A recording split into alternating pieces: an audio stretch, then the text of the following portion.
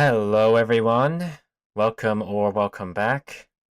I just wanted to give this quick message here at the start because I feel like it's necessary to add some additional context from a video you may see released at a later date. I did this mainly because the actual review we did, it didn't feature as many serious critiques as some of our other reviews. So it might be difficult to come out of the video with any grasp of what the serious critique is. So what I'm going to do is add some context from this clip of G discussing his issue with Inductica's view, so that you can come into the review with what I would consider pretty important context. So I'm just going to play the video here and then send you right into the review. There's no isolated waves, bro. Like in nature, there's no isolated light waves, bro. And then the The types of whole wave objects. particle duality is what it's showing is that neither classical wave or particle descriptions are adequate for describing light. And light is something much more like non-local and non-linear, especially as thermodynamics understands radiation. It's like super like a nonlinear thing. It's like omnipresent. Radiation is omnipresent anywhere in the universe, any single portion of matter at all, right? Its thermal radiation is non-zero, right? That's the impossibility of absolute zero. That's the third law of thermodynamics. Yeah, but the third law of thermodynamics, right?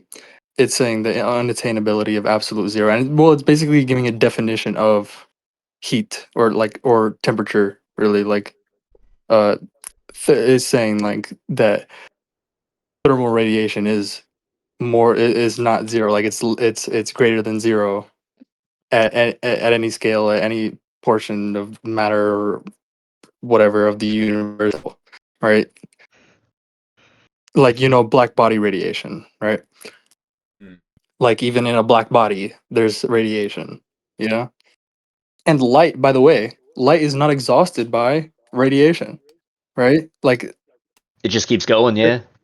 illumination. No, I mean illumination is a higher order fact than radiation, just like convection is a higher order fact than conduction, right? Obviously light illuminates, right? If you think light just as radiation, right? You can't get illumination, which is just like what it's saying. What we need for illumination is just that the chemical potential of light is always non-zero. That's also another fact of the thermodynamics of light. The chemical potential of light is always non-zero. That's how we. I mean, that's it. That's like what illuminate is like. The surfaces are like dissipative surfaces. Like they dissipate this chemical potential, right, of light. That's where we get illuminatedness from, not just radiation. Radiation is just a fact of, I mean, thermal radiation being non-zero anywhere. Like it's unattainable. You can't get zero radiation. Like what the wave is, what a wave is. It's not like a literal wave. Like nobody's isolated a fucking wave where like you have this wave, right? Light just it comes here in this wave, and then around it is nothing, right? No, like it's in a sea of radiation around it, right? It's a specific sort of phase. It's just a coherent phase. That's how we understand it, right? It's just a coherent phase of this sea of radiation that we measure with that we capture, right? We make a coherent phase of this radiation right through we use an interferometer, right? And an interferometer gives us like a wave, mathematically like a wave pattern, an interference pattern, right? But again, that's not light. you I mean, know, that even as interference just pattern that shows up on this, that shows up on the interferometer, the interference pattern, that's not light. That's the interference pattern that's like, or on the even as a interferometer. That's the interferometer. phrase. It's like you could ask Inductica, like he's saying, if light is waving, what is What's waving? waving You'd just be back? like, light is not waving. like, and just be like, the interferometer, right? Is the interferometer waving? Do you think the interferometer is waving? I mean, yeah, even as a saying, it's like Do you think the interferometer is a wave? What's waving if the interferometer is a wave? Yeah, so I realized he was just like I knew that the wave and particle like the classical wave and classical particle like mechanistic like sort of representation of light is like we know that that's inadequate. Either one is inadequate, right? Mhm. That's what wave particle duality is all about. That's what it's saying.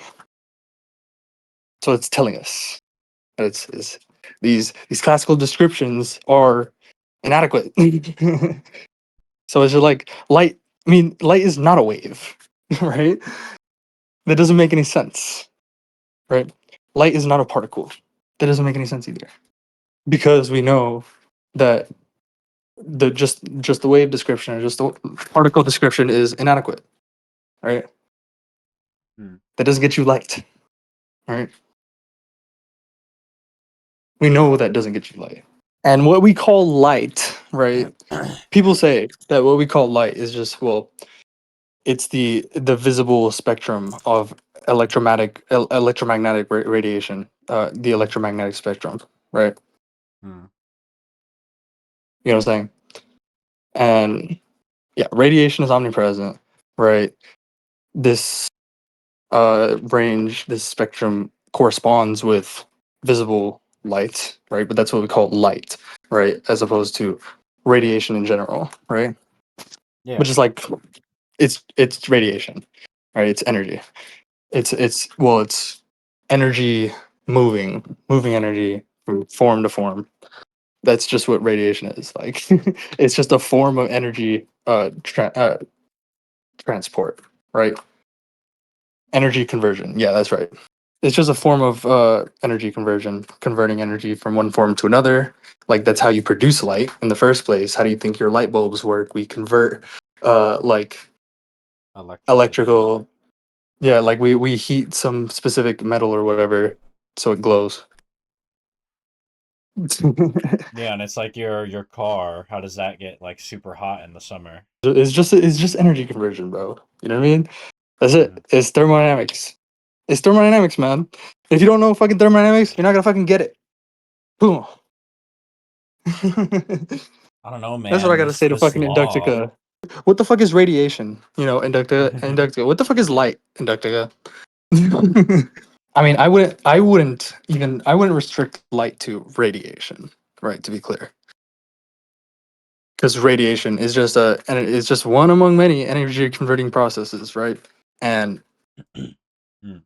it doesn't exhaust the facts about light, which is there's illumination, which is a higher order fact than radiation, right? Like I said, like I said before, the key to induction is just impredicativity. Right, yeah, I saw that thing. I saw that. Why is my mic not working? Is that it? There we go. Okay, we're good. But yeah, And it's but like it's not that's not at all like obvious, until you like realize that, until you're like, oh yeah, impredicativity, until you know about impredicativity. You know what I mean? Well, I know Before that, I don't it's like understand predicativity, but it's quite obvious to me that science needs induction. In fact, that we can't do anything without induction. yeah.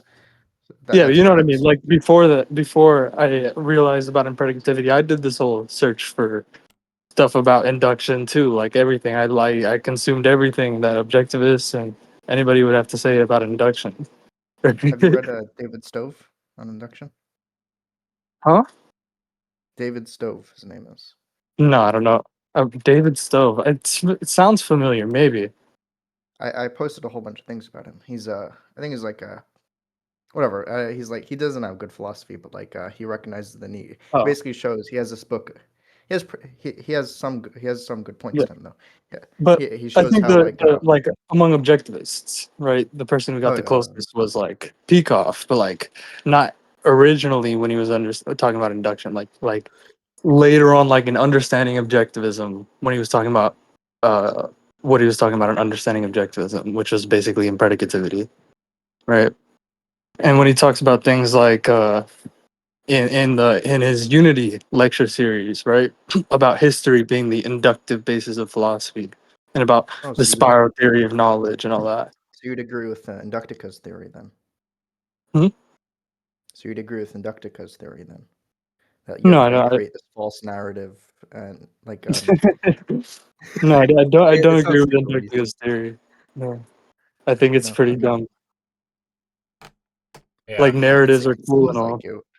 but it's not about narratives as such. It's about like history, right? Like we can think through all these thinkers in history, right, through the works that they produced, right, through their books and all that stuff. Like we can think through them, right, with an expanded context, right, so we can make integrations for like that they couldn't make, like across the like the literature or whatever, or across these thinkers. You know what I mean? That's what I mean by history, right? That's what I'm referring to. Referring to history for like what like it's kind of similar like if you look at the Unity lectures by Peikoff, right, what he talks about uh like about history being the inductive basis of philosophy. I'll have to watch those then. All right, let's Yeah, but it's continue. basically just like, Peikoff kept circling the idea of impredicativity every time he's talking about the spiral theory of knowledge and like the contextual character of knowledge, right? Yeah, I mean, I don't want to rush you guys, but Can you put it on like double speed or something? Yeah, yeah, yeah. we Put could on do double. that. Oh, I wasn't watching it. Sorry, I didn't have it on.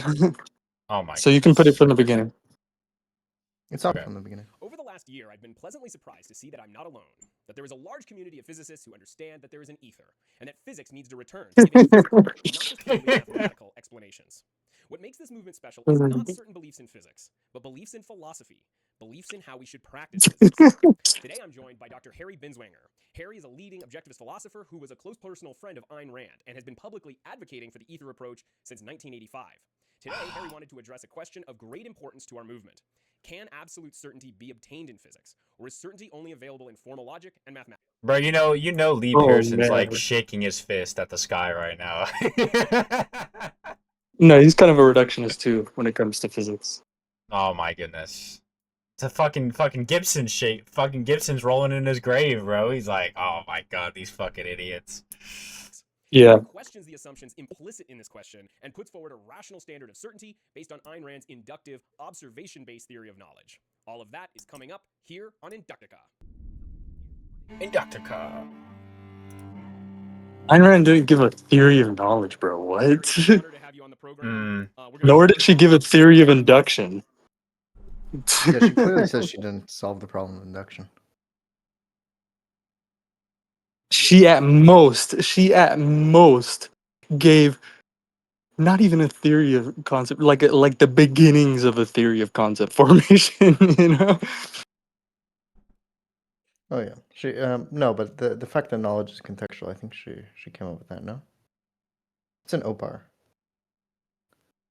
Well, she didn't like come up with it. you know? Knowledge is I don't know who came contextual. up with She that. didn't come up with that. Who do you think came up with that? I don't know. I mean, it's more like it's more like I No, it's would probably more a say Peacock thing, it's right? just a fact of like a commitment to realism. You know what I mean? Like ecological psychologists, they're all very heavy on knowledge is contextual. I mean, there's tons of different schools of thought that have Okay, yeah, independently obviously, like yeah, arrived at the conclusion that knowledge is contextual. obviously, but she also came up with it. Like it's not it's not She didn't like it's not come a up with it. contradiction. It's I like mean, it's yeah, she just had influences as there. well. like Descartes.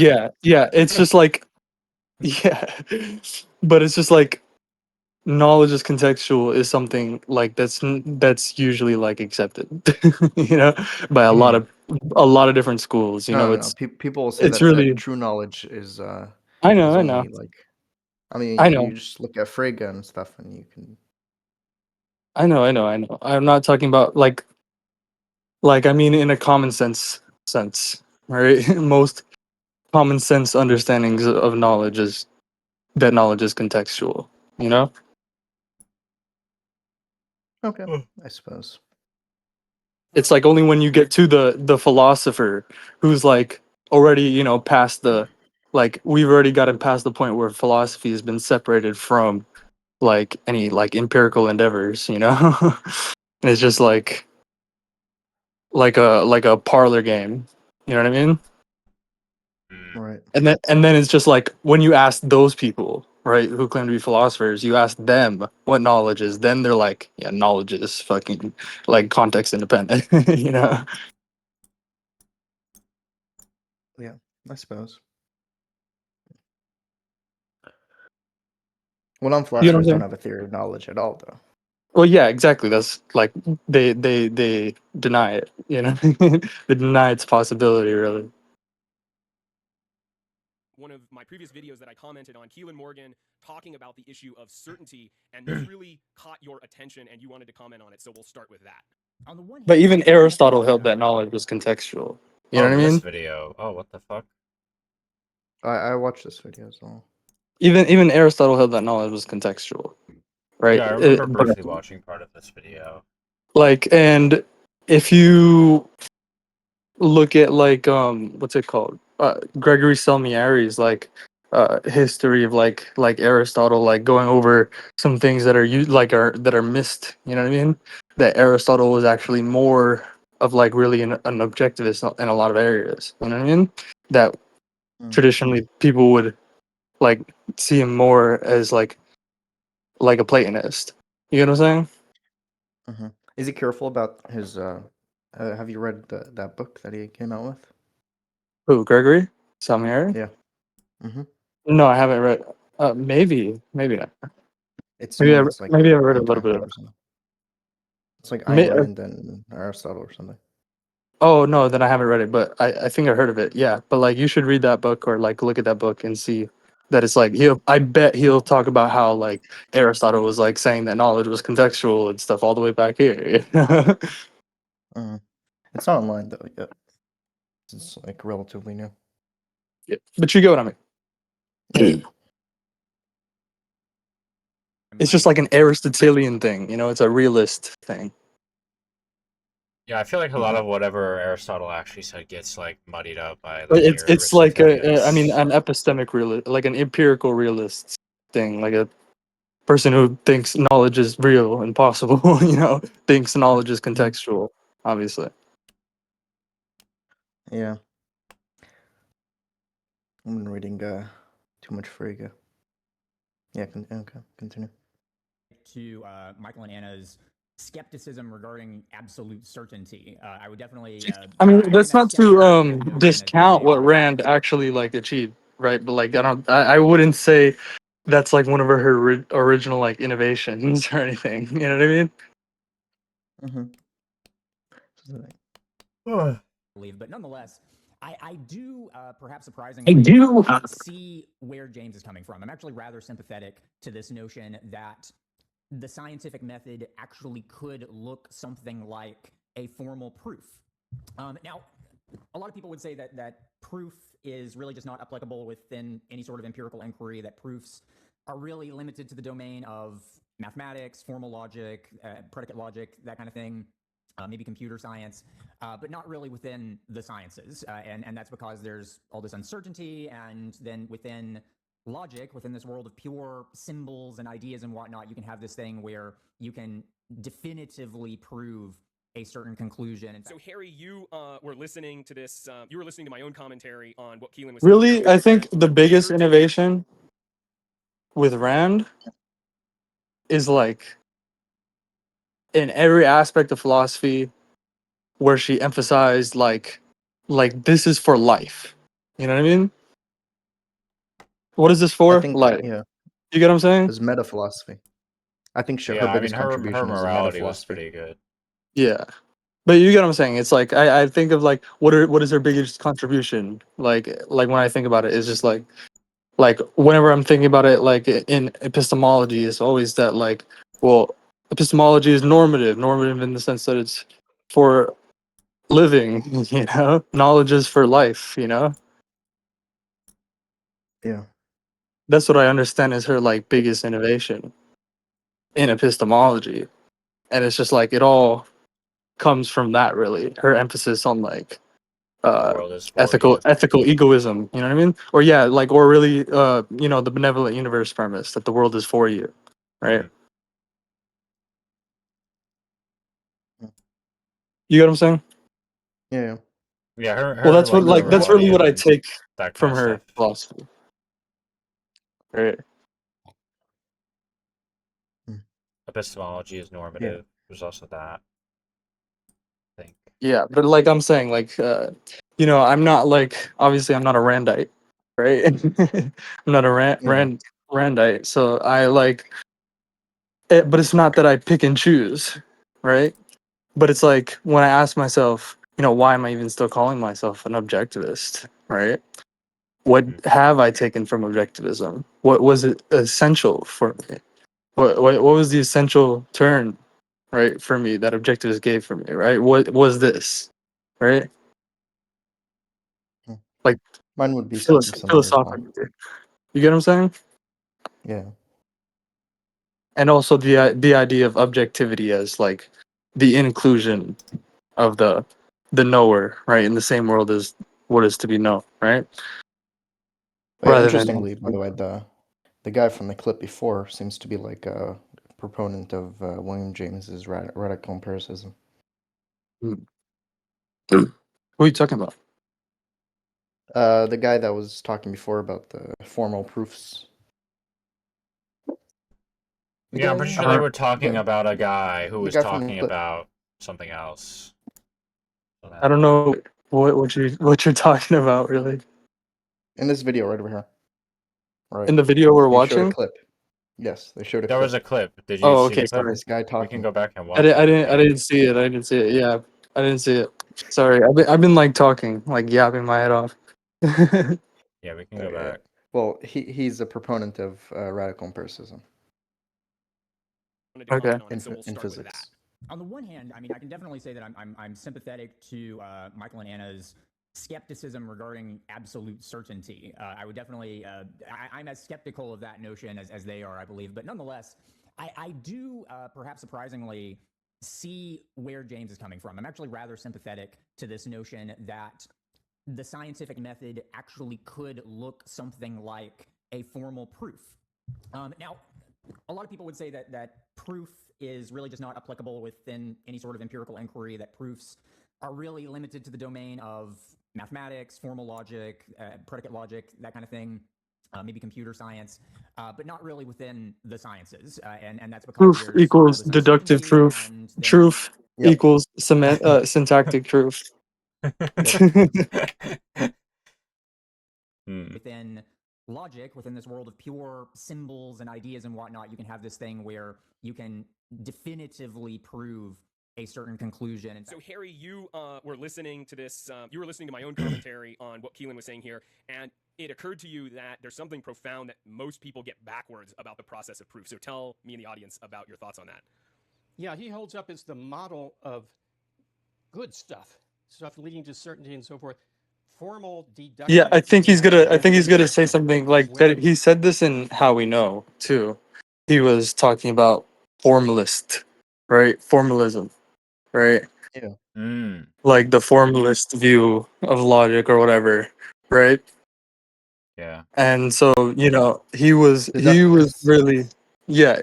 Well, he was talking. He called it the formalist, and like That's what I do and pretty much.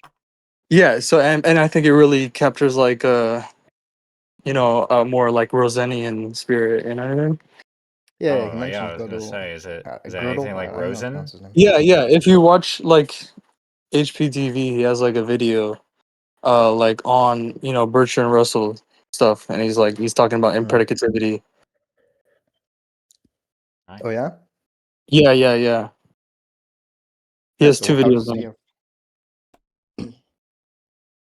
How does he have such terrible views on the Aether then? Well, obviously he's not integrating it. Mm. Like, No. definitely not like Rosen is. You know what I mean? Mm-hmm. Or was. Yeah. Like the consequences of Gödel's theorem, right? Yeah. Because you see Rosen talks. Otherwise, That's it all he just talks about. can't be purely self-referential stuff. All right. He uses the terms absolute certainty, formal proof, pure symbols, all of which are signs of Platonism. Plato held that the realm of abstractions he believed existed outside of space and time, the forms with a capital F, were the really real reality. That's a phrase he uses. The really real reality. How do they not Like notice this, bro? How do they not notice when they're saying this? That like this is what they're doing. Like they're being Platonist when they're talking about the ether, bro. Pretty sure Frege was explicitly oh, I'm talking about Frege was explicitly a Platonist. Like the Yeah, but you know what I'm talking about, right? Like yeah. like the fundamental constituents that'll explain everything. Yeah. Oh man. senses is semi-unreal. It's a mixture of some form imposed by the world of forms and matter, which is this ugly, recalcitrant, bad thing. Ignoble, at least. In Christianity, it becomes evil. Matter becomes evil, things of the flesh. So he has a Platonic Christian view in epistemology as revealed in these terms. Absolute certainty. What's the difference between certainty and absolute certainty? Well, absolute certainty, you can't be wrong. Yeah, you can't be wrong, but you can't be right either. And I think the skeptics would agree with that. The reference to pure symbols. Pure symbols. What's a pure symbol as opposed to an impure symbol? A pure symbol refers to nothing. It refers to other symbols, which refer to other symbols, which never refer to reality. So they're meaningless. In order to have valid deductions, which is the application of a generalization to something relatively concrete, you have to have prior inductions. You have to have generalizations from what? From perceptual observation of reality with your eyes, your ears. Probably the other sense organs are not used that much in science, unless you're doing perfume research and use smell. But the undefined primitives of the logical Oh formula, man. calculus, or axiomatic. And like, bro, like while they're saying all this, we just gotta like hold this, right? We have to hold on to this, and like when they get into like the Aether stuff later, we gotta come back to this and like see like, are they like following their own words here? They're already. You see how he's already like not following it by fucking, like, oh yeah, like perception is reduced to channels of sensation. It's like Binswanger said, already like yeah he just I mean basically just did, right? or was he saying that, or what? There was he like quoting the other guy? I don't know. No, what he was. Did you not listen to what he was just saying, bro? About the eyes, the ears. We don't use our other sense organs when we're doing science. I didn't Like get he's. that part. No, I didn't hear that He part. just said it. Books, you heard it, right? Yeah, that's But the undefined primitives of Or oh yeah, okay. I think I sense saw it. organs are not used that much in Like, did science, you get that unless you're doing from Not induction, bro? used that much in Did you science.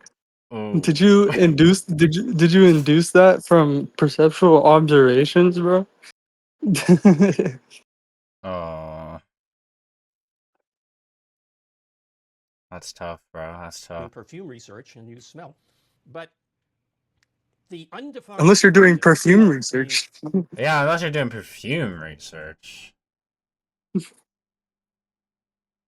logical, formal calculus or axiomatic system do It's not like we've use already certain. now we've like now we've delimited whole entire fields of research under these like who knows where they came from, these fucking categories of like knowledge, just like, yep, smell, this perfume research falls under smell, it doesn't fall under anything else.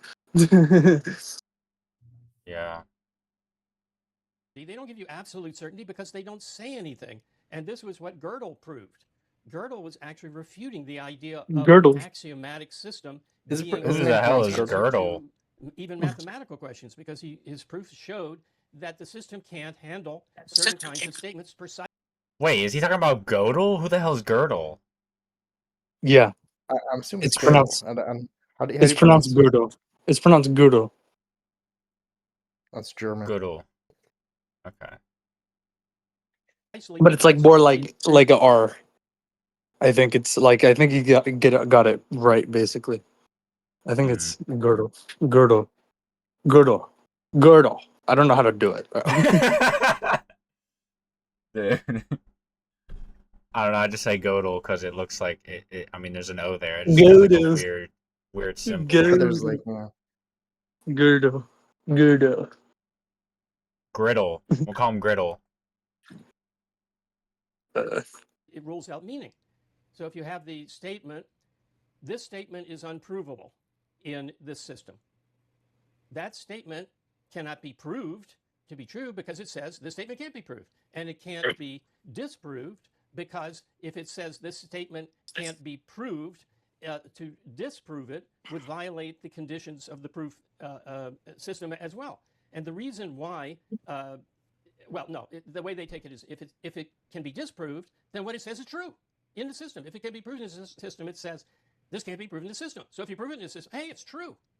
Now, I don't agree with that analysis, but that is the kind of paradox you get into if you don't give meaning to your symbols. Why do I say that? Because this statement is unprovable is meaningless. It has no reference to reality. What is this statement? This statement is unprovable, namely the statement that this statement is unprovable. What statement? The statement that this statement is unprovable. It's like, if I say, this statement is dramatic. What statement? The statement that this statement is dramatic. A statement has to refer to something outside of itself. So that's what Gödel showed, although he didn't draw that conclusion that I'm drawing now. But he showed that there's a paradox in certain well-formed formulas, as they call them, things that are typographically okay, because they can neither be proved nor disproved within the system. So that is the absolute certainty. You don't have absolute certainty. You're playing a chess game. And this is what the advocates like Russell and so forth are developing could be a mathematical. He's nodding aggressively because, I don't know, he just wants Binswanger to, like, talk about the Aether or whatever. I and, think like, he meant to affirm- say a game of symbol manipulation. Oh my goodness. Yeah, they're just gonna, Okay, like, sure. jerk off about the Aether, really. That's what they're gonna do. That formal calculus. That's what they say. It's like a chess game. I mean, only like Sure. Book said like after an hour. After an hour, they start talking about the Aether? Oh my goodness. Disallowed in certain other. Yeah, but the chess game has no reference to reality. So where does the reference to reality come from? As I said, from the senses. The senses are the start of everything. If The senses. a baby is born deaf, blind, The and senses. has no sense of touch and has none of the other sense systems, it's not going to develop a system of proof. It's not going to develop anything. It's going to be a vegetable. I once had a student when I taught at Hunter College who was born blind. And I asked him, knowing the answer, or at least thinking I did philosophically, I asked him, do you have visual dreams? Yo, do you think you can you stream this instead? Like instead of doing the watch together, do you think you can like stream it? Yeah. Do you know how to do that without it echoing? Yeah. Yeah. I just have to make sure I enable the reaction audio. So Yeah, because then I think I can like use my phone for other things while I'm listening because I want to go pick up something.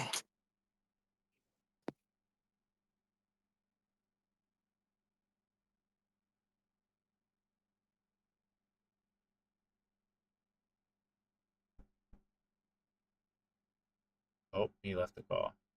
Okay, yo. Guys, we're watching the stream now, not the watch together. Come on, guys. Have Yeah. you ever had any visual We input? Do you have How do I visual leave? dreams? just like leave. Oh, Leave there it is. it now. Leave it. Okay, good. Yes, I can see it and do other things on my phone. Good. Philosophically, I asked him, do you have Audio sharing or visual dreams? oh, there we go. Yeah. Now you should hear He's it. never kinda had any low. visual input. Do you have Yeah, visual it's low. dreams? He said no, which is exactly what I thought he would say. The start of all knowledge, the start of contact with reality is through the senses. The senses are in contact with the external world. So this idea that the gold standard is a logical deduction in an axiomatized calculus with undefined primitives is saying the gold standard of certainty is chess Lord. moves Okay. that refer to nothing. That's crazy. That's the reverse of the truth. Sakura, it's really quiet. Seeing it. Turn make up it on your faster? end. Make it faster also. It's 200% on my end. Well, there's nothing I can do about that. Turn it up, man. It's on max volume. That's right, yeah. Your Proof is what we computer resort to. volume.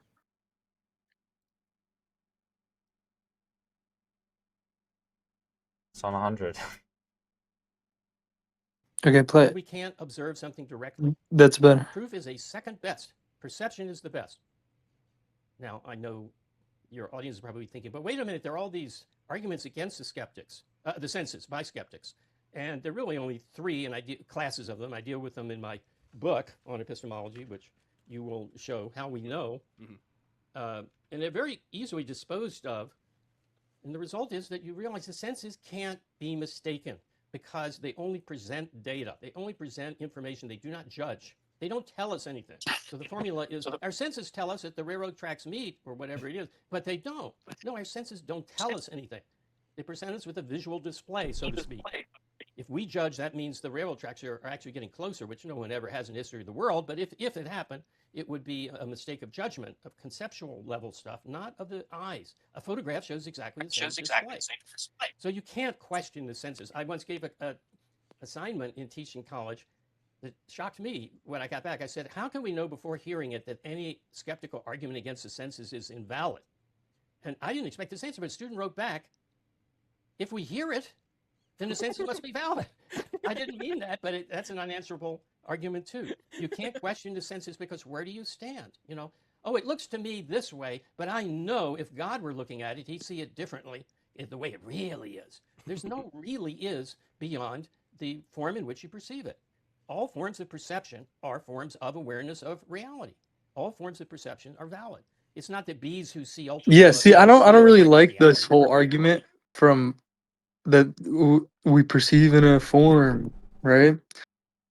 I don't really like that argument. I like the argument that's more environment referential. Yeah, You what get what I'm is saying? form? Like, what does that mean here? Yeah, Form that's as, more. as opposed to a thing in itself. Yeah, yeah, That's what yeah, it sounded like to me also. yeah. But it's like the form. It's like It's like when you speak about it like that. It's like you're locating it in the perceiver. You know what I mean? Mm. And it's like I like the more environment referential, like sort of understanding there, which is like that um the garden, right? It affords one activity relevant color layout for the bee and a different one for a human, right? And that is a property of the garden, right? Yeah, I mean, I would just, yeah, I mean, I'm confused of what he means by form, what it even refers to. That's what I would want to know. Yeah, right. And it's just like no, like this is what the concept of affordances is for. You get what I'm saying? Like the garden, it affords one activity relevant color layout for a bee, right? And it affords one activity relevant color layout for a human, right? And that's a property of the garden, independent of the existence of bees and humans, Yeah. or humans, right? And that's like what, yeah, that's what the form argument misses, right? That this is a property of the garden independent of the existence of bees or humans, right? But the form argument doesn't get that. You don't get that independence, right? Yeah, I mean, it's kind of like if you were to ask him like what form means here, like he would either have to admit that he's not using affordances, or he'd have to correct himself and use affordances instead. So No, he would just be talking about like, oh, like our eyes just like they like then he's reducing it that your eyes have like a like this range of like just there's only this range of what's it called, wavelengths or whatever that it As perceives, opposed like to this bees. range of, yeah, you get what I'm saying? He'd be comparing Like us to bees. he locates it in the perceiver. He locates it in the perceiver, but then it's not oh, hmm. property of the garden independent of Oh the my existence of bees goodness. and humans because it's independent of the existence of humans. Right? Yeah, you're lagging a bit. You know what I'm saying? I don't know if I'm lagging or you're lagging. Oops. He's lagging. You get what I'm saying? You're lagging. Kind of. Me? Yeah. I Mm-hmm. yeah, you were lagging a bit. I asked if you get what I'm saying. I asked if you get what I'm saying. Books. Because you read How I We get what Know, you're saying. right? I've read most of it, yeah. Yeah, I get what you're Yeah, saying. so you know where he in the perception chapter, right, where he talks he gives this sort of like counter argument against the argument from illusion or whatever, the argument from Yeah, or the argument from illusion. You get what I'm the saying? pencil in the bowl. Right. You see he gives this counter argument in that there's the forms of perception or whatever, right? Like that perception is in a specific form, right? The object is separate from the form, right? And we perceive it in a specific form. Oh, right, yeah. You get what I'm saying? And the way he qualifies that, you see like his examples or whatever that he gives, right? The way he concretizes that is literally like he locates it in the perceiver, right? The perceiver's physiology, right? But then it's like then he's already reducing it to an impoverished information basis because Oh my gets goodness. resolved when you're just looking at like photovoltaic cells. You know what I mean? Yeah. Are you listening? Am I like You're am cutting I out. You're cutting cutting out out when a I'm bit, talking? but Yeah, I it's get what like you're every saying. now and then you sound like a robot. Yeah, like at the scale, like if you're trying to understand like the structure of light relevant to a photovoltaic cell, right? Its activation and stuff, right? Then you're not looking at the scale of light that's relevant to the organism. You know what I'm saying? Mm, yeah. Yeah. But yeah, so it's just like it brings in impoverishment, it brings in dualism, right? Already, because it separates the organism and environment, separates the perceiver and the perceived, right? Yeah. It invites it in by not really talking about light. Which I mean, Right. that's But kind yeah, of the whole but problem. that's the weakness. The weakness of the argument. The weakness of the argument is that it does not get what you get with affordances, which is that the activity relevant color layout specific to like for bees, like the kind of uh like the kind of organism that bees are, right? And humans, right, with their capabilities, right? Kind of organisms like humans, right? It doesn't explain it. Right. Hmm. It just like it literally makes it dependent on the existence of the perceiver, right? And that's what that means is that it can't structure information, right? Because it's just like how quote unquote relational affordance, right? A merely relational affordance can't structure information. Right, and perhaps that's the whole crux of their whole conclusion about the Aether, where they got it from. I don't know how that ties into their conclusion about the Aether, but I know that it's a weak argument against the argument from illusion because it just The But then ether we're is just talking an answer about to a formalism. We. well, It's derived whoever from a just joined form. is echoing. That's we. It's we. It's me. Yeah, so it's what's it called? Um, it it it invokes like a sort of primary secondary quality dualism. Hmm. And we talked a lot about that before, right?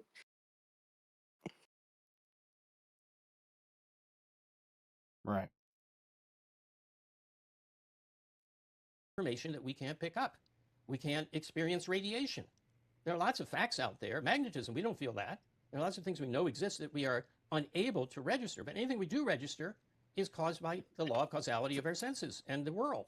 And it's not some, between the Oh energy man, coming in and what we see, there's not some Cartesian demon who can get in there and Mission spin coming radiation in. to make it the way he wants to be. There's just causality.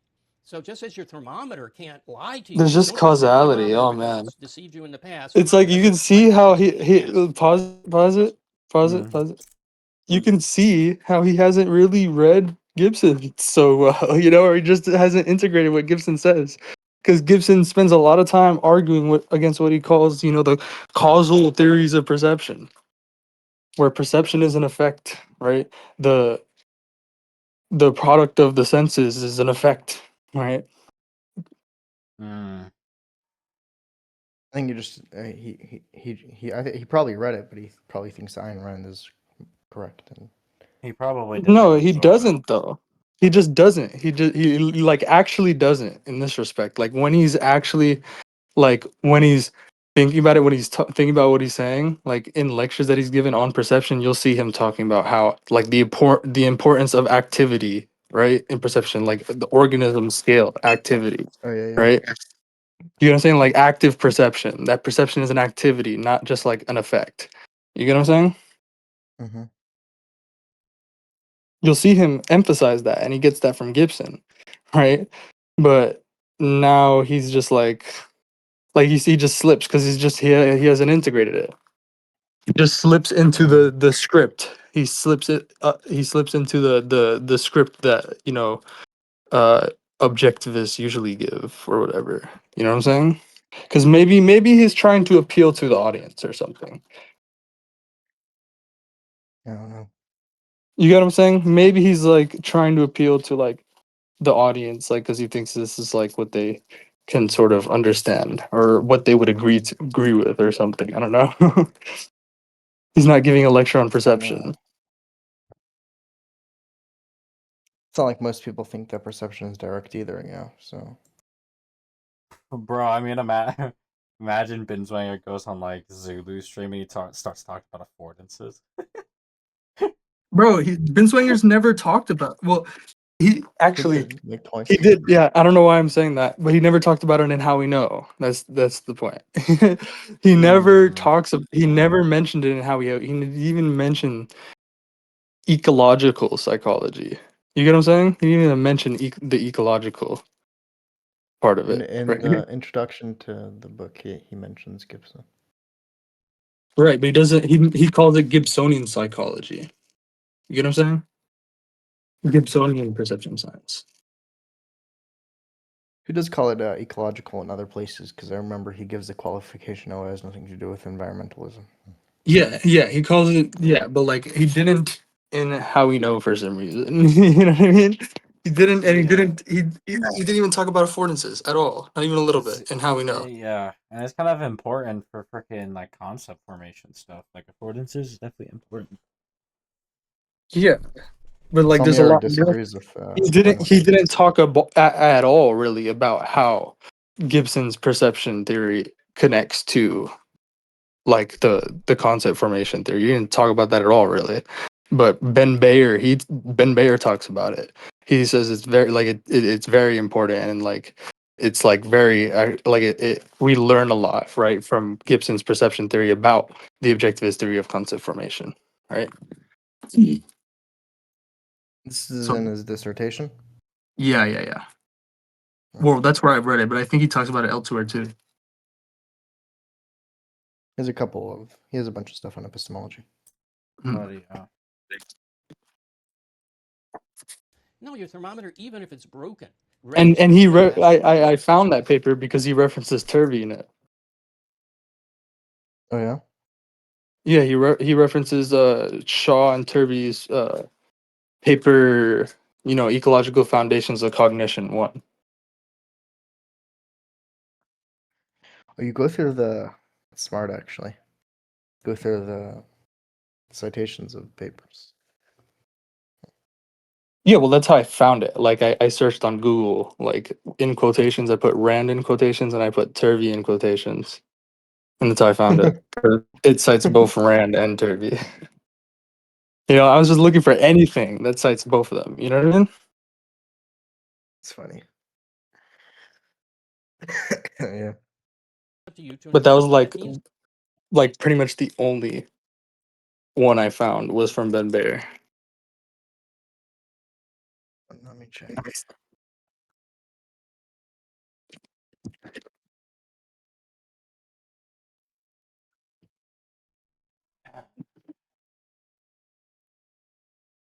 You can continue playing the video, bro. Okay. It's about the temperature. It'll That's simply long harangue, yeah? Yeah, it'll simply give a readout that is based on the causal factors impinging upon it, and it's up to you to untangle. And if that's particularly complicated or not what you expected, it's up to you to untangle it. And it could in fact be sort of complicated sometimes. And one example of that would be, say for example the so-called bent stick illusion, where Wait, rewind. Look at what he's saying, bro. To be. There's just causality. So just as your thermometer can't lie to you, don't trust your thermometer because it's Remember what gases. fucking they think causality means. Like they'll say, hold up one second. Like Binswanger, right? He says in his book, they'll say when they're talking about the objectives theory of causality or whatever in philosophy, right? They'll say it's like, yeah, entities are the agents of change, Well, they don't say that, but that's like how I characterize it. They'll say entities are that which acts, right? The causes of actions are the entity's nature or whatever, right? Right. That's what they'll say, right? Yeah. Action is action of entities, stuff like that. Yeah, that's what they'll say, right? Right. And like Binswanger has a bit in his book, How We Know, where he talks about like oh yeah, it's not the like the view that is just like the sort of like uh the mechanistic causality view. They talk about it, they call it mechanistic causality, and they talk about the error of mechanistic causality, right? Mm-hmm. They literally talk about this all the time in philosophy, like here and there, but when it comes to physics, like whenever they just like dip their toes into physics even a little bit, you see the Zulu has a note on his brain or whatever called the error of mechanistic causality, and it's all right there. They go into like Binswanger talks about it.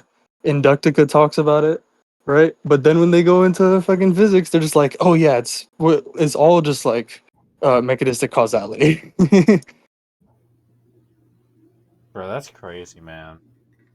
Like I don't get it. I don't understand it.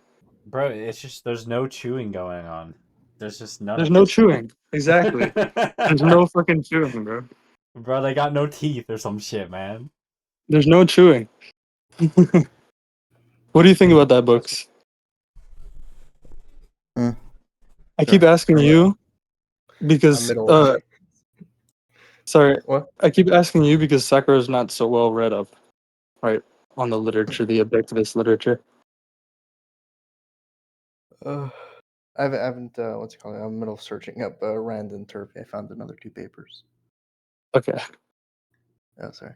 What were you talking about? Causality? Yeah, I was saying how, Inductica, Binswanger, Zulu, like they all talk about causality, right? In philosophy, is like, action is the action of entities, right? They talk about the error of mechanistic causality, right? They talk about it all the time. You know what I mean? Yeah. And then it's like, in when it comes to physics, whenever they talk about physics, it's like they just entirely forget that. Then it's all mechanistic causality again, somehow, right? Like mechanistic is fine again. Mechanistic causality is fine again somehow. You know what I mean? I don't, but Sakura pointed it out that it's like there's no chewing going on. Like Peikoff talks about chewing a Yeah. concept, or you know what I mean? Thinking it through. Yeah, integration. Yeah. Integration. Mhm. I don't know. What do you think about They're. I think that they have I think that they feel like they have like a lot of like debts to the past or something. I don't know. They got a lot of loans that? to I don't know pay if that that's it. they. I don't think that's it. It's like psychological insights. That's what I. Yeah. I don't think that's it. But it's just like, why? Like, I don't understand why they, like, in philosophy they recognize the error of mechanistic causality, and then it's just like, whenever they get to anything in physics, they're just like, causality is fine again somehow. Like they really just like they don't take integration seriously. I feel like, which I Right. mean I don't know why.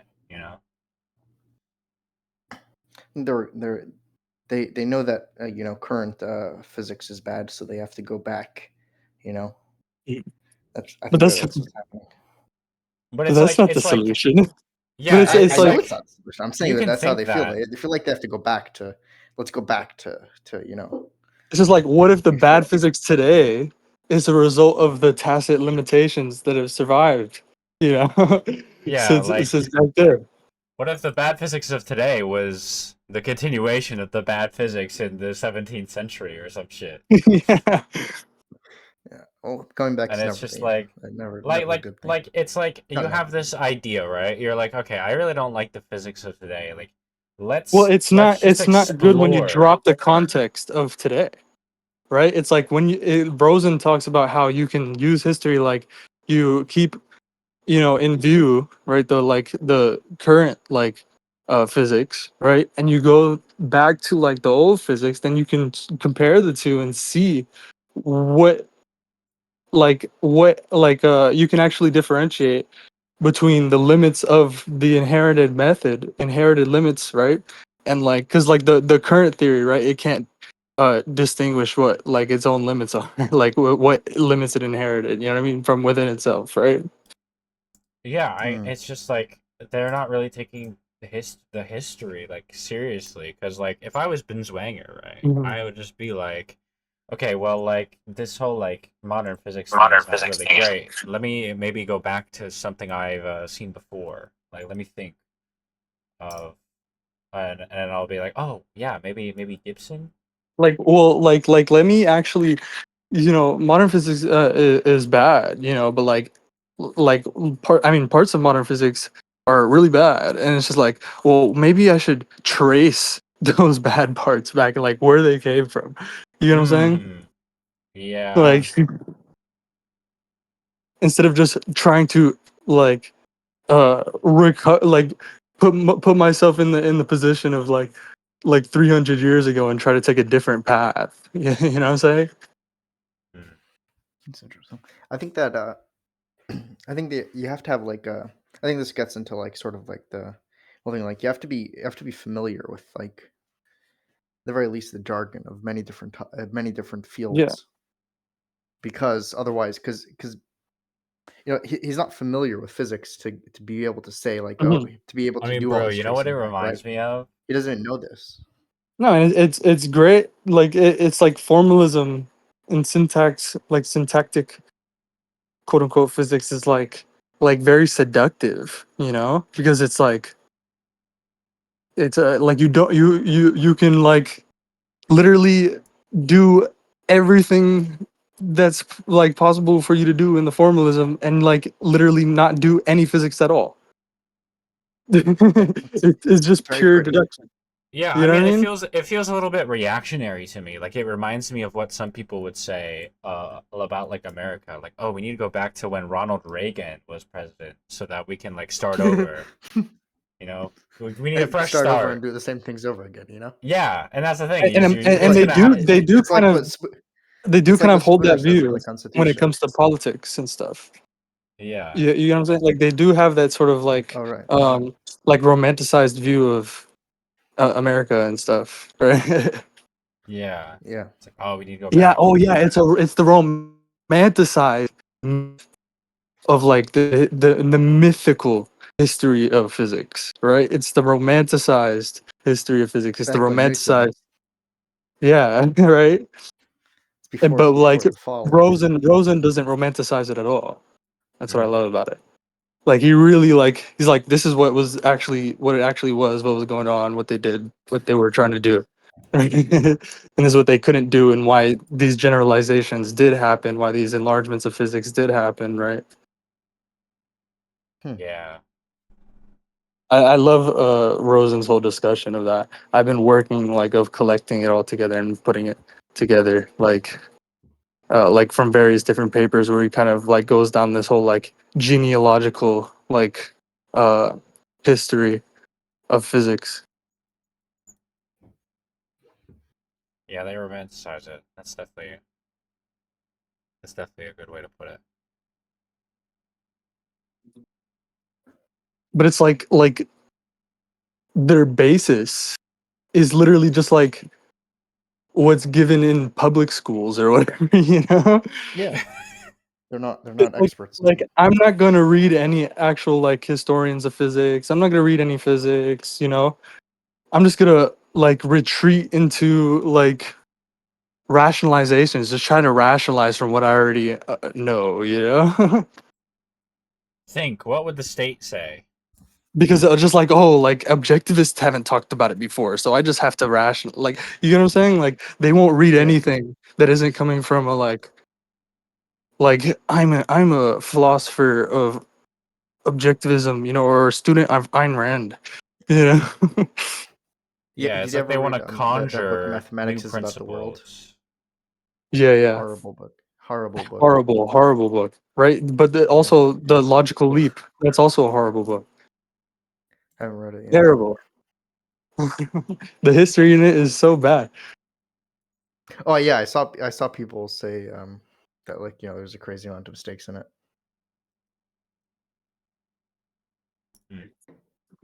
Completely. Yeah, It's it's your like all thermometer, like even if it's like kid stuff, you know.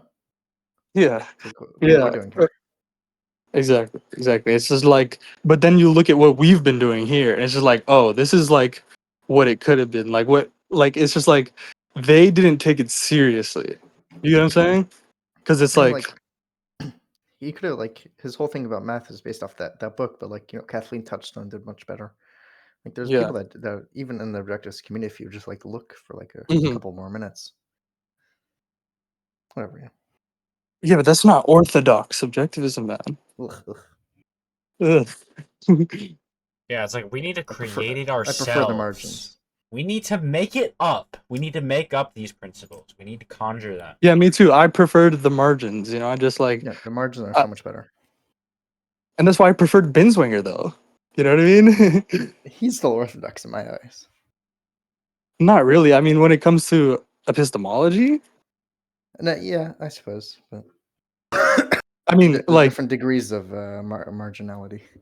yeah. Okay, but anyways, thermometer because it's deceived I you in the I past. wasn't really so.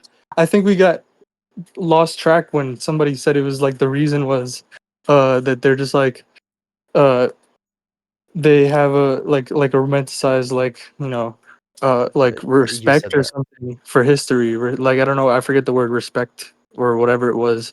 I basically Like for compared it. I it wasn't basically respect, Reactionary. but no. It was reactionary reactionary. or no. Yeah.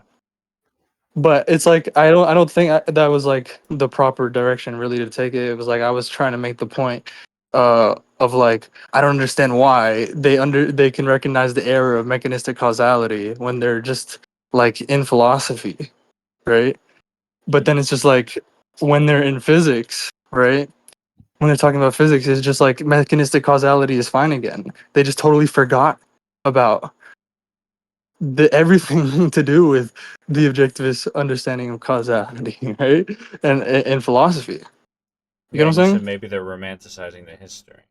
No, I said that like after we went down that path because somebody Oh. said something about it.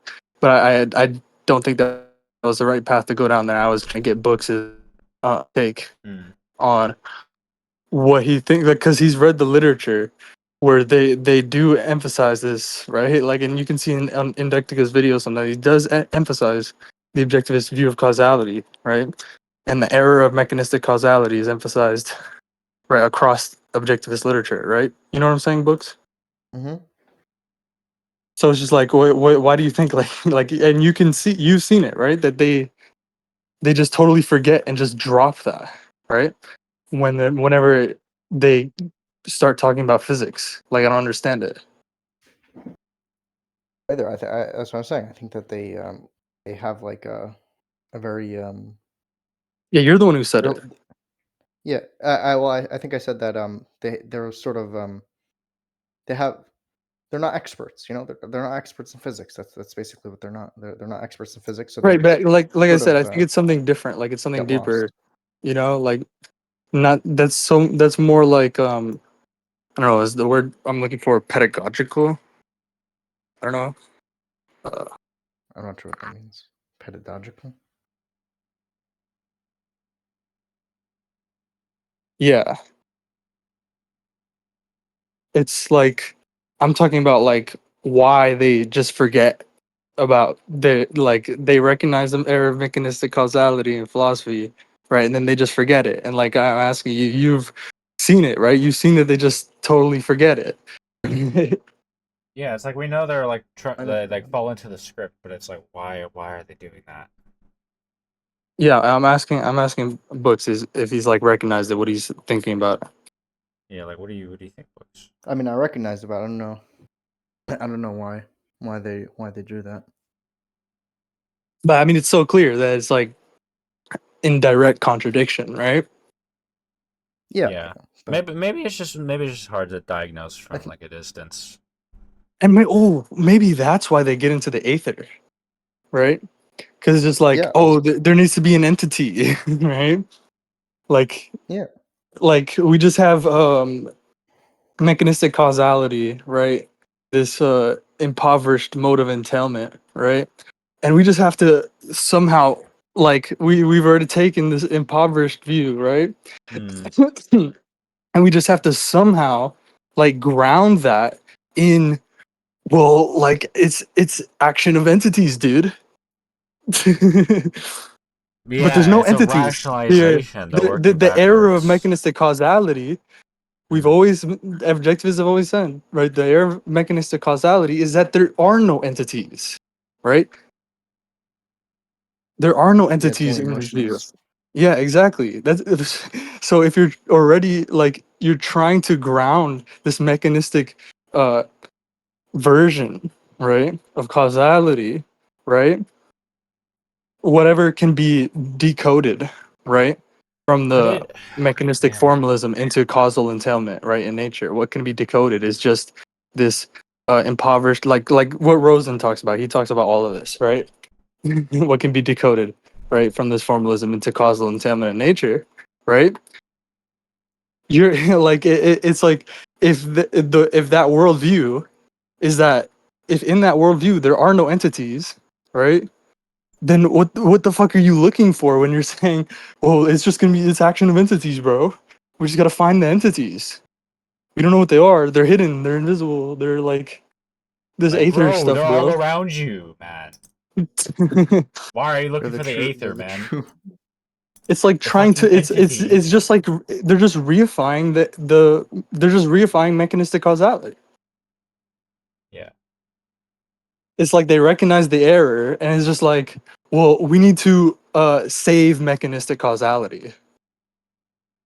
We need to bring the prime mover back. Oh man. But We're I giving him think that's an like objectivist paint job. I think that's like a plausible explanation. What do you think, Books, about what I just said? I suppose it's right. I mean, could it be? I don't I mean, know. you Maybe see it. You see it in Inductica when he's talking about like why do we need the Aether? Well, because this has to be action of entities, bro. This mechanistic causality stuff. It has to be action of entities. Yeah, I said this earlier about the Aether. It's derived from a formalism. Yeah. Hmm. I think Yeah. Wee is right. Also, that's a sunk cost fallacy. So Yeah, it's too hard to change your views a lot in a single time. Yeah, but it's like they take that direction, right? Because they recognize the error of mechanistic causality, right? Yeah, it's a They recognize the psychological error. inertia as well. It's Yeah, they recognize the error in philosophy, but then it's just like they disconnect philosophy from practical matters, and then it's just like we have to save it. No, You know? bro, I think it's like that obsession with the pure philosophy stuff. You know what I mean? with spooky. Yeah, but it's like Zulu also does that. I don't know if Inductica does that as well. Maybe it does. I mean, It doesn't seem like he does. Like the mechanistic worldview is that there are no entities, right? That's the error of mechanistic causality that the objectivists always talk about, right? They explain it as the error here is that there are no entities in this world, right? In this world governed by this kind of causality, right? There are no entities here, right? But then it's just like we reify that, and then it's just like, well, now let's look for the entities. What entities you're gonna find? There's no entities, right? well, yeah, because you've made it all homogeneous with the Aether. yeah. They're Mm-hmm. literally asking like a common quote I see by Inductica is like, "If light is a wave, then what is waving?" It's like you already accepted the fucking mechanistic, I mean, one that's just modern like physical you. such a like obvious equivocation. No, he already accepts the premise of mechanistic causality there. Yeah, 100%. And it's just like, but they recognize there are no entities in this. That's the problem with the mechanistic Oh, dude, worldview is that there are if no the entities. world, But it's just like, well, now all we have to do is just like look for the entities of this mechanistic causality. But like, there are no entities. if the world That's the is whole point. changing, who's And changing the they don't even world? look for them. They just invent them because they're Right? Exactly. refined zero. Exactly. Yeah, they're reifying it. Yeah, It's like if the world is they're changing, saving. who's changing the world? Okay. But yeah, I think we just identified something like important here, like how they recognize the error of mechanistic causality, and they recognize it as in this entailment structure, there are no entities, right? Hmm. And then it's just like, well, we gotta like there's got to be entities, bro.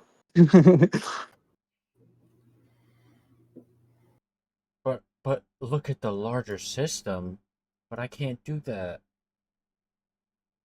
Just as your thermometer can't lie to you, don't trust your thermometer because it's deceived you in the past. And it's never right to trust completely. No, your thermometer, even if it's broken, registers what it has to register, and it's up to you to interpret what that means about the temperature. It'll simply long harangue, yeah. Yeah, it'll simply give a readout that is based on the causal factors impinging upon it, and it's up to you to untangle. And if that's particularly complicated or not what you expected, it's up to you to untangle it. And it could in fact be sort of complicated sometimes. And one example of that would be, say for example the so-called bent stick illusion, where the usual situation where light reaches your eye in a straight line is not applicable here, but you have to disentangle the additional causal factors. Bro, In a straight back up, line. In a back straight up. line. Back up Saying to it. something. Inductica started talking, bro. Yeah, this is why we paused it. I forgot. This is why we paused it. And it's up to you to Because untangle. And if the Inductica was about to start talking about perception. Oh boy. Interpret what that means. Yeah, about Does bring your out the quote. expectation How the fuck would it look otherwise? Okay. registers what it has to register, and it's up to you to interpret what that means about the temperature. It'll That's a simply long harangue, yeah. Yeah, it'll simply No. Back give up it more. data It was based on the back up more. Before he talked about the thermometer.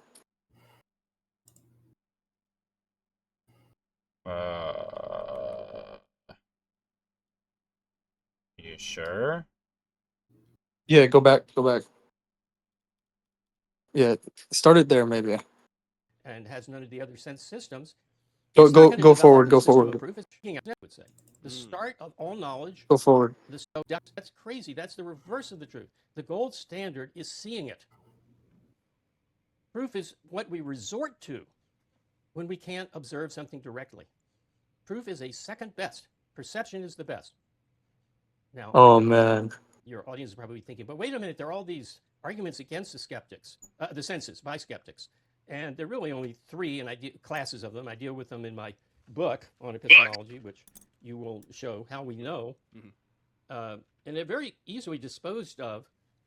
And the result is that you realize the senses can't be mistaken because they only present data. They only present information. They do not judge. They don't tell us anything. So the formula is our senses tell us. The sense. Wait. Back up. The senses present data. Because they only present data. They only present information. They do not judge. They don't tell us anything. So the formula is our senses tell us that the railroad Lack of tracks. causality and Where's light? dualism. Where's light? Light is nowhere to be found. Oh man, keep going. Or whatever it is, but they don't. No, our senses don't tell us anything. They present us with a visual display, so to speak. If we judge Present that us. They A present visual- us. Not a the visual world. Not display. the surface layout. Right? They. Feels like he It's forgets Gibson. our senses. Our senses present us with percepts, with sensations and stuff. Ayn Rand Yeah. presents me with my perceptual faculties. Our senses present us with a visual display, not the environment. No. Saint Rand. And you see, that's I think that just like really, I mean, it really connects like with his whole form versus object argument. You know what I mean? Yep. His locating form in the perceiver. I don't get it. Does he not like champion Gibson? Like, why doesn't he? I don't know.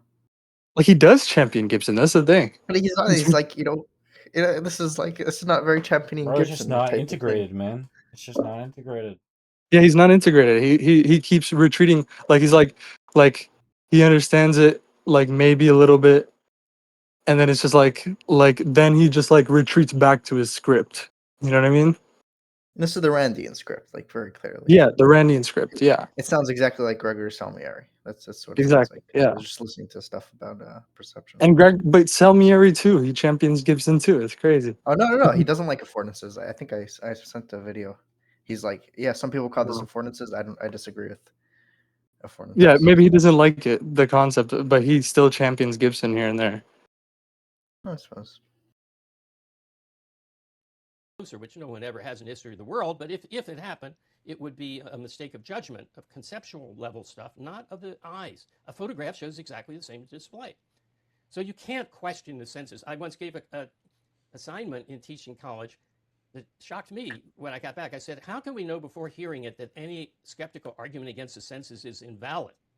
And I didn't expect this answer, but a student wrote back, if we hear it, then the senses must be valid. I didn't mean that, but that's an unanswerable argument too. You can't question the senses because where do you stand? Oh, it looks to me this way, but I know if God were looking at it, he'd see it differently, the way it really is. There's no really is beyond the form in which you perceive it. All forms The form in which you perceive are it. forms of awareness of reality. All forms of perception are valid. It's not that bees who see ultraviolet light are seeing a different reality. They're picking up information. You see, it's very rationalistic. Just like therefore, we have these like forms of It looked like- perception. it Our looked like he was perceptions of trying- reality, man. Did you see that though? It Forms looked of like he was perceiving trying to reality. rescue it. He was trying to rescue it with the whole bee thing. Keep going. Experience radiation. There are lots of facts out there. Magnetism, we don't feel that. There are lots of things we know exist that we are unable to register. But anything we do register is caused by the law of causality of our senses and the world. And it's not so The law of between causality the of our energy coming in senses. and what And we the see, there's world. not some Cartesian demon who can get in there and spin things to make it the way he wants to be. There's just causality. So just as your thermometer can't lie to you, don't trust your thermometer because it's deceived you in the past, and it's never right to trust completely. No, your thermometer, even if it's broken, registers what it has to register, and it's up to you to interpret what that Oh means about the man. temperature. It'll, So that's it'll, Oh the no. Big Bang, yeah? yeah, It's up for you to interpret. Oh no, you interpret meaning for what your senses register, right? You just the meaning has to be interpreted. From the thermometer. upon it, and it's up to you to untangle. And if that's particularly complicated or not what you expected, it's up to you to untangle it. And it could, in fact, And you be see, sort of complicated go back, sometimes. go back. You see, Inductica jumps. He grabs that and he jumps with it. You know, he jumps. Uh, what is this fucking saying that I'm looking for? The phrase. He goes with it. He just goes with the flow, man. Yeah, but you He see, he jumps to the jumps. conclusion. Well, no, he uses that. You know what I'm saying? He uses that jumping off point. Yes, right. Yeah, he uses that to jump off from. You see, Takes and it like on. he takes it in the direction you're supposed to take it, right? Where your senses just register some meaningless information, and then you interpret the meaning. That meaning is added, right? You untangle it. You untangle it. Yeah, you see, he jumps off of it. Like, I'm He not jumps sure how off this it. doesn't lead to Orang, yeah? skepticism, It'll, because it it'll, clearly it'll simply does. It reveal the 100% reality based on the does. causal factors impinging upon it, and it's up to you to untangle. And if that's particularly complicated or not what you expected, it's up to you to untangle Oh it. And man, it could, in fact, be I gotta sort of compute complicated it. sometimes. And one example of that the would be causes. You got to say, for infer the the Big Bang causes, bro. and Oh the man, we're the back so-called to exclusion, abduction where again. the We got to usual infer the situation. causes. Yeah, the It's unconscious. you gotta mind. untangle the causes. You know, it could be this, it could be that. You don't have access to it. You just gotta untangle it, man. Oh man. Where light reaches your eye in a straight line is not applicable here, but you have to disentangle the additional causal Oh, go back, factors go that are back. causing, for example, the so-called bent You stick see illusion, where this? the usual situation where light reaches your eye in a straight line is not applicable here, but you have to disentangle the additional causal factors that are causing this strange appearance. Strange appearance. Oh my god. Hopefully, Luca Brasi will knock some sense into him. Bro, just look at the difference. Bro, it's Oh like man, what it's like what Favela said, man. My ulcer, it's acting up. yeah, my ulcer's acting up. Oh man, he's literally talking about fucking unconscious inference, like the inference to the best possible explanation. You know what I mean? That's what perception is. It's just like we don't have access to uh the objects out there. We just have to infer what's Yeah, it's a probable. Right? The proposition. perception is this process, right? What we get is the result of what we infer is the most probable, right? Yeah, it's like a proposition. Through our unconscious inference process, right, of abduction, right? We're inferring the causes from the effects impinged upon our sense organs, right? We run Ah, Bayesian theorems, don't you know? Yeah, yeah. But you see how he's literally saying that, you know? Bayesian priors. Don't you know? We've literally gotten so this should be like a fucking I don't know, a sign for Binswanger, right? Like he's not taking, Gibson's charge and stuff for like, his reconceptualization of the problem of perception itself, right? Seriously. Right? He's not taking that seriously. And you see how he slips up, right? And it just immediately follows that now we're doing unconscious inference, Mm-hmm. right? Directly from that. Let's see how quickly we can reach the lowest scale possible. Let's go. It's in my book with illustrations. Yeah, And how quickly we can reach, like, oh, we've deferred an explanation. We've taken all these loans of intelligence. We keep deferring and we keep deferring. We keep kicking the can down the road, right? Now we're at the Aether. Oh, now we're at God. Oh, shit. Shit. Now we're at omniscience. problem is not with the senses. Again, a camera would photograph the same thing. The problem is with your interpretation. Here A it is. camera would photograph the This same may be thing. reversed, but That is an here argument he we uses go. in How We Know. So this is a pencil in water. Cameras And can Uh-huh. see what you more might than. predict it would look like out of water, but it doesn't. Mm-hmm. But there's no prediction in you're seeing. You don't see an image, bro. For fuck's Yeah. sake.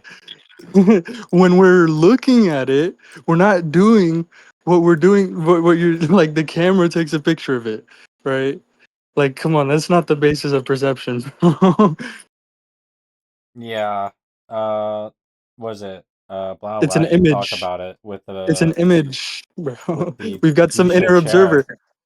The But V-shaped chair no, illusion. Binswanger, he talks about this, bro. He invokes Gibson's regress, right? In How We Know, right? The homunculus regress, right? The inner person regress, the little man regress, or whatever, right? Mm. That we get this image, right? But then, like, if our eye, if it's just like the basis of perception is an image in our eye, then there's a little man that looks at the image. You know what I'm saying?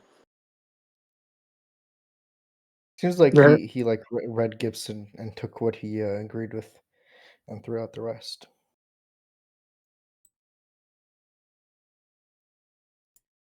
Keep going, bro.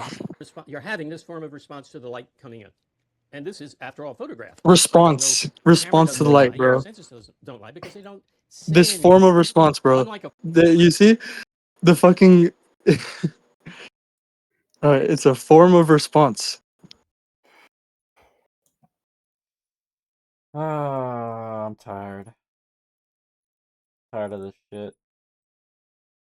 formal system, even though they don't say anything, they give information that you can use to conceptualize and understand reality, and that's how we live. That's why we're not dying shortly after birth. You're right. Okay, so there's no question about the senses because they're the base of all questions. Now, just for 1 minute, if we turn to a logical system, suppose that you have the Oh man. what is it, Zermelo Franco First minute audit. arithmetic system with a number and a successor. You ever seen it before? Where do you get the They like kill people and shit because they're obviously the first amendment. But like people get mad as fuck. Yeah. Yeah, I've seen it. Yeah, I watch like those videos all the time. Yeah. Spot it, bro. Sorry, I was talking to my roommate. Yeah, you're good. Yeah. You can rewind a second. There was something I wanted to say. You're right. Okay, so there's no question about the senses because they're the base of all questions. The senses here. The senses are the base of all questions, not reality. Right? Mm. Not nature. That's not the base. No. But then it's just like in his lectures, like on perception on YouTube, right? He talks about reality is the base and standard of perception or whatever. Man, bro, what? So I don't know, bro. How does he do it? How does he do it, bro? How does he keep disintegrating? I don't get it. Disintegration, bro. Bro's molting. Suppose that you have the Zermelo Franco arithmetic system with a number and its successor. Okay, where do you get the idea of number? Yeah. From looking at things and mentally grouping them differently. So Mentally the grouping idea of them number and differently. the idea of successor. The basic concepts used in any system have to be derived from reality, or they're like Blindar. What is Blindar? It's a symbol, that's a pure symbol, Blindar. Okay, so where does certainty come up then? Because he's saying, I'm sympathetic to the skeptics, which already is impossible, because how do you know what the skeptics are saying, and how do the skeptics know what they're saying? They already assume that they can be certain of something, but that's a little polemical aside. Okay, so he's sympathetic to Oh skeptics. man, because it's so skeptics ironic, bro. It's so ironic. It's like, oh man, it's like fuck. It's like like they're looking at their child. You know what I mean? Like that's the inevitable like conclusion. Once this view that they take gets sort of attacked by the rationalists or whatever, when the rationalists deploy the arguments against this view, just like history has shown us, right? It inevitably leads one to phenomenalism. I mean, into skepticism. You know what I mean? Yeah. Oh man, shit. And it's just like they're looking at like it's like kids like looking at old people. You know what I mean? And it's just like I'll never be a dumb old person. You're saying they're doing that, or we're doing? Yeah, that's basically what they're doing right now. Because they're what they're talking about is like that skeptic guy's like that clip of what he said. You know what I mean? I see. And they're like kids. Like I'll never be a dumb old person. I'll never be old. Like fucking you know, being old is loser. Look at this loser. He's old. Oh my god, he's 2 years younger. He's 2 years older. Unk. Ugh. Unk. Look at this ugh. Look at this unk. That's crazy, bro. Like that's what they're doing right now. And Ah. the best like books. I was gonna link you to this earlier. Something I said earlier made me want to link this to you, but like now I want to link it again. So, yeah, you have you read the paper Primacy of Perceiving by Turkey? I haven't. No, I have it Yeah, like downloaded somewhere. yeah. In that paper, I'll just link it. In that paper, like there's a great like discussion about the history here, like when they're talking about the primary secondary quality distinction, right? And like Like Locke.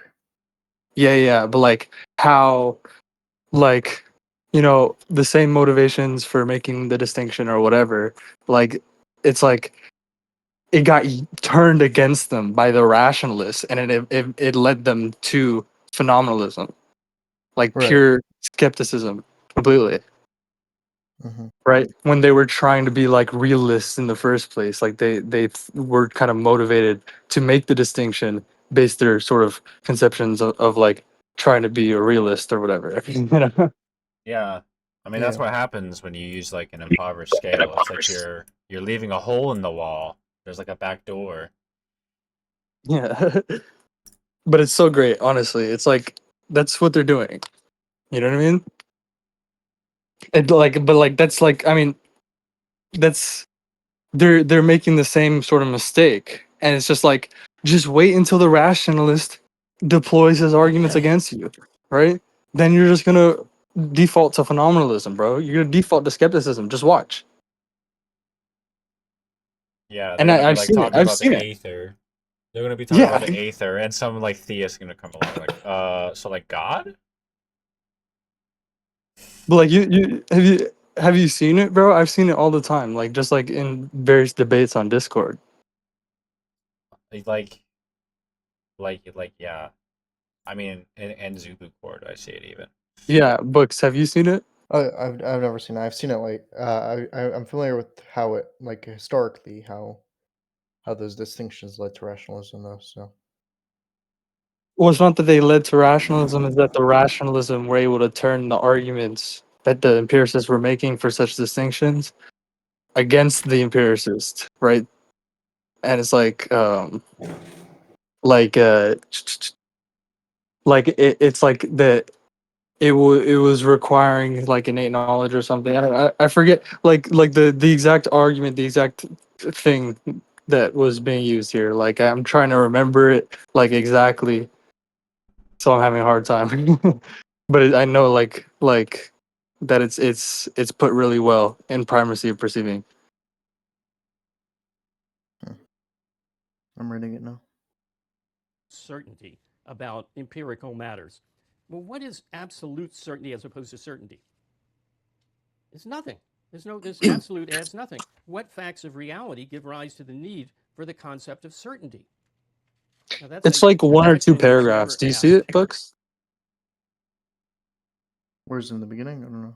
I'm Control reading it F. again. Control F for like primary or secondary quality. Like I don't. Maybe it's not quality. Like just primary, secondary. Search that up. Yo, Sundered. Let's do- Alright, you want me to keep it paused while you guys look through the paper? No, continue. But like book. I want books to read it and then like talk about it. Certainty is just taken to be something you Okay, feel, secondary. and it's never asked, well, why do we need certainty? After all, we have a concept of proof, and that's easier to grasp than the concept of certainty. So why do we need the concept of certainty on top of the concept of proof? Well, I deal with that in my book, and I say that the difference is that certainty has to do with action. Certainty is an evaluation of your information in regard to, can I act on this? How risky is it to act on it? So there comes a point where you have evidence such that I would call it conclusive evidence, but that kind of begs a question as a term. You have so much evidence that getting more might help you understand things better, but it's not going to do anything for your action. You can already act without knowing any more. It's already clear cut. So I say to identify an idea as certain is to recognize that one can act on it without hesitation, without doubt, without needing further deliberation or investigation. Now, an important conclusion to that, which I was dragged to, not kicking and screaming, but a little kicking. You can be certain, objectively, rationally certain, and turn out to be wrong. Get over it. You can't know something and turn out to be wrong. If you know it, it's a fact. Fact is a metaphysical, mind-independent term. It designates that which is there, regardless of whether any human beings have even Yeah, thought knowledge of is not true or false. And Mhm. knowledge is a mental term about your grasp of fact. Certainty is an evaluation of your confidence, rational confidence, for action in a conclusion that you've reached.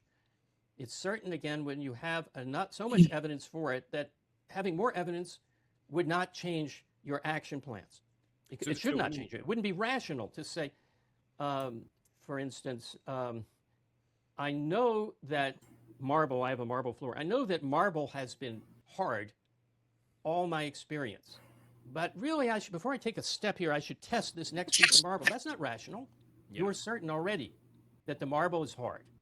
It could fall through if there's something underneath it, that rotted away, but that's not what I'm saying. How do I know anything that I'm acting on? How do I know that if I drive my car at 80 miles an hour into a telephone pole, that I won't, pass through it? Maybe I ought to study it some more and I have a lot of evidence that happens, but I've never done it, so maybe I should gather more. I can't be absolutely certain.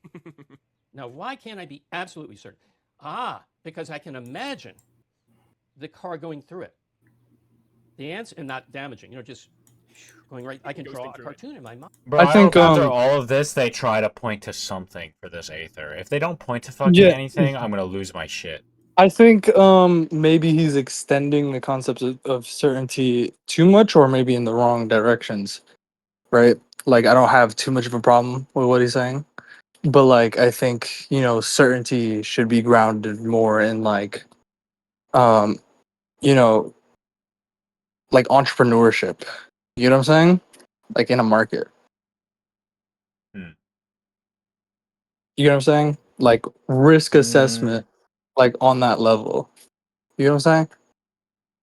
uh, I mean, I could see how it can extend to that. I don't. I mean, what do you think? Like, is that what he's Well, missing? it's just like how like Austrians understand certainty. I'm saying it would be much more like he's sort of like it's sort of when he's like generalizing it too much into like areas where we would just like that's like just competency. You get what I'm saying? Like this, just a sense of competency, like like I Nathaniel see. Brandon talks So about. it's more Self-efficacy. like he's saying Yeah, like self certainty is like efficacy. a feeling. Right. And I don't think it's like a feeling. Or but it's like that's not like a feeling either. It's like Like it needs a it's not like basis. yes, certainty is more like it's like a social thing. I mean it's more social socially constituted, just like how, you know, it's kind of how like autistic exchange, right?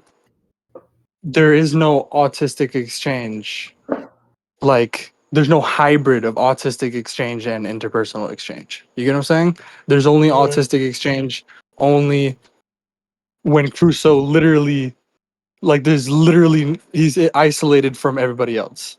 You get what I'm saying? Completely isolated from any other person, right? That's where autistic exchange applies, right? That analysis applies.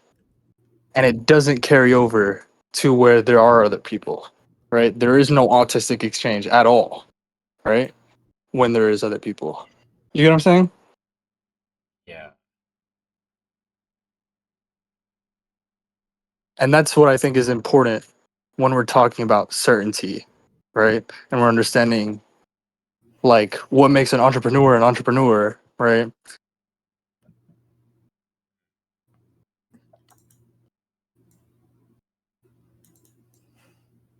Okay. He's acting under uncertainty, right? That's the key here. He's acting under uncertainty. And what that means is that he has to make judgments about certainty. He has to make these evaluations that Binswanger is talking about, right? And it's not something that we just have to do, right? When we're like, just like normally, just like perceiving and acting, you know what I mean? Like based on any of our values, like he's just talking about like, oh, like I don't have to, like the examples he's giving is what I Yeah, like mean, I right? The know the examples, marble's hard. I know it's not gonna give out. yeah. You see what I mean? Right? Like those examples, like, like, do I have enough evidence to fucking know that I shouldn't, like, drive into that tree or whatever, or drive into that pole? You know what I'm saying? Like, this is not Yeah, something I feel like, and I people feel like, do. yeah, and I feel like You it kind of know what I'm leads saying? back to like treating perception as like a Yeah, judgment. but You these know? judgments are not things that people do. They just don't make these judgments, Yeah, like right? Nobody proposition has to make. making perception. Nobody has to make such judgments, Yeah. right? Nobody has to make some such evaluations, right? Hmm. Nobody does, right? Wait, what do That'd you be think pretty about that part? funny. That'd be pretty funny if you Right? did. Yeah, we're just Oh, we're just sorry. doing we're doing these judgments unconsciously. No, but you get what I'm I saying, read Vic? I wasn't really listening. I was reading the paper, but I Okay. just finished it. I was talking about how, fuck. Do I want to recap everything I said? How Certainty. like, yeah. Did you hear the part about autistic exchange? As Yeah, in the economics. mixture. Yeah, so like, there's only autistic exchange when Crusoe is like actually isolated from everybody else, right? When there is actually other people, there's no like hybrid of autistic exchange and interpersonal exchange. There's only interpersonal exchange, right? Right. There's no autistic exchange, right? Mhm. And so it's sort of like, an entrepreneur, right? An entrepreneur acts under uncertainty. And what that means is that like they have to make these evaluations that Binswanger was talking about certainty, Mm-hmm. You get what I'm saying? And it's just like Mm-hmm. that's the level where we talk about it. And it's just like the examples he's giving. Like I know the marble is like hard. I don't need to like touch it. You know? Mm. Or like I know that like I have enough evidence that I know like I Even don't need Hume to didn't believe his I his don't need own. to investigate. Like I don't need more evidence. Like Right, to and know I you're, shouldn't yeah. drive into the pole or whatever. Even Hume didn't believe it, and Pyrrho, the original skeptic, he also he's what's it called again? I think he chased a girl out with a broom because it ate his cake. The original skeptic, even though he wouldn't run away from a dog, and his servants luckily saved him from it. But I'm Yeah, saying yeah, the original, the skeptics didn't believe it. No one makes such argument. No one thinks that yeah. Nobody I makes should these maybe jump. judgments, I should maybe jump from a roof because right? we never know. The next second it might turn into a Exactly. mattress. So what I'm saying is like he's using the wrong examples. He's talking about certainty at the wrong level, right? Mhm. It's like that's not what certainty is. You get what I'm saying?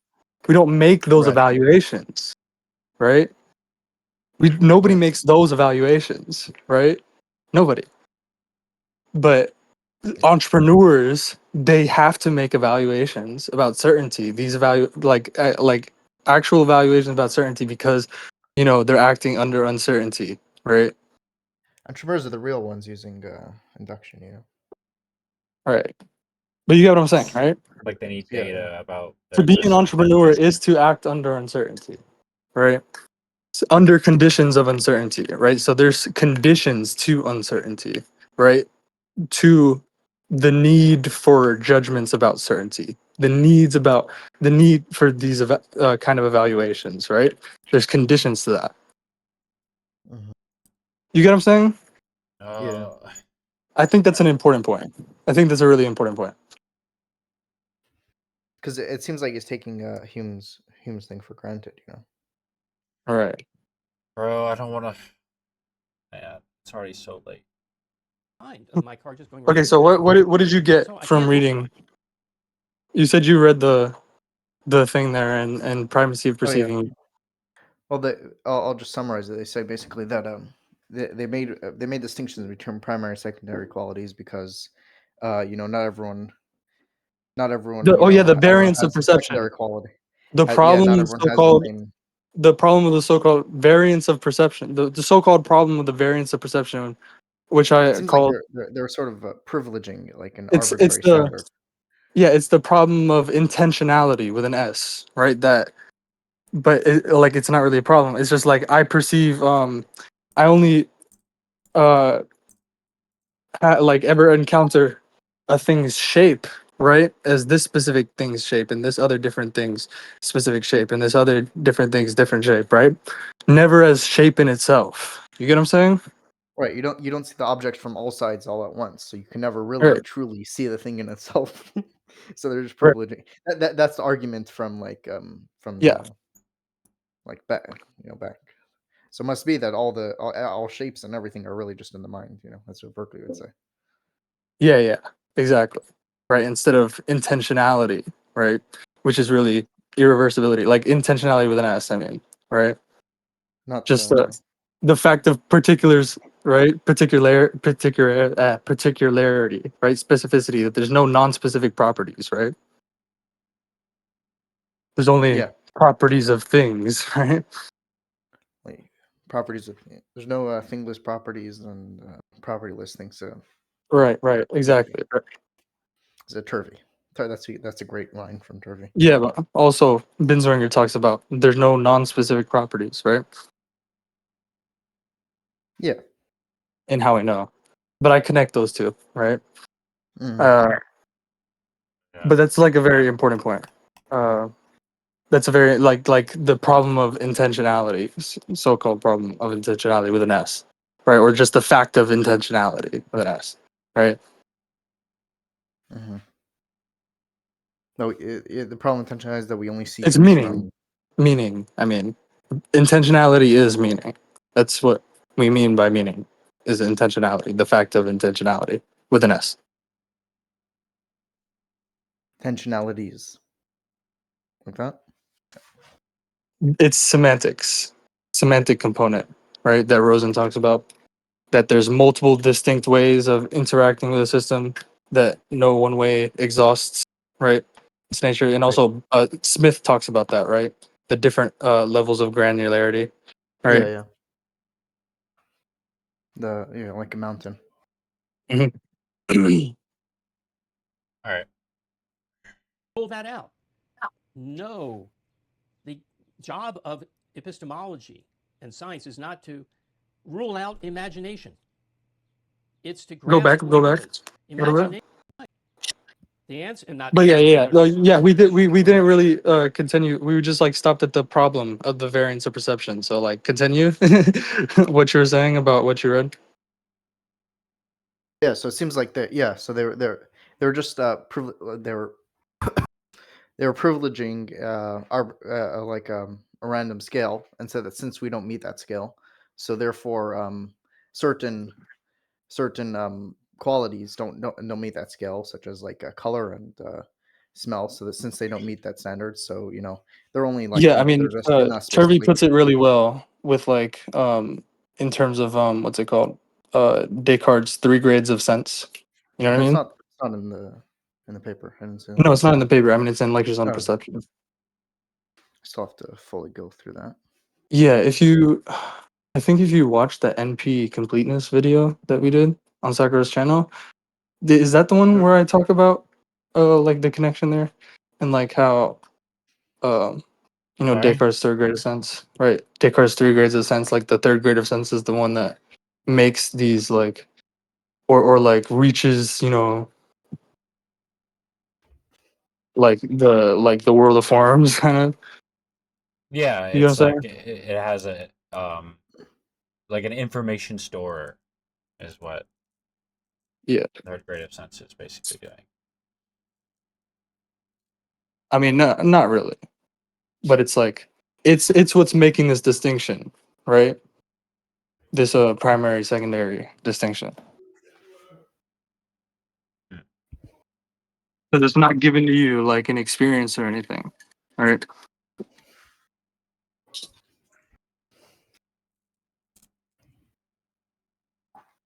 But yeah, books. Oh yeah, so basically all the based off of that, the rationalists just have to say, oh, once you're privileging that standard, then shape or any of the primary qualities don't we only perceive things from we see things from Agreed. different sides, and we don't see the full shape. So we're never the primary qualities are also just yeah, that's Yeah, I mean it's because of the 3rd grade of sense. Like we can conceive of this like shape in itself, right? Just like subtract away all the differences, all the positive identity of it, right? mm, And that's the true reality, right? Those are the primary qualities. That's what's truly real, really real. You know, when it gets platonic. right? But you see, Kind of so unfortunate that's what they're the doing. the the problems that are, I mean, the sort of the qualities that are subject to intentionality, right, with an S. I mean, they're subject to variance, right? Meaning, right? You get what I'm saying? Those qualities were attributed to mental states and like the primary qualities, right? Like, which is just like the identityless qualities were attributed to uh material states or whatever, right? Physical states or whatever it said there, right? It said that there. You read it, right? Yeah, it says yeah, I think it was mental states, pretty sure. Yeah, but also the other, like the primary qualities for the other one.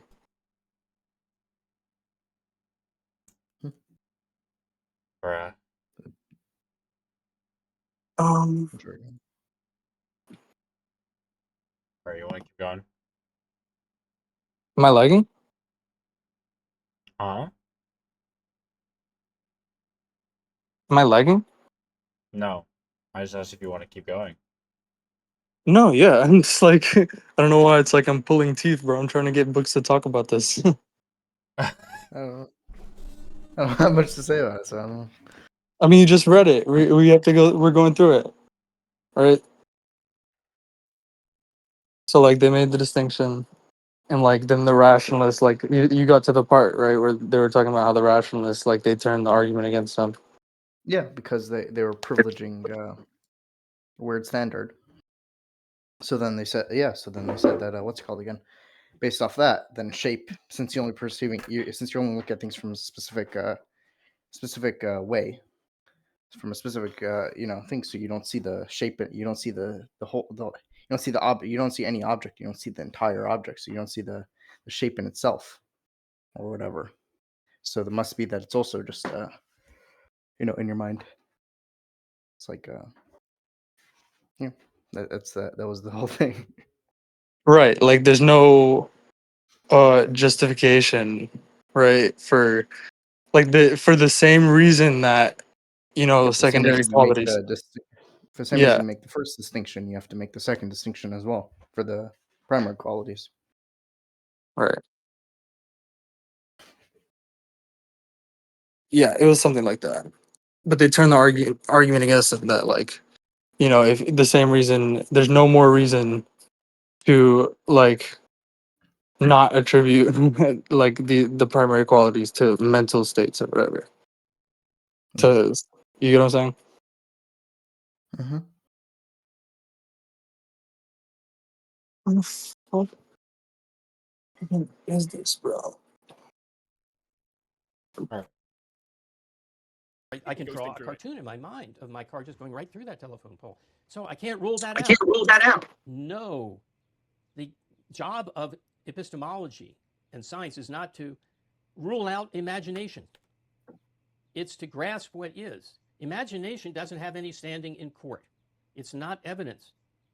And what trips people up here is the language, because if you say, that's not possible, they'll say, well, can you prove it's impossible? But there's something that is between not possible and impossible, which is it's imagined, it's arbitrary, it's nothing. So something is impossible if it has a definite nature and contradicts what you know. That's impossible. Pigs can't fly. That's impossible. But something is possible in the sense of it's a hypothesis we should entertain if it has evidence. If it doesn't have evidence, it's arbitrary and is to be dismissed as though nothing had been said. So the fact that I can dream up, well, maybe my car could pass through it the way light waves pass through each other, has no evidence to support it. So it's a meaningless effusion. It's like a burp. It has no cognitive status at all. And if you let the arbitrary have standing, you can never get it out. Yeah. So you answer, well, look, this is why a car can't go through a telephone pole. The electron repulsive force of the outer shell electrons in a car, which is made of, say, iron, is so-and-so we've measured. But how do you know those measurements aren't wrong? Right, yeah, you could always, elaborating more scientifically doesn't help us. Doesn't help because you just question arbitrarily. You see, it's always a negative. How do you know it isn't as I made it up? How do you know you're not dreaming? How do you know we're not in the Matrix? How do you know everything you said so far was not a mistake? You've been mistaken before, then trying to give some evidence. How do you know Bertrand Russell came up with this one? I don't have any way of knowing the world wasn't created 5 minutes ago with everything being as it is now and me having these supposed memories that I have, but that was created. Like I had a joint and I think I left it somewhere here. Where's feeding? I did. Like, what time was that? Like just a little bit ago. 5 minutes. Have your joint G. Out of what? By whom? Maybe I'll I put it in the think that. fridge. No. You have to prove it isn't so. No. No, it's not. Proof is a method of establishing one thing on the basis of another thing. Earlier, I left my lighter there. ultimately going back to the senses. So proof does not begin with negation. I Proof dropped it says, somewhere out here. Here I am coming out of the womb. Well, I guess you wouldn't have. You just have observation. But here I am, 6 years old, and what my first derived conclusion is, don't upset my father because he will smack me. But how do I know that he's really my father? And how do I know that cannot arise as the first question? Or first question, how do I know? See, I'm 6 years old now. How do I know there's any world outside my mind? You don't really have those words. Mm-hmm. Yeah. Right? You know, 4 years old. You don't have those words. You know a lot of stuff. But you begin in ignorance and then you gain knowledge from sense, perception, conceptualized correctly. That's a dog. I formed the concept dog by looking at a lot of things. My parents used the word dog, and I came to see, yes, they look similar. I have the word dog. There's another one. That's how you begin. You don't begin with, how do I know that dog isn't made of paper, that apparent dog isn't made of paper mache? You don't have the word apparent. You don't have the word paper mache. And you don't, how do I know? Let alone, how do I know it isn't?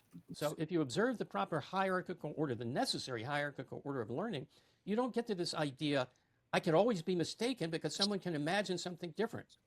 You're not at the mercy of other people's imagination. That science has nothing to do with imagination. Well, that's a little too broad. Science has nothing to do with refuting rank imaginary scenarios. Einstein is at least the early Einstein is a big villain here in the philosophy of science, because he said, which he got from Mach, that hypotheses are free inventions of the intellect. Yeah. And they're not not rational hypotheses. If that were true, then all the ones I brought up, like my car might go through the telephone pole. My father might be good underneath. That parent dog might be paper mache. All those are free inventions of the intellect. And a free intention, we used to say in New York, that and a dime will get you on the subway. That's when the subway cost a dime. Uh-huh. So a creation of the intellect, an imaginary scenario, is worth less than nothing. It is nothing. So this idea of absolute certainty, you have to give up the idea that certainty means nothing could ever be discovered that would prove you're wrong. Because certainty is an assessment of your state of knowledge, of your state of evidence. It says, I got enough now. Yeah. Now, that could be a warranted, objective, rational statement and turn out to be wrong in the light of facts you couldn't have known at that point, and would have been irrational to hypothesize. So certainty, but mistaken, is possible, and it doesn't subtract from the certainty. Certainty is about action and confidence in action and having enough evidence. So the way I'm thinking about this is we have to ask ourselves, why do we even need the idea of certainty? Bro, And it's so specifically comes quiet. not from some kind of need to never be wrong. Huh? It's so fucking quiet. In here? No, the video, dude. I don't know why. It's on a perfect Good for volume me. on my OBS. I think it's like you need to turn like on your end, like your streaming volume or something. Like maybe you can turn it up on your end on Discord.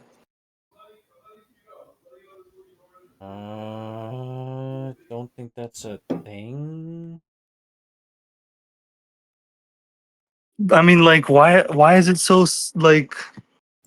Because it shouldn't be that quiet, bro.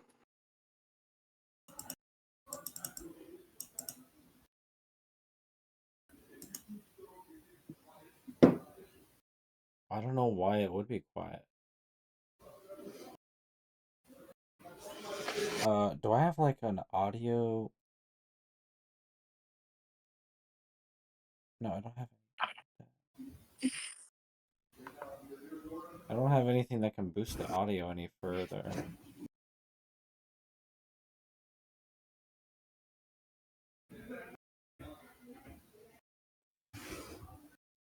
Let me see, bro.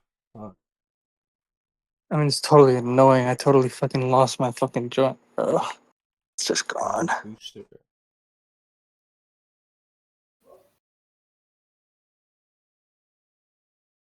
No.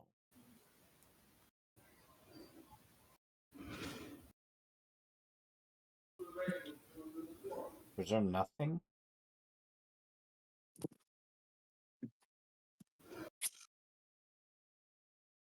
I don't know. Because you can't achieve that. Instead, it comes from a need to evaluate, do I have enough confidence to actually in order to actually take an action? Now, I have a question, though. And this is the kind of question, would you agree with that before I move on? I would, and I could elaborate, but go ahead with the question. So this is the kind of question I think Ron Pizzaturo asked when he read Opar's account of certainty. That's objectivism, the philosophy of Ayn Rand. Yeah, it's Leonard Peikoff's summary of objectivism. The kind of question Ron Pizzaturo may have asked to bring him to his own theory of induction was this. I think he could have said, yeah, it's true that in order to gain certainty, you need to gain enough confidence to take action. You don't necessarily say, there's no chance of something else happening, but I know that chance is low enough that I'm certain that I should act in this way, according to the facts. Well, I wouldn't put it that way, but let's go on. Okay, I see. Okay, so he agrees with you on that. He also agrees that the arbitrary is not something that needs to be positively disproven. It's not something that you have to go around disproving. But here's something I think he was sensitive to. He was sensitive to the fact that in any given situation, with respect to your current context of knowledge, something that is arbitrary in your current context of knowledge can and sometimes does happen. So let's think of. Oh wait, I have an idea.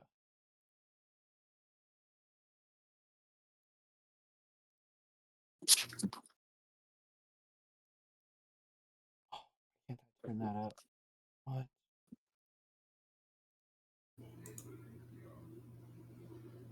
Which one is it? Is it? It is The blood type example media.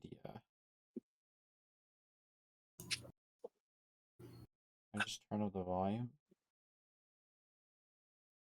from OPAR. So Leonard Peikoff gives the example where a doctor is aware of the issue of blood types. You know, certain bloods are There, is that louder?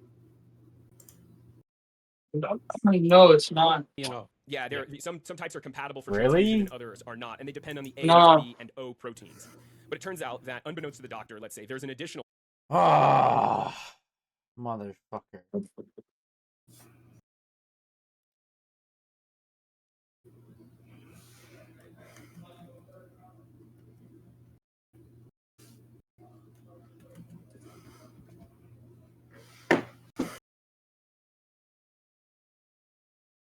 Bro, I don't get it. factor. There's this additional protein, and that's the positive versus negative protein as well. I'm actually forgetting the details, but there's one additional factor. Now, the RH factor. Yeah. the RH factor. So if you go to the doctor at this point when he's aware of A, B, and O, but not yet aware of the RH factor, and you say, "Hey, doctor, what if there's this additional factor that you just didn't know about?" Then the doctor could legitimately, and it causes the patient to die if you transfuse. The doctor could legitimately say, "Look, I know that these certain blood types are compatible or not compatible based on A, B, and O, and telling me that there's this additional factor, that's arbitrary." The doctor could legitimately say that. Yet, then in the next transfusion, he kills his patient because this new thing that was arbitrary before reared its head. What Ron Pizzaturo may have asked is, he says, is there a way to gain confidence based on our sample sizes that some new factor like that is unlikely to rear its head? And this led Ron to his n/n+1 method, where, to put it briefly, the larger your samples, he's able to give a calculation of the larger your sample size, the less likely it is for a new factor to rear its head in this situation. So he's not exactly dealing with the arbitrary. He's not going out of his way to disprove any one crazy hypothesis someone might come up with, but he's generally saying, we have a sample size that's this big. What are the chances that these factors will continue to be the only factors? And the way that you identify that probability is with how much past experience do you have with those factors and only those factors. And I think this is a very important method in science, because at the end of the day, when we objectivists talk about certainty and dismissing the arbitrary, I think this sort of case comes into people's minds a lot, where they say, well, but in the meantime, you were certain, you had enough evidence to give a transfusion to your next patient, but then you killed him. And so I would just say that Ron gives some new epistemological tools to help us deal with this situation. And you aren't guaranteed you're going to save the patient, but you are able to say, look, I've tested this on a certain number of people, and the outcome has been positive in every case. So I can't guarantee you a positive outcome, but I can guarantee you a positive outcome with this kind of probability. But it's only been tested on 30 people so far, so the confidence level could be a lot higher if we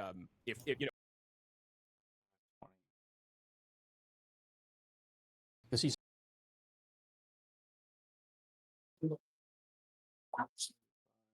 higher if we if it Okay, that's louder. Yeah, that's okay. Oh. after this is tried on 3,000, you're the 31st person to Is that louder? try this on that we tried this on. So I think Ron's book of validation of knowledge is also really helpful on these sorts of issues. I don't think that correctly understands the blood type example. No doctor would or should say, I'm certain that this transfusion will not hurt you. That would be a crazed doctor. You should run from that, because biological systems are so complex. Merely having the needle stuck in you has been shown to have deleterious consequences, even if there's nothing in the needle. Some people have shock reactions. So no doctor would ever say, my deduction from the principles. Is anybody listening? I am. Is it louder? I can hear it perfectly fine. Okay. Is all that can operate. I'm applying the principle. There are three types that are It's a bit louder, A is though. compatible with A, B is compatible with E, O is compatible with O, but the heterogeneous mixtures are not compatible. I'm applying that to you. And I'm certain that that's all there is. Nobody, that doctor should lose his license. But I don't think any doctor would say that. Right. So what the certainty applies to there is the principles induced. And that's not a matter of n/n+1 or of probability. So with respect to what makes something type A, that A protein. Yeah, exactly. It's still true. I don't. That's why I don't. Protein That is is, compatible with it. Binswanger is spot on here, and that's exactly why I don't really sympathize with a lot of the stuff that Ron Pizzaturo talks about induction, because I don't think he's Right. He's going down the right path at all with what induction is all about. Other A protein and Yeah. not compatible with B and not compatible with O. What this says is bloods can be incompatible for other reasons. But that wasn't your induction. Your induction wasn't A is compatible with A. And no matter what else is true in the universe, you can always mix the blood that is A, that has type A protein in it, with other blood. Nothing bad will happen.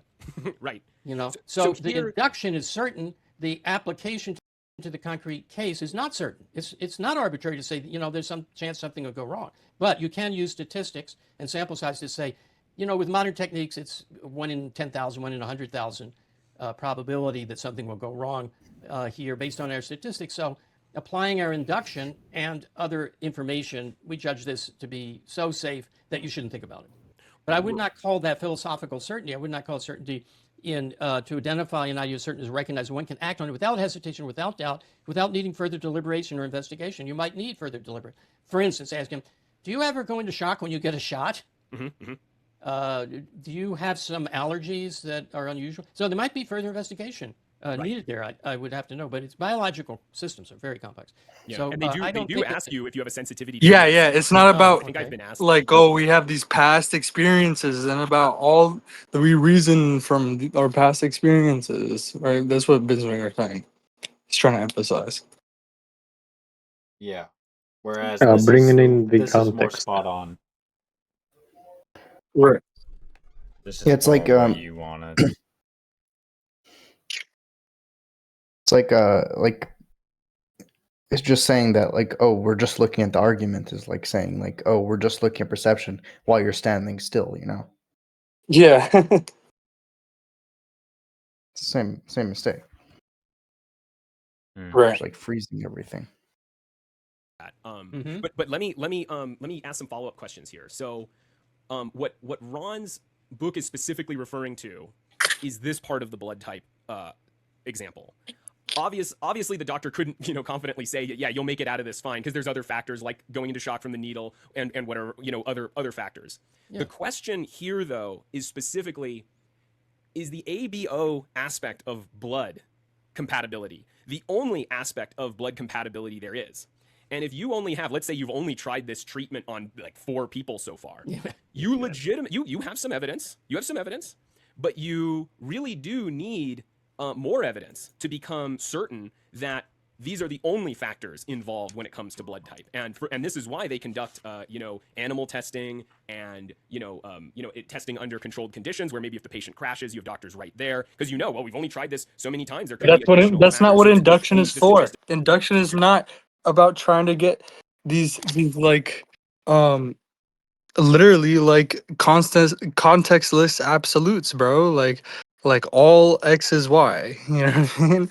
Yeah, It's I mean, if only you think this. about it, that is what is referenced when people say What we're absolute looking for. certainty. We're Yeah. looking for laws, right? And law, like again, like this is the difference in our view of laws, right? Laws are like what support, right? These regularities, right, are what support induction, right? Laws, right? So your conception of laws is really important for your understanding of induction. And so, like instead of the view of laws as these contextless absolutes, all X is Y or whatever, you know, we would say laws are like that. That would be an intentional with an S relation between extensions, and this is what Turvey and Shaw say, right? And the view of law that we should take is that is an extensional relation between intentions, right? So just an invariant like linkage between two properties of things, right? Fness entails genus, right? Can you give an example of that? Like It's like over an event. self motion, right? Self motion is invariantly linked to optic flow, right? Right. That's how When you this move. is the form of ecological laws, right? When you move, there's optical flow. Right. Mhm. Yeah, but it's it's like specific over. to self motion, right? To move forward, make the optical structure ambient to you flow, right? Yeah, like Right. over some event, there's some kind of invariance going on. Make it flow. Yeah, make it flow. Let it. To move forward, so it invariantly links like what's required to move forward, or like it specifies what's required to make make the optic ray flow, right? This optic arrangement flow, right? Right. Yeah. So even if it was a rock, right, that occupied some position of the array, right, it would be specific to what the rock would need to do to make the array flow, right? But the rock just doesn't need to detect that, right? So it's independent of the existence of a perceiver or whatever. It's not when you move forward, right? It's that self motion, right? Like the possible action, right, is specified by the possibility of optic flow, right? Man. So, okay. I wish I could stay up all night, but I kind of can't. Can you record? No, I'm on my phone. Bruh. Just leave it recording, Sakura. With my computer on? Or who's gonna play the video? What do you mean just who's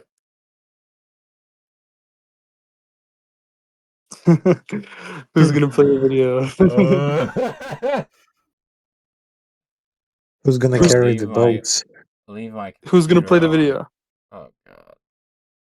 Dude, if I leave my computer on all night, I'm gonna have like a 12-hour recording to fucking. It's fun, bro. Who has who has a computer right now? Just do an activity thing. Yeah, but I was like gonna use my phone for something. I was gonna go. Are you still Uh, going? Or? I was gonna go pick up some food. I didn't do it. Yeah.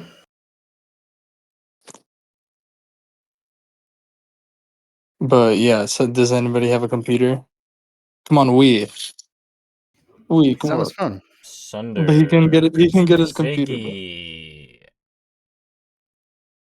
Ziggy. He's also on his Anybody. phone. I'm going to sleep soon. So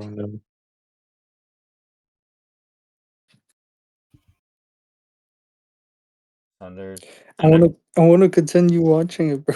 I mean, there's always tomorrow. We're at like 40 minutes. But it's about to get good. It's about to go into the ether stuff. Come on, Sakura, just stay up. Bro. lock in Sakura. Lock in, bro. No. It's coffee max tomorrow. Because I already know we're going to be here for another 5 hours. No. We're gonna go quick. Sure. Fine, I'll say one Are more not, hour. what Ron's point here is that the statistics are not just But relevant with respect to sort of the ambient risks that we may already be aware of, but it's with respect to the possibility of something new and unprecedented going on. And you can actually epistemologically, how would you say, prepare for that possibility of something new happening through repetition and of observations. Yeah, I'd like to introduce a helpful distinction here. oh And man, that's between no, interpolation and extrapolation. no. So if you've observed falling bodies or blood type reactions, by falling bodies I don't mean human corpses. I mean, Galileo's apparent dropping of the balls off the Tower of Pisa. Yeah. Also, books Yeah. here, by the Tower way, pizza. in BC text. Yeah. This is the paper. Like, they talk about what I was talking about there, like distinguishing those two views of law, like laws. Oh yeah. Right. Yeah, it's very important, like discussion in there. If you've got a lot of data points within a certain range, such as we've Like dropped the balls search from intention with an one S, like instead of a T, intentionality, like with a T, instead of the T, intent, right? Well, just with an S, like intensity, right? Mm-hmm. You know what I mean? Just search intentionality in there, intensity or intentional, and you'll see it. Foot. Galileo ran experiments. I've seen his apparatus in Florence of rolling to slow them down, rolling on an inclined plane, balls from different positions, and they rang bells, because you can tell very easily which sound comes first, or if they're together. So you've got a range from 100 feet down to the smallest that you can do, and all the results are consistent. Now, if you say, I've tested 1 foot, 10 foot, 20 foot, 30 foot, 40 foot, 50, right on up to 100, but I haven't tested 41 feet or 41 and a half feet. That's irrational. It's not going to change between, you've got 0 to 100 and the results are the same. It's not going to suddenly zip off in another direction and give you a contradictory result because it's 41 and a half feet. But if you say, well, what if it were 100,000 miles? That's extrapolation. And you cannot extrapolate more than about twice your data, maybe only a half of your range of data. So to 150 feet, I'd be very confident in extrapolating. To 100,000 miles, we know retrospectively, that gravity does decrease. And there's no atmosphere up there, and all kinds of things are different. So we know that the results of the experiment would be different. And if you dropped it from 100 light years, then it wouldn't even drop.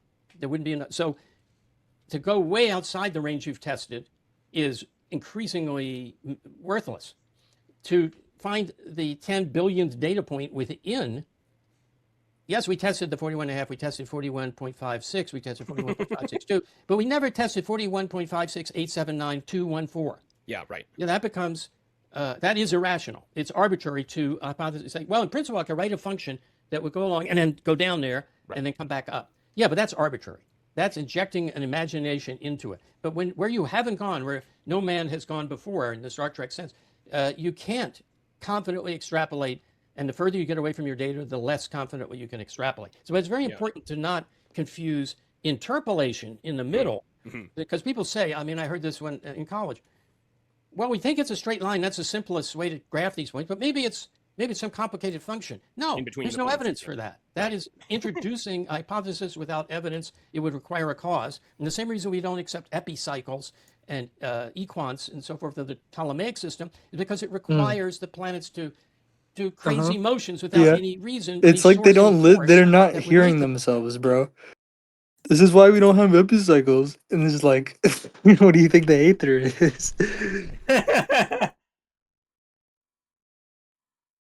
Oh my god. Do that kind of motion. Yeah. So it's the same thing for imagined deviations from interpolations. Yeah, that's I hadn't thought of that distinction before, and that's very important. Another example where so to give you've given an example of like something crazy happening within, between data points, and that would be the epicycles. I'll give the audience an example of something happening beyond your data points. So let's say you've tested Newton's principles of motion within a certain range of velocities, within a certain range of masses, within a certain range of gravitational intensities. It's very unlikely that new causal factors appear between the data points. It's still possible, though, and possible may not be the right word, but yeah, right, yeah. I'm still debating on how to put that, but I'll deal with my view on that in a moment. Let's just go keep with the example of interpolation. There remains a chance that you should take very seriously that when you get into extremely high gravitational intensities and extremely high velocities, then perhaps a different set of causal factors begin to rear their head. And Ron Pisa, and again, like this turns out to be a big plug for a validation of knowledge, but because we're touching on a lot of these issues where Ron adds to what objectivism, or not adds to objectivism, but says things that, in my mind, augment the objectivist epistemology on these issues. So what Ron would say is that there are ways to find the probability of some new factor rearing its head in those higher cases. And of course, why am I picking this example? It's of course because there's Newton's principles of motion, but once you get into these other regimes, the length and duration altering phenomena begin to take hold. All commonly known as relativistic phenomena, which I don't call them that because relativity is a false theory. But these extra facts about gravity that have been found, and these extra facts about the way motion works and how we measure that motion end up being relevant. You mean it's wrong theory as a theoretical model of what's going on there, right? You don't dispute the data. It makes correct predictions about many, many things, but there are inferences that you can make from the existing data that clearly show that its assumptions are false, that its assumptions are clearly false. So, and Is this your preferred frame of reference stuff? Yes, but remember, I don't like calling it that anymore because you corrected I shot me that on down. that. I criticized that. Yeah, I didn't. Yeah, and I realized I did. So I would just say we know that there is a particular frame that we shouldn't call it privileged in any sort of absolute sense, but it's important in the sense that when an object moves with respect to that frame, the ether frame, then the internal processes of that object progress more slowly, aka time slows down for that. I don't like saying it that way, but that's the colloquial. Time slows down for that object, or it changes more slowly. So if it's radioactive decaying, it radioactively decays more slowly than it otherwise would have if it weren't moving with respect to the ether. So maybe we should segue to that because I think you're going to lose part of your audience if you just make a blanket statement like that. Should we move to the relativistic phenomena? Yeah, let's move to. Let's finish the epistemological point here. Okay. I'll just say, if you'd like to hear more about that very controversial statement I just made, you can watch my video, Special Relativity Disproven, and then there's a follow-up video to that where I make certain corrections. One of which is courtesy of Harry, where I didn't make my case with quite the right concepts, and Harry makes an important distinction between a preferred frame and what I'm calling, the ether frame. But to finish this point, before we move on to physics, I wanted to finish this point about interpolation. So Ron can give us ways of finding the probability that new causal factors will rear their heads in circumstances that are beyond the ranges of measurement you've tested so far. And he also has a way of giving the probability of new circumstances rearing their heads between the measurements. And obviously, if your measurements are very close together, then that reduces the chance that something new is happening in between. Yeah, I don't think you've you've got a that chance. something new can happen in between. No, it's just you can't say that. Here's let me elaborate on that. Yeah. There are two senses of possible. Mm-hmm. The epistemic sense and the metaphysical sense. Mm-hmm. The metaphysical sense, well, they're signaled, first of all, in English by possible for and possible that. So it's possible for me to whistle Yankee Doodle. Mm-hmm. I can do that. It's not possible that I am whistling it. Mm-hmm. And if you're not looking at me, and well, let's take some third party, Ron Pisatoro right now. Is he whistling Yankee Doodle? He probably can. Mm-hmm. It's a metaphysical possibility. He's got lips. He presumably knows how to whistle. Is it possible that he's doing that now? Meaning, should we consider as a thing we have to deal with in our certainty that he's whistling Yankee Doodle now? And I say, no, that is not, there's no evidence for that. And the evidence that he can is not evidence that he is. The evidence that he's capable of doing it is not evidence that he is doing it. And we call that epistemic possibility, which means really, should you form a hypothesis? Let's consider this hypothesis. He's whistling Yankee Doodle. If you take that as a rationally formed hypothesis, you have to have 1 million rationally formed hypotheses by that standard, hypotheses. Like, first of all, that he's whistling all the other tunes. Second of all, that he's swimming the backstroke. Third of all, that he is jumping up and down and saying, I am a bear, I am a bear. And you see, I can make up things he can do easily like that. He's eating spaghetti with a spoon instead of a fork right now. And it's got a rancid Parmesan cheese that he poured on top because he didn't know it was rancid. If you're going to allow in as well, there's some chance, it's very small, but we're going to consider it. Then you cannot function. Because you will have so many hypotheses that your limited mind, let me call it a limited mind, The fuck? cannot deal with it. You cannot get out of bed anymore. So what it's rational to form a hypothesis about and go about processing and holding, maybe is different from what the entity has the capability of doing. Yeah.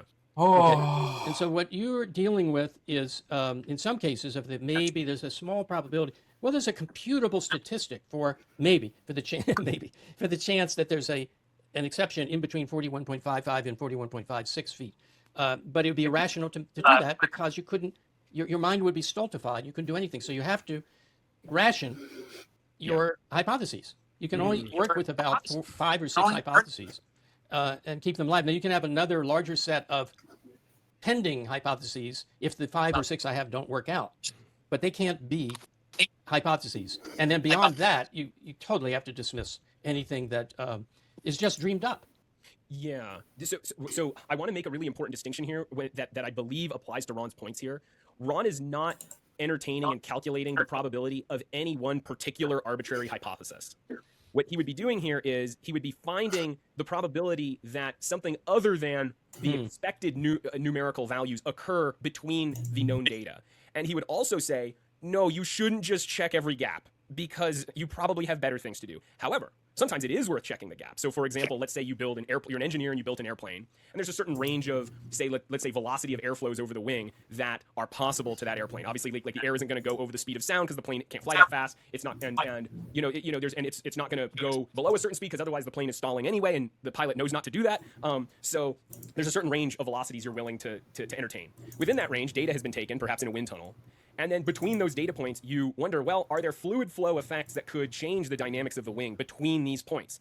And in this sort of case, it might actually be worth your time to check in between the points to make sure that the chances of something new happening between those points are low enough that you can confidently put this plane into the air and know that you're not going to get some random new effect suddenly that you're not expecting. Now, maybe the better way to do this is just to take a heck of a lot of data points, and then you have some intuitive notion. A better way to do this is to recognize the continuous is the continuous, and very smoothly, slowly, the wind speed, and watch what happens. That'll take care of any point along the way, because points don't exist as infinitesimal points. They are intervals, small intervals. And the continuous is the continuous, not the discrete. So if you very smoothly, slowly, you take care of that. Now, there could be cases where, let's say, a harmonic oscillation is set up at a very specific point, but how specific? So you would need to leave it on that. You wouldn't see anything until you left it on that speed, but you're going through them.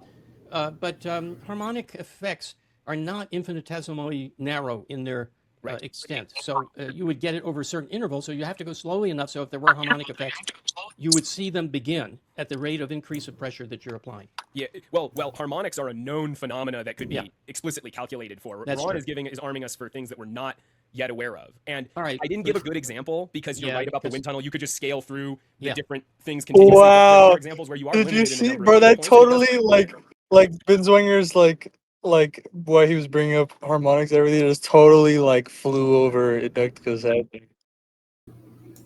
If there were harmonic effects, you would see them begin at the rate of increase of pressure that you're applying. Yeah, well, harmonics are a known phenomena that could be explicitly calculated for. Ron is arming us for things that we're not yet aware of. And I didn't give a good example because you're right about the wind tunnel. You could just scale through the different things continuously, but there are examples where you are limited in the number of data points, and it does help us to have a statistical method of identifying the chances of a new thing happening between the data points. Yeah, probability theory is a great thing, but all I'm saying is that you very soon get to a point where it's irrational to say, but maybe there's something between the last 2 points we tested. Even though you could compute, well, And it has nothing to do with induction, for one. Oh man, probability theory, dude. Statistically, 1 in a million, that's nil. Right, yeah. That doesn't get on the scale epistemologically, even though it computes mathematically. And it doesn't, and tell me if you agree, it doesn't become, it's considered nil because of your value context, right? Because, it involves values. It isn't just because of values, but it's a structure of your mind and what Ayn Rand called the crow epistemology, that the mind can only hold and work with a limited number, and the number is, for me, is about 3 distinct units in awareness at one frame of awareness. So it's like the registers on your chip. I worked back in the Z80 days, and we had 8 registers. You could not, if you had a 9th bit of data that you wanted to handle, that had to be the next clock cycle. You couldn't handle it in more than 8 bits at once. So the brain has a similar limitation, and you should not have that in action. So it's that plus your values. Yeah, bro, it's the brain, bro. It's not that perception itself is fucking economical. It's not that perception itself is economical. No, it's the brain. And he's making computationalists.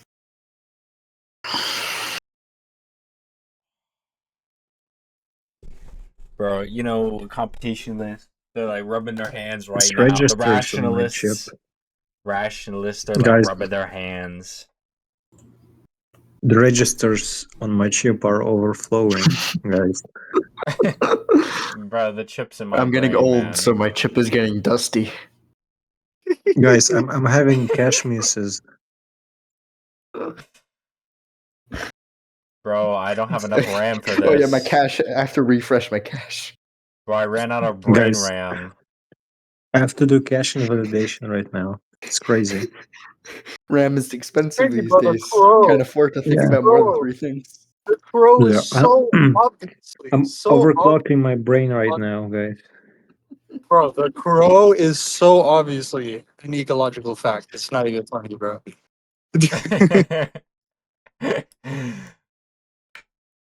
Dude, you don't understand, man. There's a crow in my brain right now. We have no ghosts in our head. We have crows in our head. There's a literal crow in my head. I can feel it. It just can't hold the units, bro. My brain. It just can't. Dude, Crow like in the I just machine. can't look at the larger system, man. My brain can't handle it.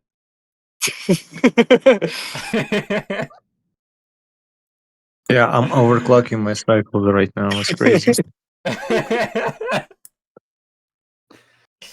Pass that you're passionately opposed to the concept of space. It's totally Tell us not why. the fact that the world is finite, things are finite, so perception is finite, right? Wait, they're opposed to the concept of space-time? What does that mean? Like, Space time together. I think. that the means must be finite to perceive something that's finite. Oh wow. It's totally not based in like it's not the fucking environment.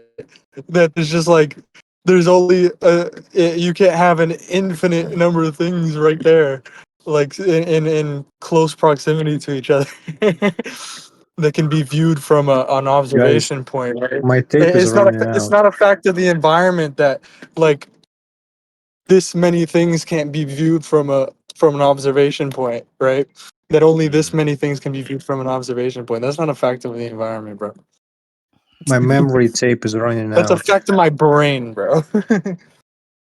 Yeah, the memory tape in my brain is running out right now. Like that's just Dude, but crazy. Like the fucking crow is so obviously an ecological effect. I don't dude, understand but how they whenever make you tell me this something mistake. confusing, my brain starts hurting. So that must mean that it's my Yeah. brain doing the work. Okay, can you guys give me 2 seconds? Like play the video because I'm gonna order something right now. Yeah, apparently they're gonna fucking start talking about space-time and how they don't like it. Hello? What's the crow? Like, what does crow mean? Yeah, can I get 5 A crow is like fingers? crow is a Just type the of 5 bird. fingers and Can I get a number chicken bacon 5, ranch, a loaded number fries, 9 large, 2 and number chicken 7s? sandwich, but without the spicy sauce. Just a sandwich. Uh, Zach's sauce, please. Yeah. No, that's number it. 8. Thank you. Number 9. Number 9 large, a number 7.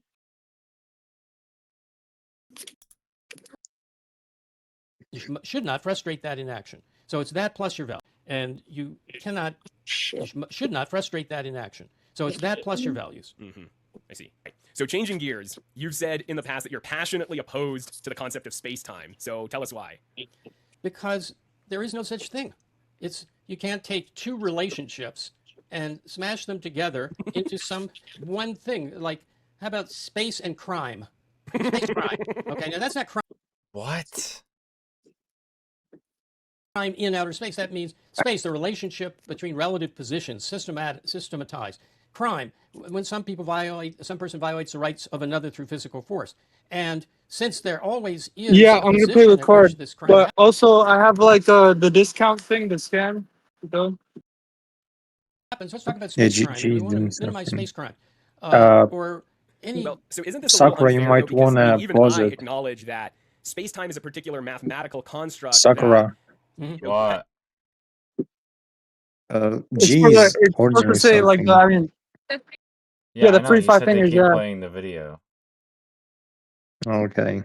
Identify But it's certain boring mathematical either way. relationships that you can draw between the time at which an event is observed and the location at which it's observed, and the way that those two measurements change in the way they're observed for different observers. So, like, there's a real mathematical... So it's not that arbitrary as space crime. Right. It isn't as arbitrary as that because you do compute space and time together. Not together, but you treat time as another axis of measurement when you're talking about motion. So space and time parameters is fine. Yeah. Space and crime is not. So, yeah, no, I'm not being fair. My job here is to reduce to absurdity. So it's fair in that You cannot just say, well, space exists, and A exists and B exists, so let's put together into one concept A and B. That's what it parodies. But space-time is not a substance. It's not an entity. It's not a physical piece of matter. It is... What? Time doesn't exist? aspects Not an of entity, physical though. reality that you want to An have entity is not computations. an existent. An Yeah, existence that's what I'm is saying. not necessarily an entity. Exactly. So time exists, but it's not an entity. Yeah. He's just making up bullshit. About if you're going to predict where something is in time. So there's nothing special about saying You want me to pull the up? position of an You want object me to in pull three up? dimensions varies in time. So if we want to know where it is at a later time, we have to compute things involving velocity, which is motion in space and time. But then with space-time, you start thinking of it as a substance. The Yeah, fabric of I didn't hear space-time, that anything it gravity was works. saying. Not that interesting. Bro, he's Harry just Binswanger like was just Like since I ordered my food, I didn't hear anything that it was saying. space time. He's shitting on space time. What was he saying? Like just like if he said anything crazy, like He what did he just thinks say? it's like arbitrary. Like I don't know. What's arbitrary? Like he's just saying, "Oh, we have the concept A and the concept B. Let's smash them together." And that's what he thinks space-time is. he said that Like he he was like being unfair, Thank you. but You too. Oh, can I please get some like extra Zax sauce and ranch, please?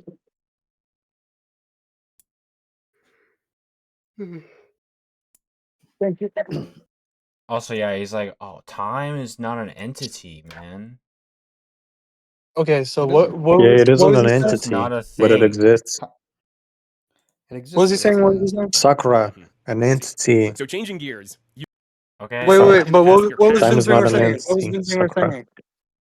We're going back to the beginning, so just listen to it. Okay. Opposed to the concept of space-time. So tell us why. Because there is no such thing. You can't take two relationships and smash them together into some one thing. Like, how about Wait, did he space and say crime? what do you mean? What do you mean? The fucking wait, what? Was he That's what he thinks it is.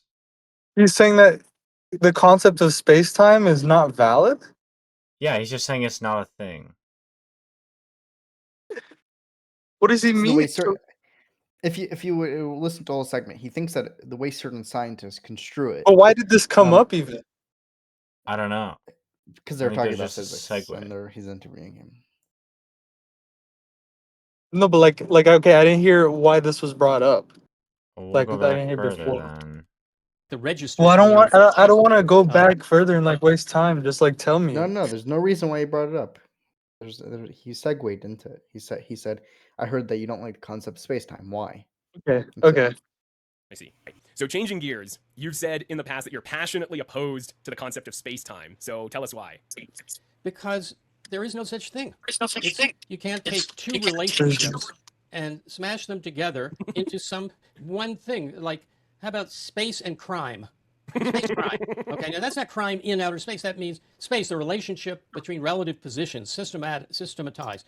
Crime, when some people Space-time isn't violate some rights one of like it's not smashing two different relationships into one thing. It's saying that you can't talk about space like you have to talk about space in terms of time. You have to talk about time in terms of space. You can't talk about one without the other. Hmm. It's not but saying nothing they're physical. identical. Yeah. Force. And since there always is a position at which this crime happens, let's talk about space crime, and we want to minimize space crime, or any. Well, so isn't this a little unfair though? Because I mean, even I acknowledge that space-time is a particular mathematical construct that identifies certain mathematical relationships that you can draw between the time at which an event is observed and the location at which it's observed, and the way that those two measurements change in the way they're observed for different observers. So like, there's a real mathematical. So it's not that arbitrary as space crime. Right. It isn't as arbitrary as that because you do compute space and time together. Not together, but we treat time as another axis of measurement when you're talking about motion.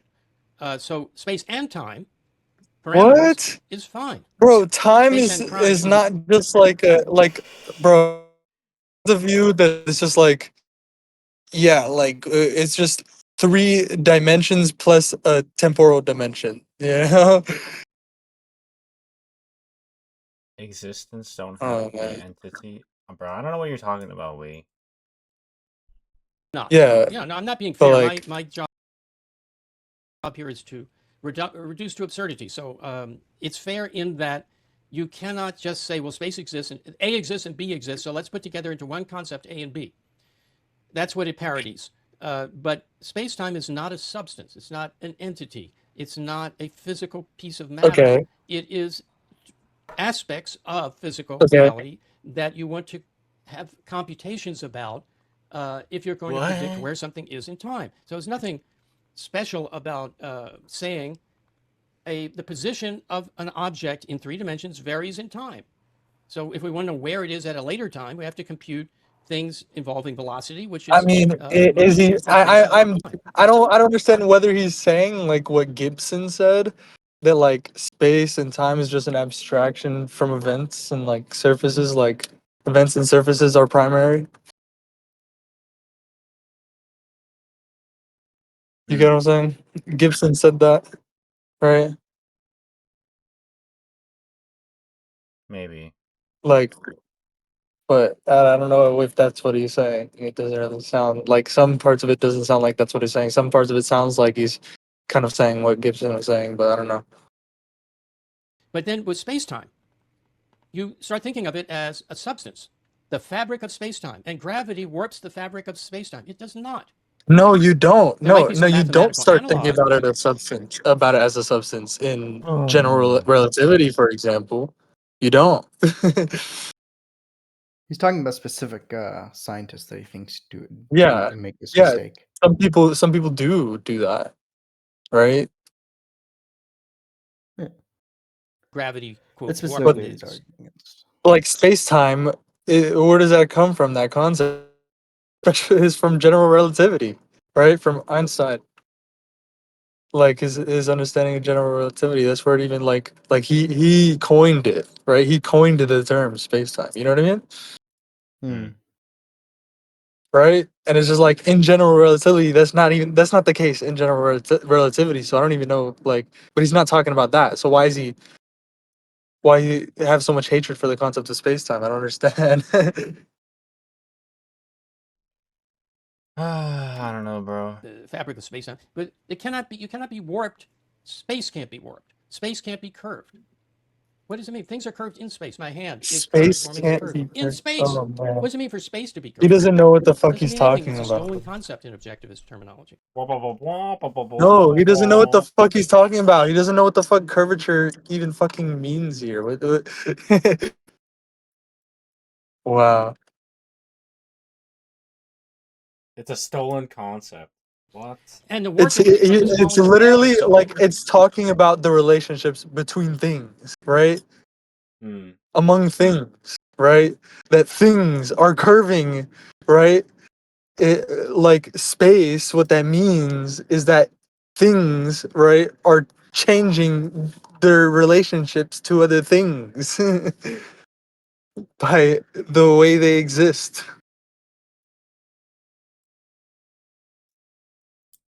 That's literally it.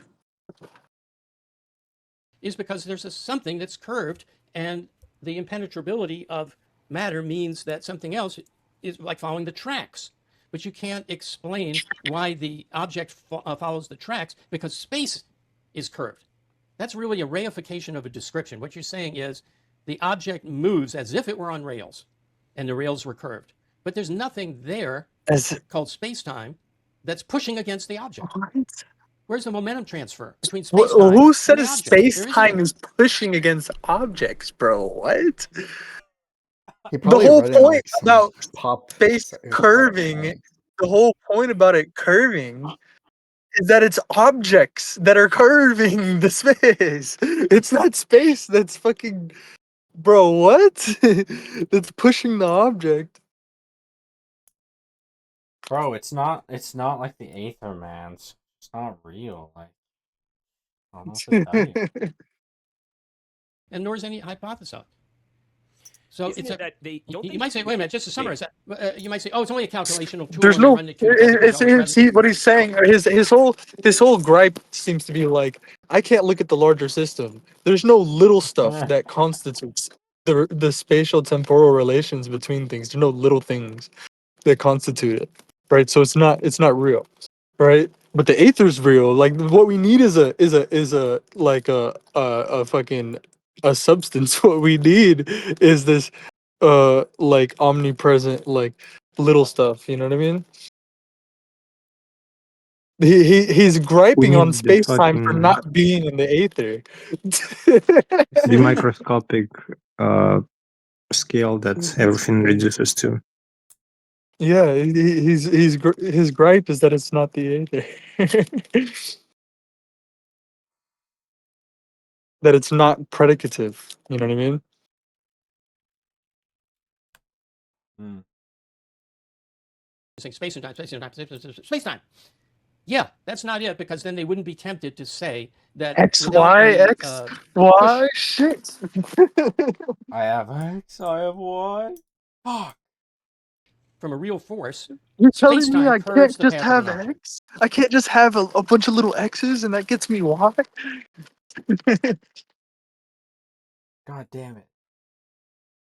And they don't quite say that. They said it follows the straight line in the Minkowski world line diagram, the geodesic straight line.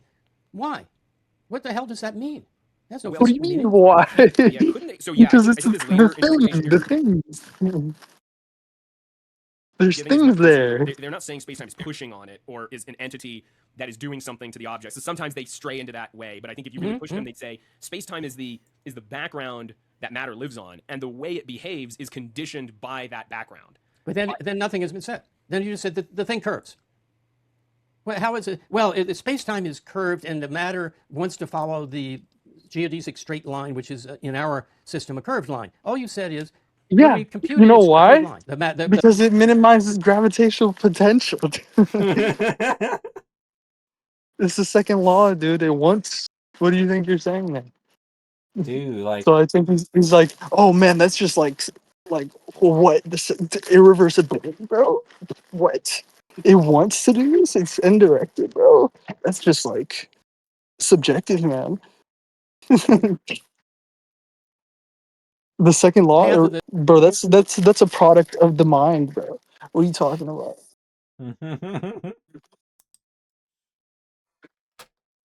object is curved. Light waves are curving. Mm. But don't say they curved because it's following, like it has desires and it wants to follow the Oh, look! least Look what did I resistance or say? something. What did it has desires. I called it, bro? Oh.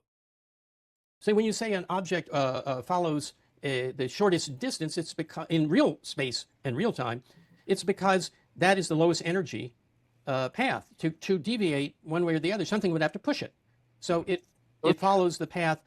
It's just No, no, like something would not need to push it. What do you mean? You just said two contradictory things. bro, like that's just the way that we explain the You laws just of said, "Oh, it's minimizing the potential," thermodynamics. right? It's insensitive to initial conditions. Nothing needs to push it, right? It organizes with respect to the potential, right? Just like nothing needs like the molecules, the air, right, isn't pushed around in order to start flowing out the cabin door once you open the door, right? The room organizes as a whole, like all the air in the room as a whole organizes to push it out the door as fast as possible, right? And just like Bernard cells form, right? Bernard cells, they're all moving in one direction. They're not pushing, right? Nothing's pushing the Bernard cell. Nothing's pushing the convection here.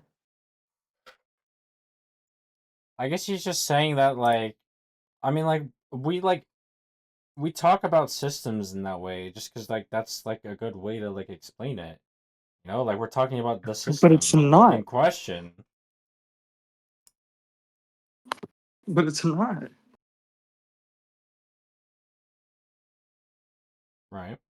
Of least resistance, as it's sometimes put, because of physical factors such as pushes and energy. But curve following a Minkowski world line of the shortest distance into 4 dimensions is not that thing at all, but it's parasitizing the familiarity with following a path of least resistance in 3-dimensional space as if it were an explanation. But it isn't. So what's going on when an object, I think they probably do curve. I think, stellar triangles measure more than 180 degrees, which tells you the light curves. But what's going on? What is light? They don't even want to know. So as you have stressed, the hallmark of 20th century and 21st century physics is let's get rid of physics and turn it into mathematics. Let's not ask what's going on mechanically. Let's just say, how do we calculate? How do we predict? And the reason for that is Immanuel Kant, who said we can't ever know the real world. All we can know is our measurements, our phenomenal world, the world that we create with Oh our wow, the consciousness. reason for So that let's is give up the real Immanuel world, Kant. and that You see how he's just so like disconnected, bro. It's crazy, bro. Like he thinks the entire formalist tradition is a result of Kant. My Uh, God. he said mechanically. He said mechanically. But like, that's crazy, bro. Like, And look it's at the all entire Immanuel history Kant's that fault. Rosen talks about. Look at the entire history that Rosen talks about, right? About He should ask, the what created Kant? but he's missing all of that, right? Like the entire like Rosen really goes into really deep detail about why physics is at this point where it's just like mistaking the map for the territory. You know what I mean? Like it's just like doing it's just doing like a game of symbol manipulation. You know what I mean? It's all Immanuel Kant's fault, he said as he calmly Yeah, read a it's script. just like no. There's As he so much calmly more read a to it. script. Like, and that's why he's missing how literally like the Newtonian formalism was a big part of that. Yeah, They're bro. going back to Newton, so you can't be bad. I wonder if objectivists will ever talk about the fact that like Descartes as well was like a theist, and he wanted to prove fucking theism. Dake. You think they're like Cartesians? Huh? Like explicitly? Do you Or think they're no, like wait. explicitly Cartesian? Or no. That was Newton. I mean, Descartes was a theist. Yeah, But Newton Newton. was Newton. too. Yeah. Yeah, Newton. Yeah. Newton was a theist. Yeah. Like, and he was very happy about people using his sort of like theorems to like justify God. Like the mechanistic worldview argues for a clockmaker, you know? Oh, right. The mechanistic He's world a argues for heterodox me- Protestant Christian. So what Binswanger said is like, he said like, oh, let's not do this. Let's not explain it mechanically, but instead explain it formally, which is the same thing. Yeah, it's the same thing. Exactly. It's the same exact thing. And that's what Rosen like spends so much fucking time trying to like stress, you know? It's the exact same thing. Let's not explain it mechanically. Let's explain it mechanically.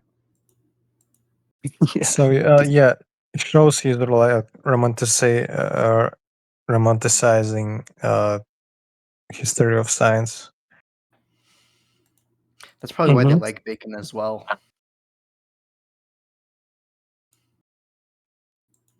Into Same. it's all about the operational definitions and predicting what we will observe, and nothing about how. Nature's a black box. No, that's not physics. Let me even be kinder than that. That's the first stage of physics. When you say, "Oh, look, it always curves," I wonder why. So you do observe, like Newton observed gravity, but had no explanation for it.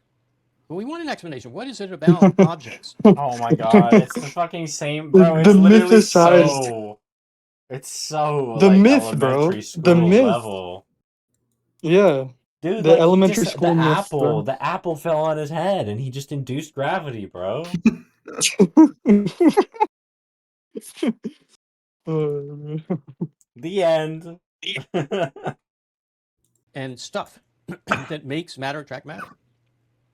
Now, I think Chantal had on your show had an explanation about refraction of waves that was, I didn't listen to the whole thing yet, so it was put forward as an explanation of gravity in terms of waves in an underlying medium. That's physics. Yeah, right.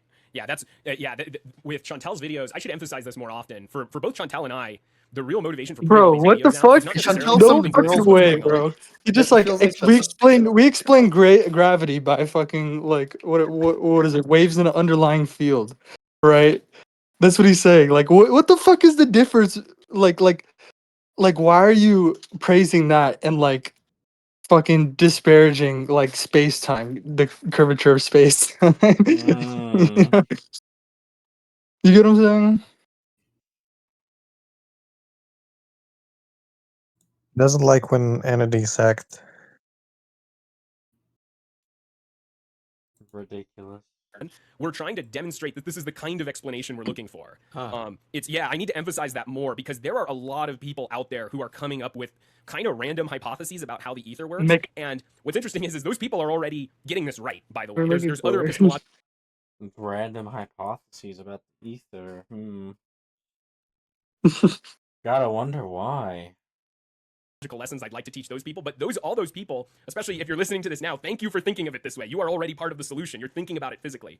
The next step, though, is to understand that this is just a hypothesis. You're kind of just coming up with some conceivable mechanism by which you can fit the data. And again, that's way better than what modern physics is doing. Wow. We can do even Look better at than that. by not guessing and Some conceivable mechanism. Some conceivable Mechanism. mechanism by which you can fit the data.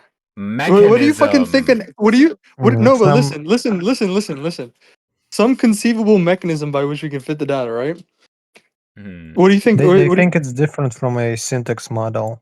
Wait, what do you think epicycles were? Oh yeah, exactly. That's exactly what fucking epicycles were. It's a syntax model. It's just that. He literally just fucking said yes. The type of explanation we're looking for is literally fucking like what epicycles were. You know, the Aether is epicycle. But no, you don't understand, man. It's different. checking, but rather Mechanism that means and it's inferring our way to physical, the true bro. physical mechanisms. And maybe you and I can talk about that It's in a couple physical. minutes. Physical Here. But yeah, mechanisms. I really should. It's physical, guys. Didn't you hear me when I said it's physical, bro? Yeah, it's based on the it's not based on the geocentric or anything like that. It's based on something real, you know. Emphasize that more is I'm just trying to show people and Chantal agrees with this, by the way. We're just trying to show people the new mindset. What does it look like to actually think about this physically? Because so few people do. It's so easy. Anyone who with a physics degree was taught to think about physics this way. Symbols exist, bro. Or you suffered the entire our time. What were you gonna symbols say, model is Never think What were you gonna say physical. about Chantal? I don't know who that No, is. I thought it was a porn star name. That's it. Oh, That was my comment. Yeah, nothing important. Oh, Books is a gooner. I see. The name was associated. Yeah, the truth. you're like, bro, like I don't know. You should have said something else when I asked you, bro. You were like, I don't know. You should have been like, oh man, I'm lucky that he didn't let me make that point earlier. I didn't let him. He didn't let me expose myself. I was about to expose myself. it is just math. And as a result, it was just constant pain of I could never get through the assignments. I could get through them, but I could never get through them in any reasonable amount of time because you're constantly made to just think about the math without understanding physical cause and effect processes. And the way my approach was from the very beginning is you understand the cause And and you effect see what processes see how he's like stuck on the like. I think he's stuck on the like decoding side. You know, like Rosen talks about the It's like. not only it's not inductive, it's completely second-handed as well. Mhm. Rosen talks about the modeling relation, right? And he's just like like all that can be decoded from the Newtonian formalism, right? And onto causal entailment in nature is just like what syntax can do, right? What syntax can already do, right? Yeah. Row iteration of fixed rules, right? That are fixed Oh in yeah, advance. because formalisms they Row show iteration of rules at which least are real properties of beyond the reach of syntax. intent. Yeah, Yeah. that's like with any like pure formalism, it's just Row iteration of in rules real. that are recursive rules, right? That are beyond the reach of entailment, right? By design. Yeah, not But anything it's like about the natural system. that's all that can be decoded, right? Back into causal terms from the Newtonian formalism, right? Yeah, Because that's all that is encoded, right? no, And nothing so about like motions of things and so stuff. I think when Inductica is saying like, oh, we got to think about it in physical terms, he's just decoding it, right? Yeah, And he's it's left just with like, this impoverished guys, what is row. waving? What is waving? If light is a wave, then what is waving? Oh, it's the ether. It's the ether, guys. He's like trying to he's trying to recover reality, reify it, right? Or reify the like from his reified like what's it called? Like description or whatever, his impoverishment, right? You get what I'm Yeah, saying? And it's just like he's trying to construct it, construct it out of what he can decode from the Newtonian formalism or whatever. Like reconstruct it. You get what I'm saying? But Rosen really goes into how that's like impossible. You can't do that. Like you yeah. just keep creating all these magic stuff, all this magic. Then use the math to describe those cause and effect processes. And that's and I was getting that right from the beginning. That's not one of those things I had to change. That is really what we need to get back to in physics. Right, physics. Yeah, right. Imagine that. Yeah, not mathematics, but physics. Yeah, the moderns are Pythagoreans, Yes. strangely enough. And like objects curve because of the warp of space-time is just like, well, 10 is the number for justice. Because it's 1 plus 2 plus 3 plus 4 plus. Ironically, 2 plus they're 4 the plus 3 plus 4. Pythagoreans. Really. They're the ones on the decoded side, Actually, being like reality is number, nature is number, right? All that was decoded in back in the causal terms is just syntax, right? I have a um, decoding also violates the first law. Decoding as such, no. I'll explain. I'll explain that. No, decoding. What do you mean?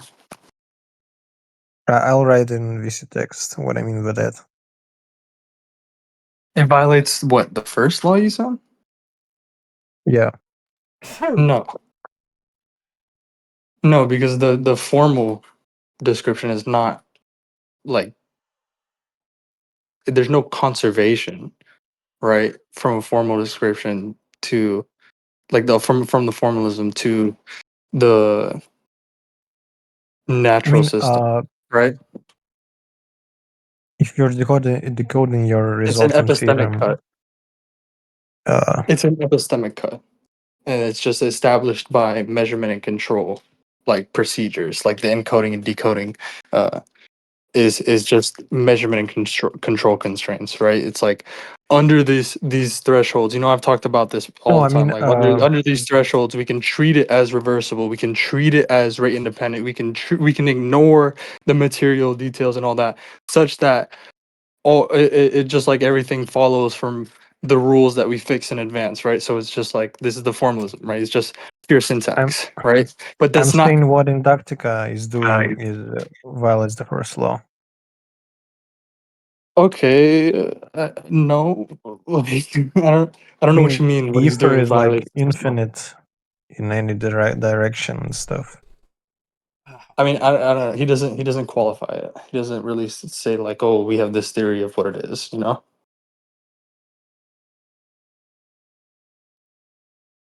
Yeah, all right. And it all has all the numbers, and But that's I'm fixed. sure So I'm that's sure he fixed. is violating the first law somewhere. Routinely probably. Right, because he I mean, doesn't give a shit about Binswanger, he doesn't give a shit about thermodynamics. yeah, Binswanger doesn't care about the second law either. So you have But that. like I thought you were saying that the modeling relation itself like violates the first law. You said that decoding violates the first law. I don't know what that means. Maybe he means like elevating it on top. No, but like I was explaining to From him, from mistake he was mechanistic making. hypothesis formalisms. No, you can definitely decode some mechanistic formalism back into causal terms, right? It's just like what you can decode is like very, very, very like poor in its right? It's very special. Like it's very like it's the limiting case. You know what I mean? The Like it's like we it's like again it's like reversibility. You know what I mean? We can treat right uh something is reversible, right? Under threshold, under limiting processes, right? Where we establish the thresholding like conditions like with irreversibility. Like, you know, we trace a ring around of a irreversibility around it that suppresses the dynamics, and it just like it exports all the dynamics out of it, out of the inside of the ring. You get what I'm saying? okay, I see what you mean. Yeah, I see it. So like it's like for our purposes, right? For the purposes of like symbolic manipulation, right? Symbol manipulation, right? Syntactic, like rule-based symbol manipulation, right? For those purposes, we can keep something like stable enough, rigid enough, right? For a long enough time, like we write symbols on paper, right? We can walk away from them and we can come back to them, right? And pick up where we Yeah. left off, right? You know what I'm saying? Yeah. I guess what I wanted to say initially was like that Ray find zero, well as the first law, which is like obvious, but it wasn't obvious to me at the time because I haven't put it that way.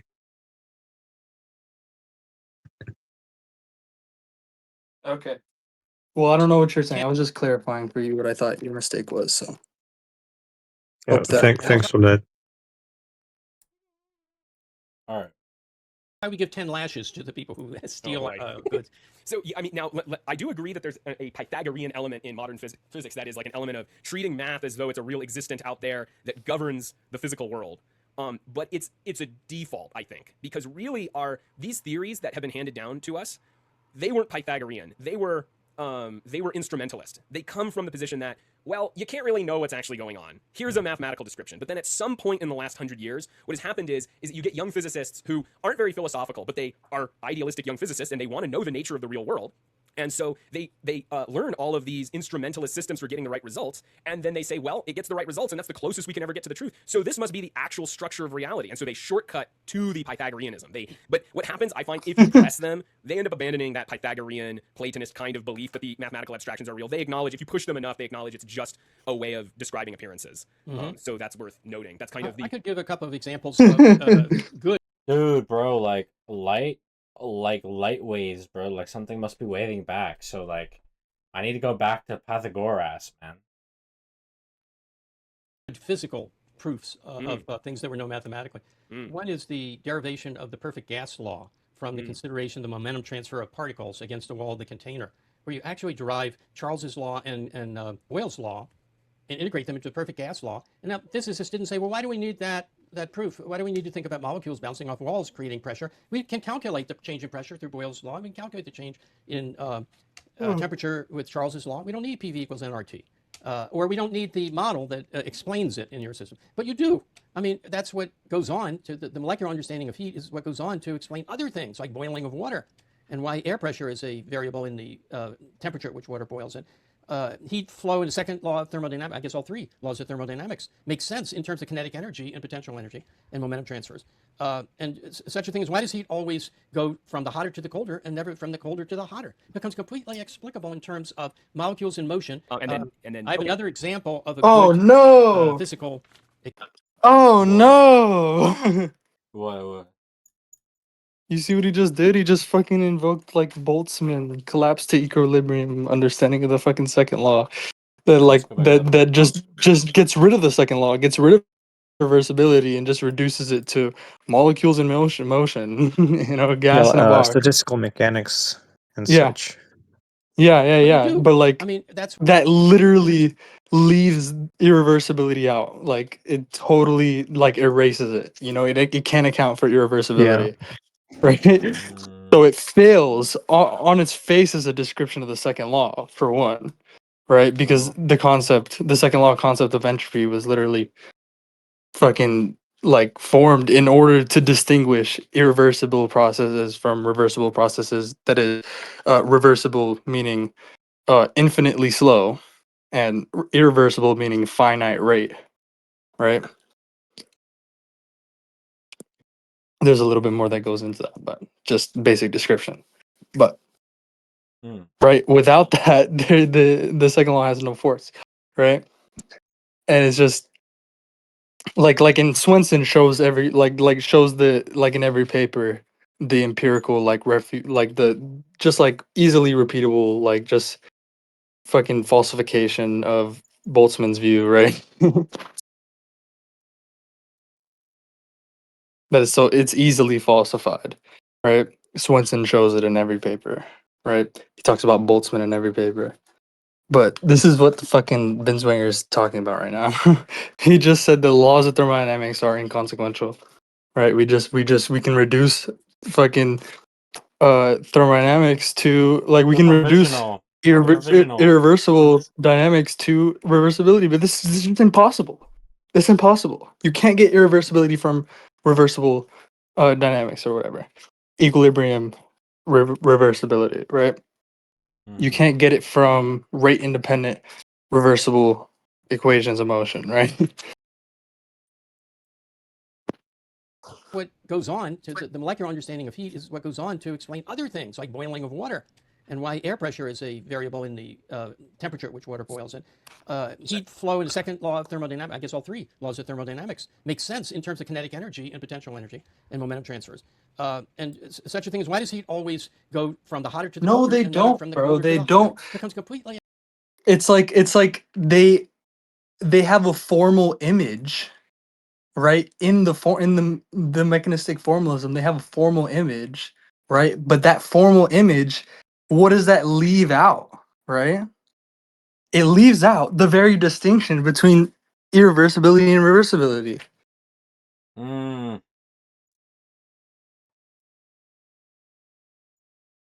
Just because you're formalism, right? It can't distinguish irreversibility from reversibility doesn't mean that reversibility is illusory, right? You're projecting the limitation of the formalism onto nature, right? Yeah. Yeah.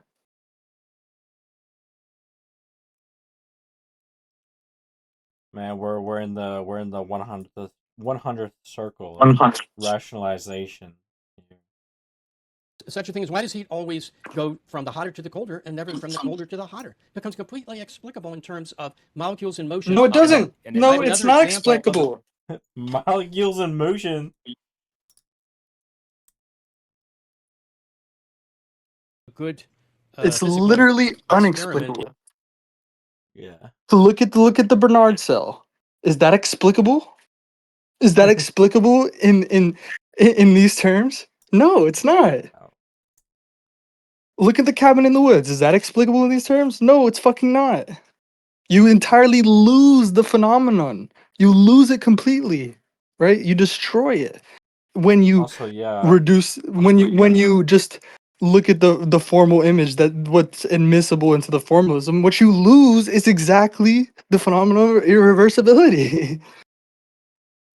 Yeah, also he left out the fourth law. He said the three laws of thermodynamics. Well, yeah, of course he doesn't fucking know about the fourth law. Also, it entities no longer act because, like, if everything is reversible, then they're not acting.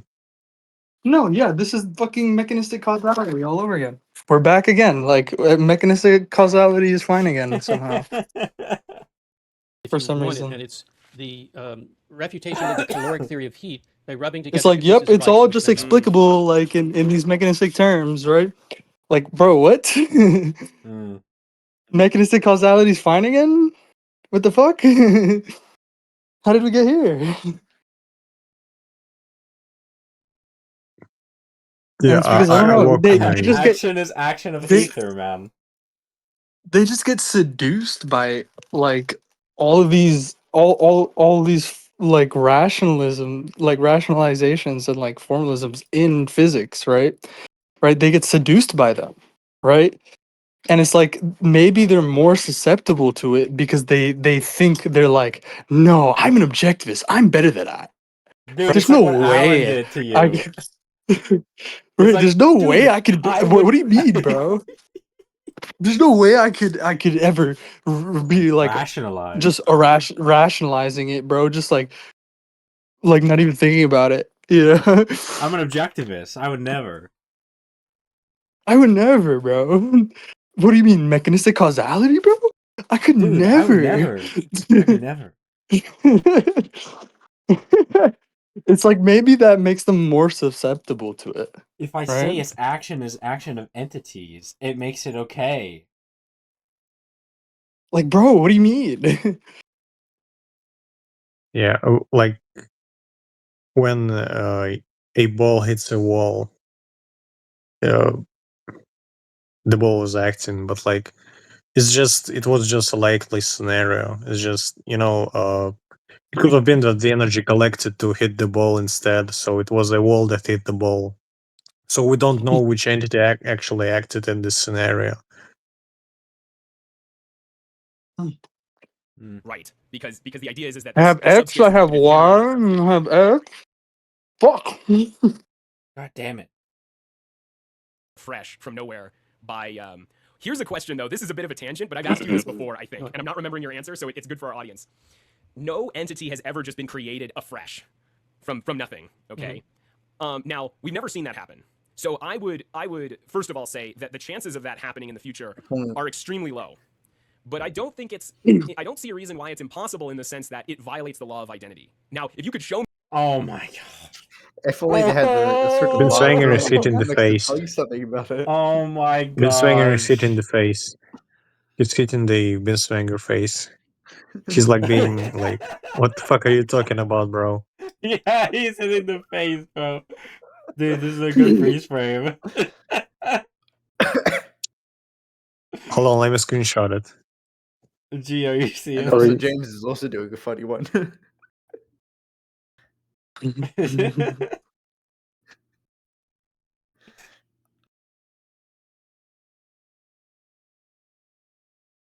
Dude, he just said, like, bro, I don't understand how something can't come from nothing. I don't see how it violates the law of identity, bro.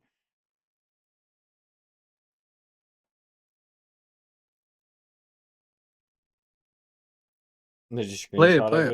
Lee? Can you remove like subtitles so that I can? There. Go for it. Thanks. Alright. how that violates the law of identity, then we would know it ain't never going to happen. So do you have a way of showing that violates the law of identity, or do we just confine I think ourselves it violates existence exists more Okay. than identity. because There's nothing that becomes something, and nothing doesn't even exist. nothing, that's right, nothing doesn't exist, but we're not necessarily, so it's just a turn of phrase to say that nothing turned into something here. Couldn't you just word it differently to dodge this issue? You could say something along the lines of a new entity came into being. If only we had a law. If only we had some law which could answer this question. You don't have to mention nothing at all there. It's just at Yeah, one but time there that was does happen. A new entity does come into being. right. I Yep, guess you it would does say- happen. So, Wow. yeah, so and Yeah, wow. How? How does that If only happen? there was another law for that. yeah, I do. And incidentally, in my broad physical If only categories, there was there's- like two laws that like are mutually entailed, bro. Oh man, if only there was like we can account for both what persists and what changes. Oh man. Yeah, existence and causality, and also, yeah, Existence. Fuck. entities act. What? Existence is identity? induction, I define creation as the forming of relationships between You existing see entities. what to form missing a new thermodynamics does for that objectivist metaphysician? Bro, Just it like absolutely destroys them, man. They just can't grasp it. and it's like, if only they had thermodynamics, bro. right. I guess you would Maybe say. actually So, they're yeah, thinking with their brain because like it's With the smaller brain. than the entire system, so they can think much more. so and yeah, and incidentally, in my broad physical categories in my theory of induction, I define creation as the forming of relationships between existing entities to form a new composite entity. And then I define destruction as basically the opposite of that. I mean, if you look at the word, it's kind of nice because it's literally deconstruction. You are Composite you're just entity. disforming relationships. You're not actually annihilating anything. So creation in the something from nothing sense doesn't exist, and annihilation in the sense of the basic constituents actually going out of existence, that doesn't exist as far as we know. But I think it would give us a lot more power if we knew that could never happen, just from the law of identity and from. Oh my god, dude! If only we Oh knew. my god, if Oh only we man, could if know! only we knew. If only! It's just from the law of identity. But like I've been saying, right? The law of Yeah, identity is the first law and the second law, right? It's yeah. existence exists, right? First and second law, yeah. Oh, man. The law of existence. And I'm trying. You Is have to there have more Law you of can say to help existence, convince me huh? of this? Well, nothing doesn't exist, so something can change into something else, Right? but that wouldn't be what you're talking about. You're talking about the images, there's blackness, and then a ball appears. But there's no blackness. It's Right. ether all the way down. Right? It's Okay. ether all the way it's existing down. things all the way Oh down. my There's certainly god, ether down bro. to a certain point, and then beyond that, who knows? Maybe that's the end, or maybe there's more things. But it's things all the way down. It's stuff You that see exists what all the way down. happens if you don't have like the fucking laws of Oh, thermodynamics, bro? oh my It gets funnier. god. man. Oh. You mean one thing changes into another thing, bro? What fills the gap, bro? Oh my god. Oh, dude, I think it's this. I think it's the ether. I have X, I have Y, I have X, I have Y. Fuck. Neither I think that's just what you're X. X doesn't give me the action with Y. Y doesn't give me the change to X, or and Y Mhm. doesn't give me the change to X. X doesn't give me the change to Y, right? What does? Oh shit, man. Oh man, it must be a bunch of little X's or a bunch of little Y's or something, or a bunch of little something else's, Or something. maybe it's a la. No, it can't be a law. La, Oh, it can't la. be a law. Can't, No. Oh. that exists No, appear. but I thought you're I think this is going for a this is little larger system. Hello? arbitrary in the worst kind of way. Because I'm. Shit, But it's worse than arbitrary, right? maybe X and Y. No. X and Y. No. Maybe X mutually. Maybe they're units of some conserved totality. No. No, it can't be. Nah, dude, that doesn't make sense. It's not an entity.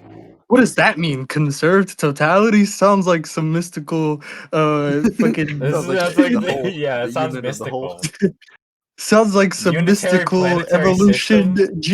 unitary planetary system. Geoplanet. Unstoppable Oh, force bro. versus immovable object. Bro, a conserved totality, bro. That's almost as mystical as a unitary planetary system, bro. Would Ayn Rand say this? When she talk about Would Ayn Rand conserved and Ben totalities, Green bro, say when this? she talk about conservational symmetries, bro, what kind of shit is that? This is mystical gobbledygook, bro. Guys, Conservational just symmetry. remember to ask yourselves, what would Ayn Rand and Benzedrine do in this situation?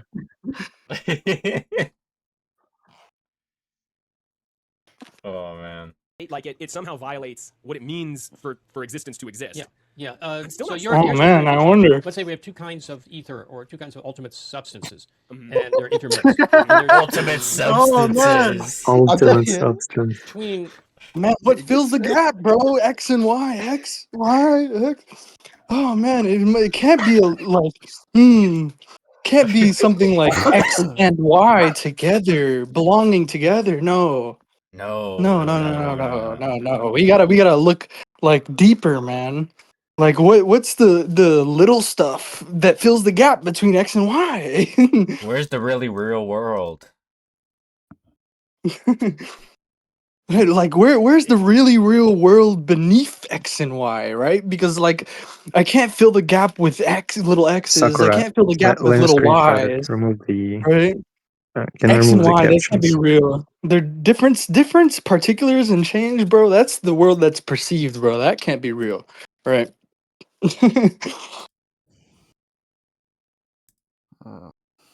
You get it? We need this third thing, Yeah, I bro. We got need it. this like this Aether, right? Beneath X and Y. This is a plurality. Dude, I need it. Of ethers. Dude, I can feel the Aether. It's Bro, connecting X wait, and you're Y for telling me me. wait, yeah, right. So like water melts. I mean ice melts and becomes water, right? I mean, but like I have the water, I have the water, I have the water, and then it's like, where did it come from? Who? You know what I mean? I have the If water. water can Where did it freeze, come from? if water can freeze, who's cool enough to freeze it? Like, because I can't consider Yo, both heat is a the substance, water guys. and the ice, right? I can't consider both the water and the ice together, right? If my drink is Apprentice hot, then wizard. what is hotting? If my If my drink is drink is hot, hot, then what is then what hotting? is hotting? Who's hotter?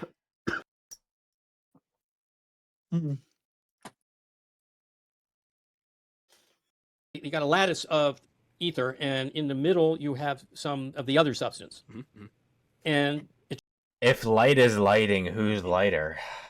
turns into ether. Okay. Now that violates the law of identity. That doesn't violate existence, because something turned into something else Bro, what does that mean? without any potentiality to do that. Okay. Now, Well, but what if suppose you go ahead. Well, suppose let you me give could an argue objection that before we move on. What if natively in that fundamental stuff, it simply has the potentiality to turn into the second kind of stuff? And you might ask me why? Like, what about it gives, and you say, no, there's no answer. Maybe that's the end. Because, of course, there has to be some termination of Oh explanation. What if man, that's just one of its... Yeah. you can't make this shit up, bro. Natively in that fundamental stuff. Do you guys it know what simply he has just the did? potentiality- Fundamental stuff. It's in the fundamental stuff. To turn into the second kind of stuff. And you might ask me why? Like, what about it gives, and you say, no, there's no answer. Maybe that's the end. Because, of course, there has to be some termination of explanations. What if that's just one of its... Oh, termination of explanations. It must terminate somewhere. Yo, Sakura, let me Yeah, this is a screenshot good it. screenshot. Fucking insane freeze frame. Just do Elias.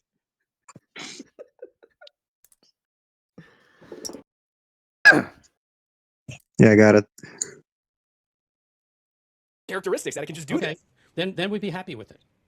Okay, then there's no problem. Yeah. Then you're not got anything you're wondering, how do we rule this out? You've just ruled it in. Then we'd be happy with it, yeah. We ruled it in. Didn't he just imagine it though? What happened to that? We were just talking about how we can't imagine stuff up. What happened to that? We're gonna be happy Potentiality. when we can say that the difference between X and Y is not real, bro. It's just an illusion. Now, I think, Okay. and I discussed this with Ayn Rand, and she was both leery It's and just the sympathetic at the same Aether time. arranged X and Y Ys, bro. X Ys and Y Ys. Yeah, dude. X is X is It's is just X is X is X is this X. chair. This chair isn't a chair, bro. It's just the Aether arranged chair wise, bro. It's the Aether frame of the chair or whatever the fuck. respect. Mhm. I think that the basic constituents of the existence have to have no unexpressed potentialities. They have to be pure actuality because all the potentialities that we Pure actuality. know of come from internal structure. Mm. And it has no internal structure, or else it's not ultimate. So I think It's it's not only ultimate. It has no relation. internal structure. It's not, or else it's not ultimate. You know what that means? It's he's Parmenidean symmetry. No internal structure, or else it's not. Oh yeah, internal, like thing in itself.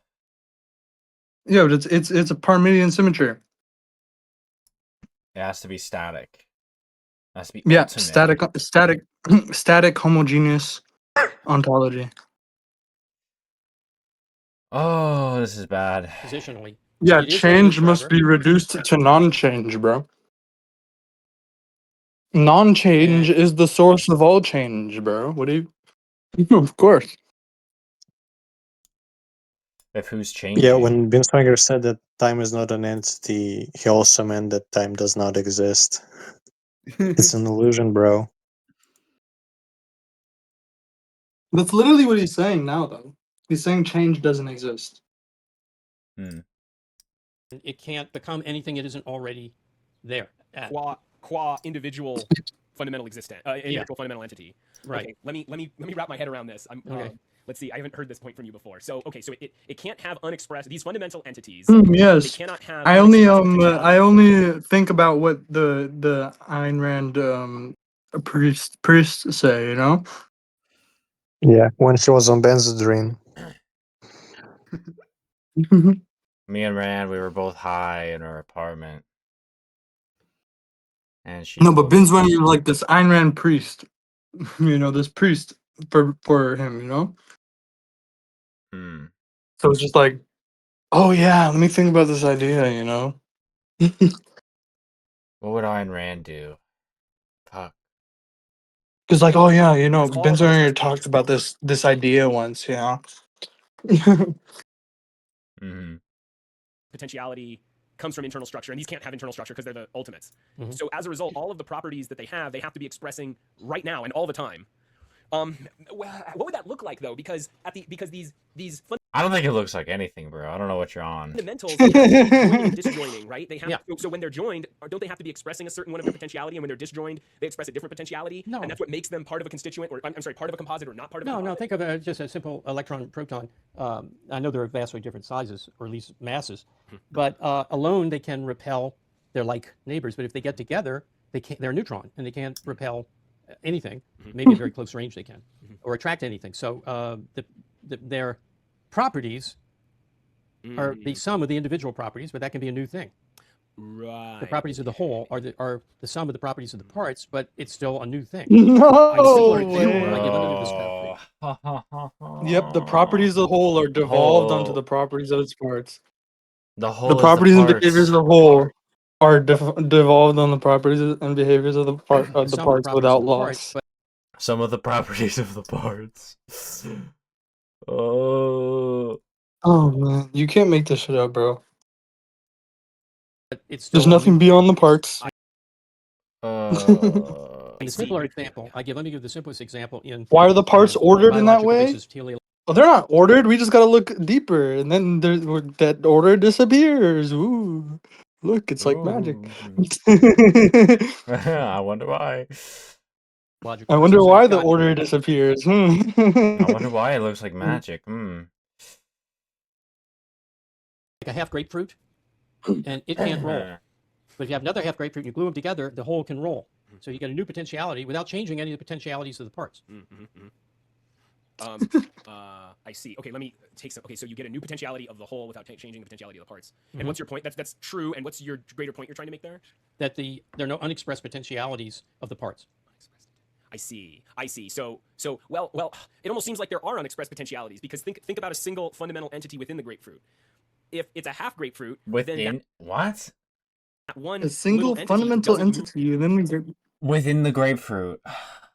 The thing in itself?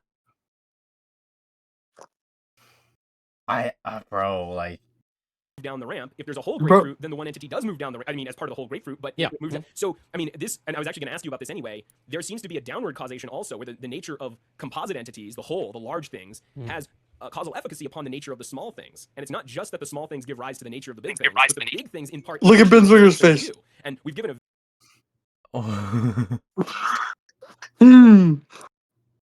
He's got Actually- his thinking muscles engaged, bro. He's like, His yeah, brain, wait. his brain is working. You're telling me, I gotta look at the larger system. Let me think about this. Yeah, what Inductica is trying to say is that so- like the larger scale constrains the smaller scales and such, but like he doesn't grasp it fully. Yeah.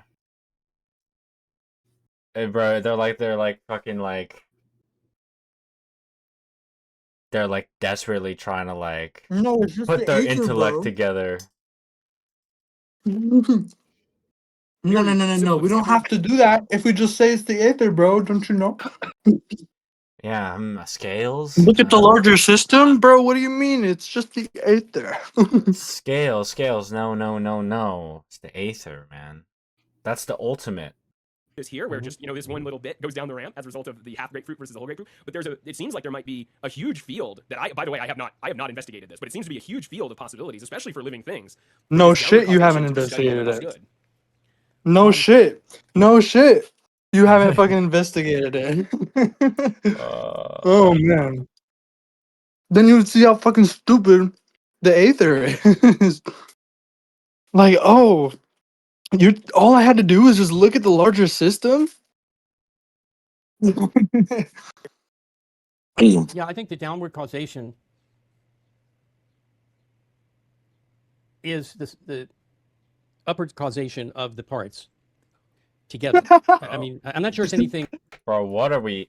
Like, you can see him. He's like, oh man, like, what do I make up? Bro, no fucking way, bro. You can't make this shit up.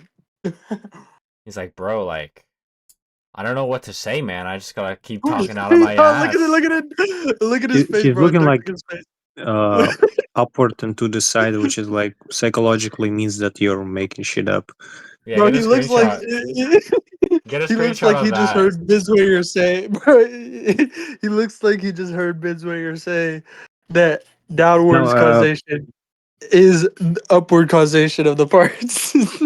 Sakura, rewind it to the point where he's like thinking. No, His bro. No. That's what he thinking looks like. pose. Look at his face, bro. Doesn't he look like he just heard Binswanger say that downwards causation for the whole is upwards causation from the parts to the whole? Yeah, take a screenshot of that,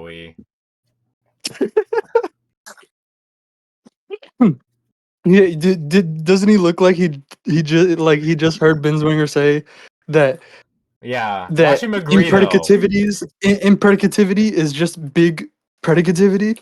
though. Watch him, like... Watch him, I don't know, watch him just, like, ignore it, or, like, just, like, go somewhere else It's like, with no, that. like, shit, I can't criticize Binswanger. It's like, maybe it's like Yeah, this with the Aether. what will Binswanger do after having a stroke once? I can't believe Binswanger just said that, bro. Downwards causation is upward causation of the parts. Yeah, remember to always ask yourself, what would Binswanger post having a stroke do? Alright. That would say solve a problem of free will. I don't think it would do that, but it's worth looking at that. Yeah. Um, And you I suspect know, it's David Did you reducible. just Kelly say that is Aether looking at solves the downward problem causation. of free will? No, I They think he said it said his doesn't. upward downward upward thing. causation of the parts together. I Oh. mean, I'm not sure it's anything that would say solve a problem of free will. I don't think it would do that, but it's worth Why are the looking at parts that. together? Why? Mm. No, you can't ask that question, bro. Mm-hmm. It's the Aether, bro. Don't you know? That's what keeps them together, bro. That's what makes them go together, man. You know, Why do my they belong free will. together? The Aether, man. It can't be the I'm larger grateful. system. I'm grateful to the It's Aether, Aether all the way man. down. I'm grateful It's to the the ether all the way Aether. down, exactly. It gives me my free will. I have a little bit of Aether in my heart, you know.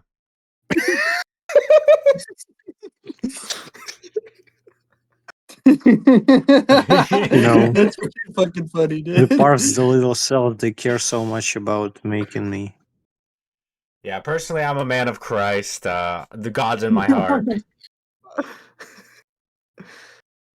I'd say Um, the cells that are like Let's see. that compose my Let's microbiome, they replace like work really hard, like collectively. Every Yeah. time they say Aether, let's replace it with God and see what changes. Guys, the cells that make up my body, they like work really hard collectively to create my consciousness and stuff. When the priest says something challenging at church today. Okay, start it. You suspect so it's reducible. David Kelly has his thing on downward causation, and I do think of free will as downward causation.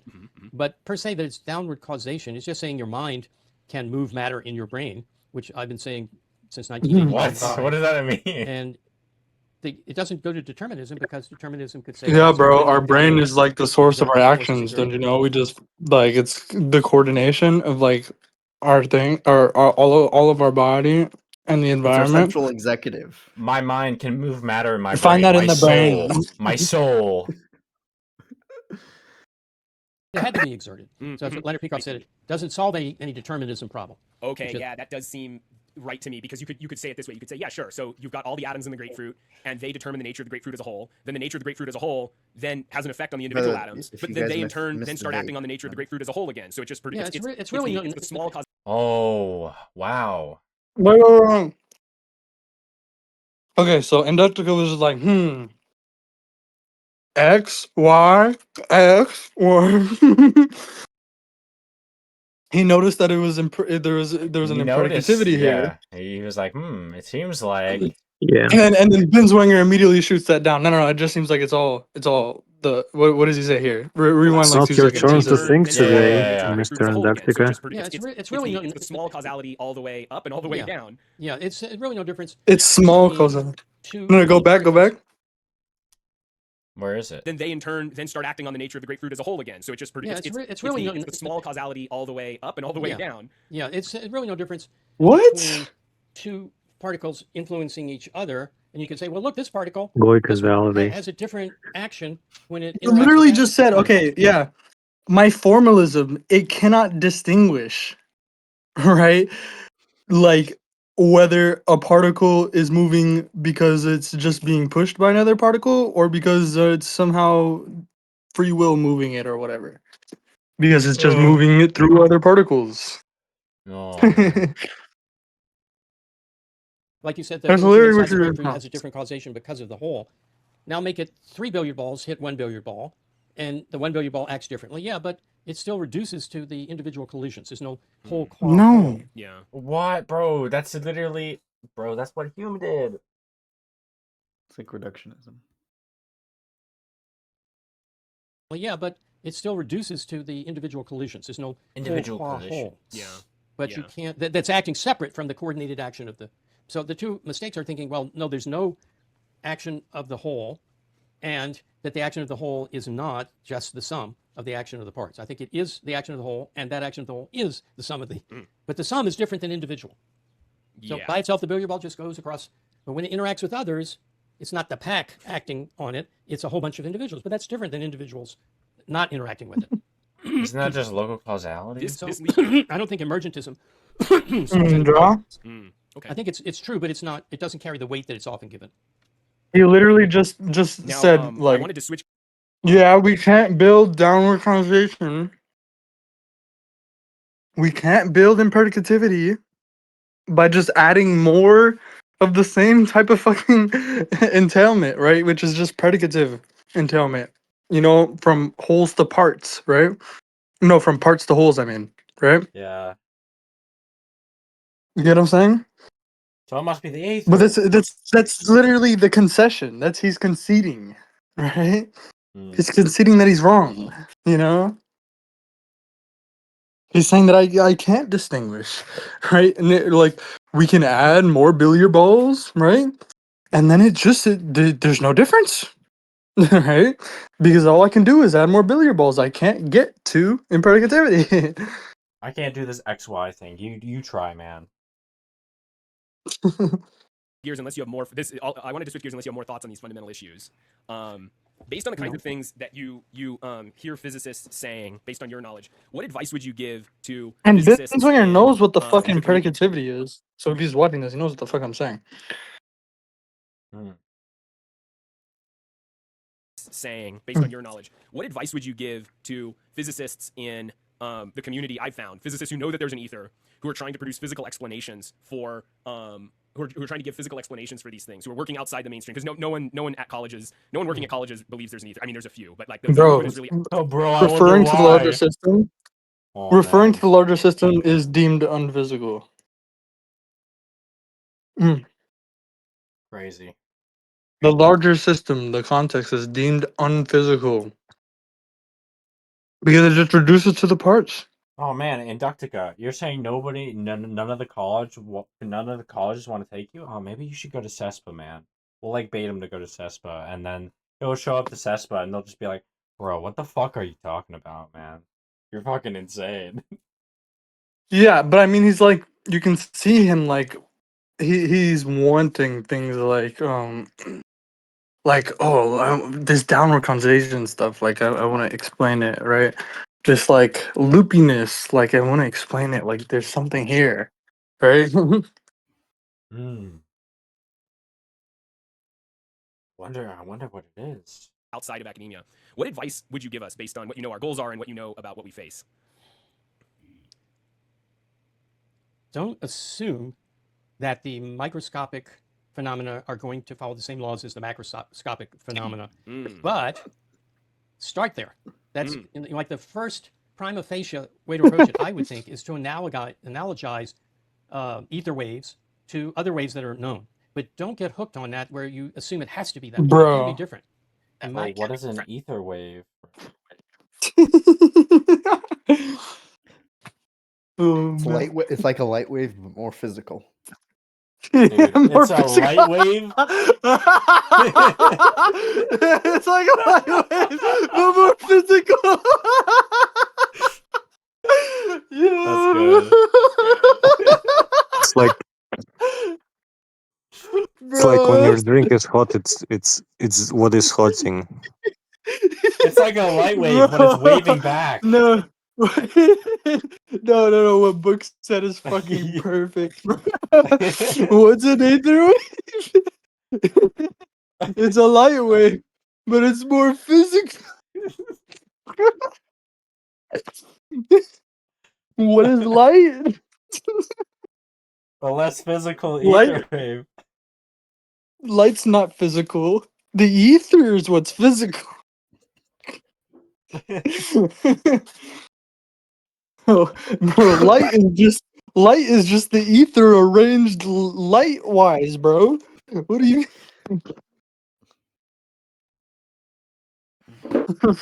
It's fucking hilarious, bro. What's an ether wave? It's just a light wave, more physical, bro. The light wave is just God's love, bro. Well, that was perfect, Boots. Oh, Boots. I don't know why I called you Boots. Books. You broke 'em books. is possibly governed by different. I don't know if laws is the right word to use. You don't like the word law, right? You think of it as epistemic. Why doesn't he like the word law?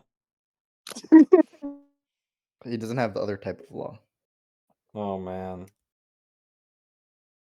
Oh, where did she go?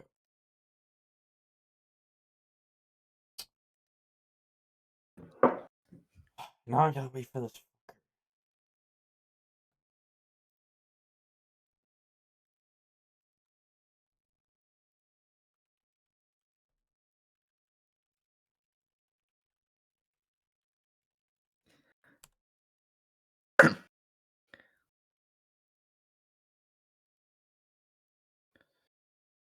Then the whole end of this video is just a comedy show.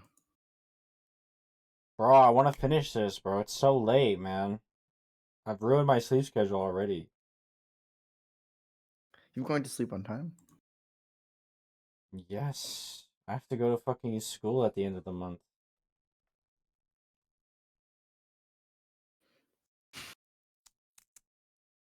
Light is wave. What is waving? The parts. My mantis is waving.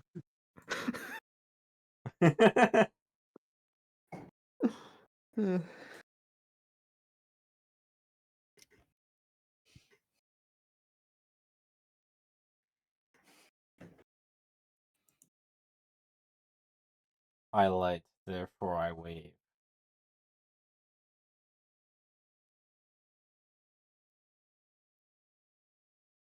Bro, he just died. Like, I think his phone died or some shit.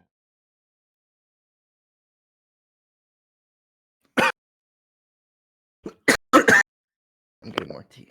So.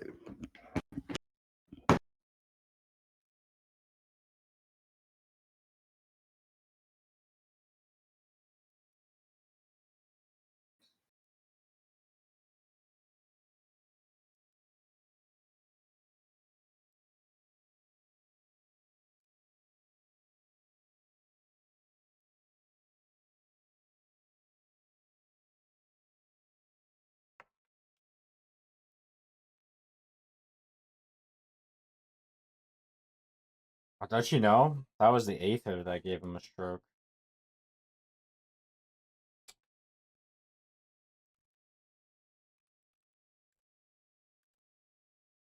Yeah. If Binswanger had a stroke, what was stroking?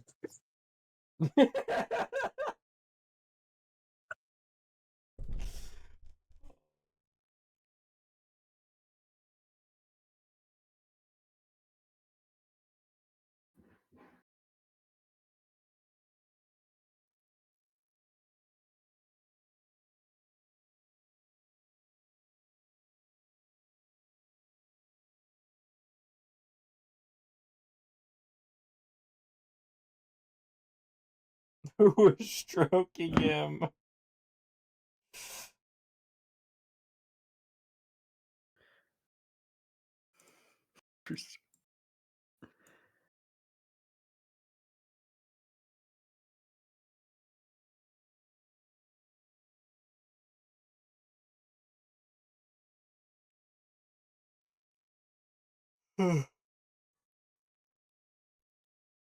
Does he not know that his phone is dead or some shit? Where is he, man? That is possible.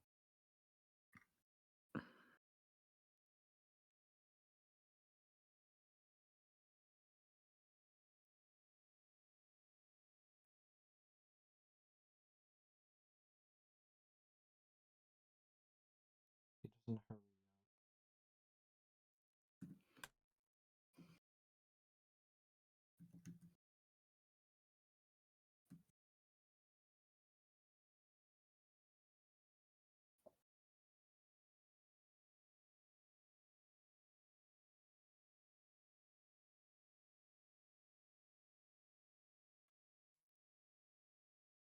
If Binswanger had a stroke, what was he stroking?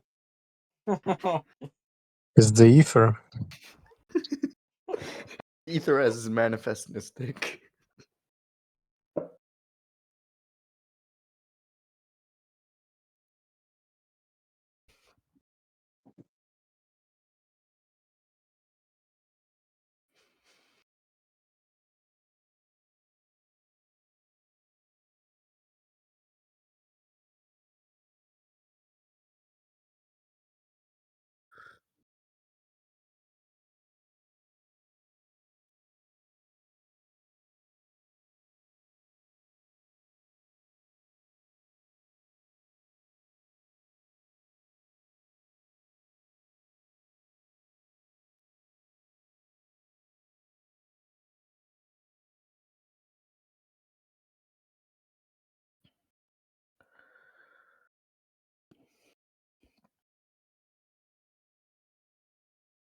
Bro, I don't think he's coming back.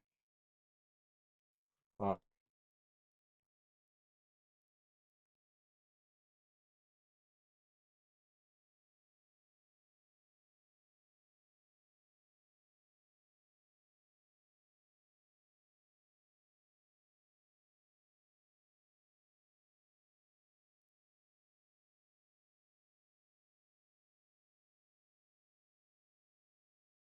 Oh, maybe.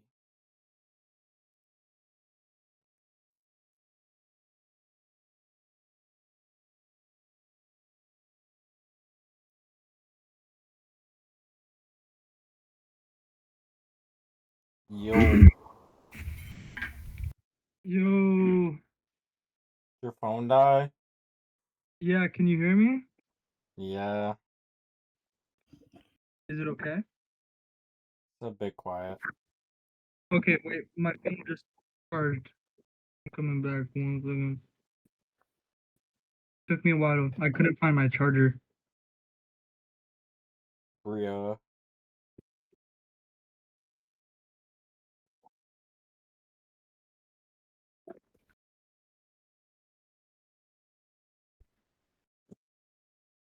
What the Did you see that? Like, if Binswanger had a stroke, what was Yeah, his stroke?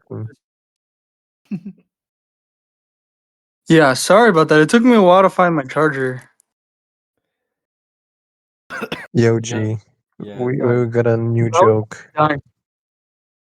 I was dying, bro, the whole time. If Binswanger had a stroke, what was he stroking?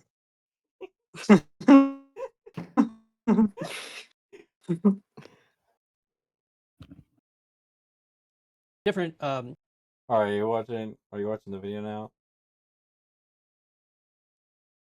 Yes, yes. Yeah, I'm watching it. relationships. Yeah, yeah, right. Physical.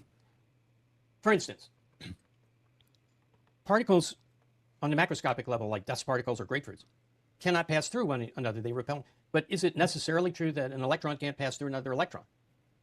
I don't think that should be assumed. I think it's a reasonable first default position, but it's not locked in. So I would say start with the assumption that the microscopic works as the macroscopic, but with a very clear awareness that this could be wrong. So this is actually very interesting because one of the foremost thinkers in this community that's trying to bring the ether back are the Demystify Psi podcast, and they have their own theory of the ether.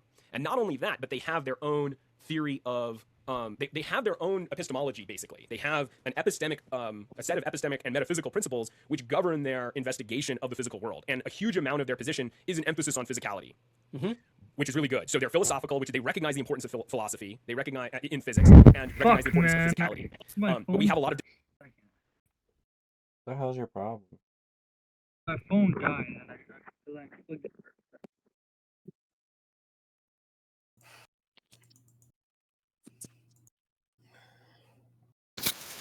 Yo.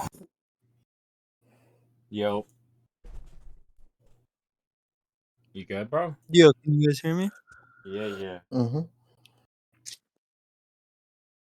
What the hell? Are you good?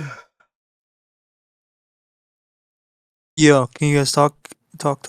Yeah, Yo. blah, blah, blah. Yo, Okay, yo. now I can hear you. Okay, I was just plugging in my headset to my computer here. Okay. Can you guys hear me good? Because I'm using Apple earphones right now. It's much better than the last headphones you were using. Yeah, I bet. Okay, so yeah, I'm gonna use my computer now. Alright, bet. Disagreements because their concept of I physicality. gotta join the watch together again. Bruh, yeah, bruh. Where the fuck is it? Right in front of you. Here. Okay, I'm in it. Which is really good. So they're philosophical, which they recognize the importance of philosophy. They recognize in physics and recognize the importance of physicality. But we have a lot of disagreements because their concept of physicality is bodies exerting contact forces on each other, as you just described. And they say if you don't reduce your physical explanation to something like that, then it's magic. Then it's not. And they say it's inconceivable that there is a different kind of interaction. And they would acknowledge, for example, that an electron does pass through another electron. I can bring that up. That actually It's inconceivable, man. That like, Oh, on, man. like Can't anything Look at the larger other, system. anything other than this atomistic scale is just like unreal. Anything other than like we just can't look at the larger system, man. Anything but Can't do that, it. bro. Anything but that. Well, so they yeah, right, but I'm saying that kind of thing, that non-solidity of these certain phenomena, they acknowledge them, but they explain that by saying the electron isn't really a body, that it's a process of action. It's like a process of action of lots of different bodies. Specifically, it's a wave of the ether, and the ether itself is made of these Oh my exerting god. contact forces.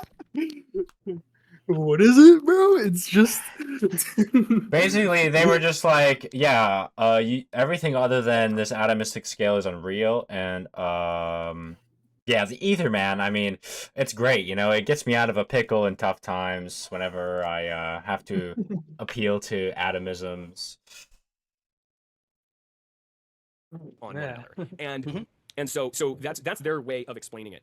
And I debate with them all the time because I just say, well, I'm making the same point as you are, I think, which is that you don't know what is anything it? about the contact It's forces. just The other thing is like a light wave, but more physical, man. It's just like it's like an electron, but like more physical, man.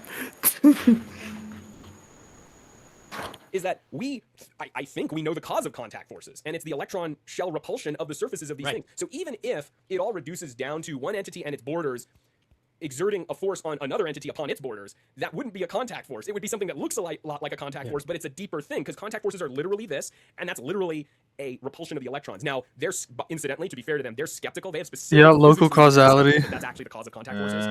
Because there's, I'd have to think more about that if they're thinking about that right, but as we've debated it, they've said that they have particular physical reasons to doubt a lot of the things we think we know about the electron. I'm coming from a position where it's true that we don't know a lot of the details of the electron, but we're pretty sure the electron is this phenomena that surrounds the nucleus, and it exerts a repulsive force on the other surrounding electronness of the other atoms, and that is the cause of contact forces. I'd have to go deeper into debate with them to know. Well, I have another.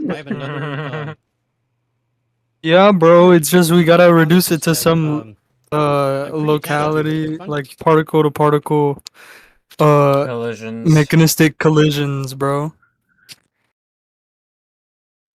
Can't have any larger systems doing anything. No non-locality, guys. No way. Fundamental cannot be particles. The fundamental has to be something continuous. And Has to they be the say the Aether. probability of finding an electron goes down with distance, but it never gets to zero. And I'm on board with that because I think that a hard edge involves an infinity, a singularity, if you want to put it that way. What? An infinity, bro.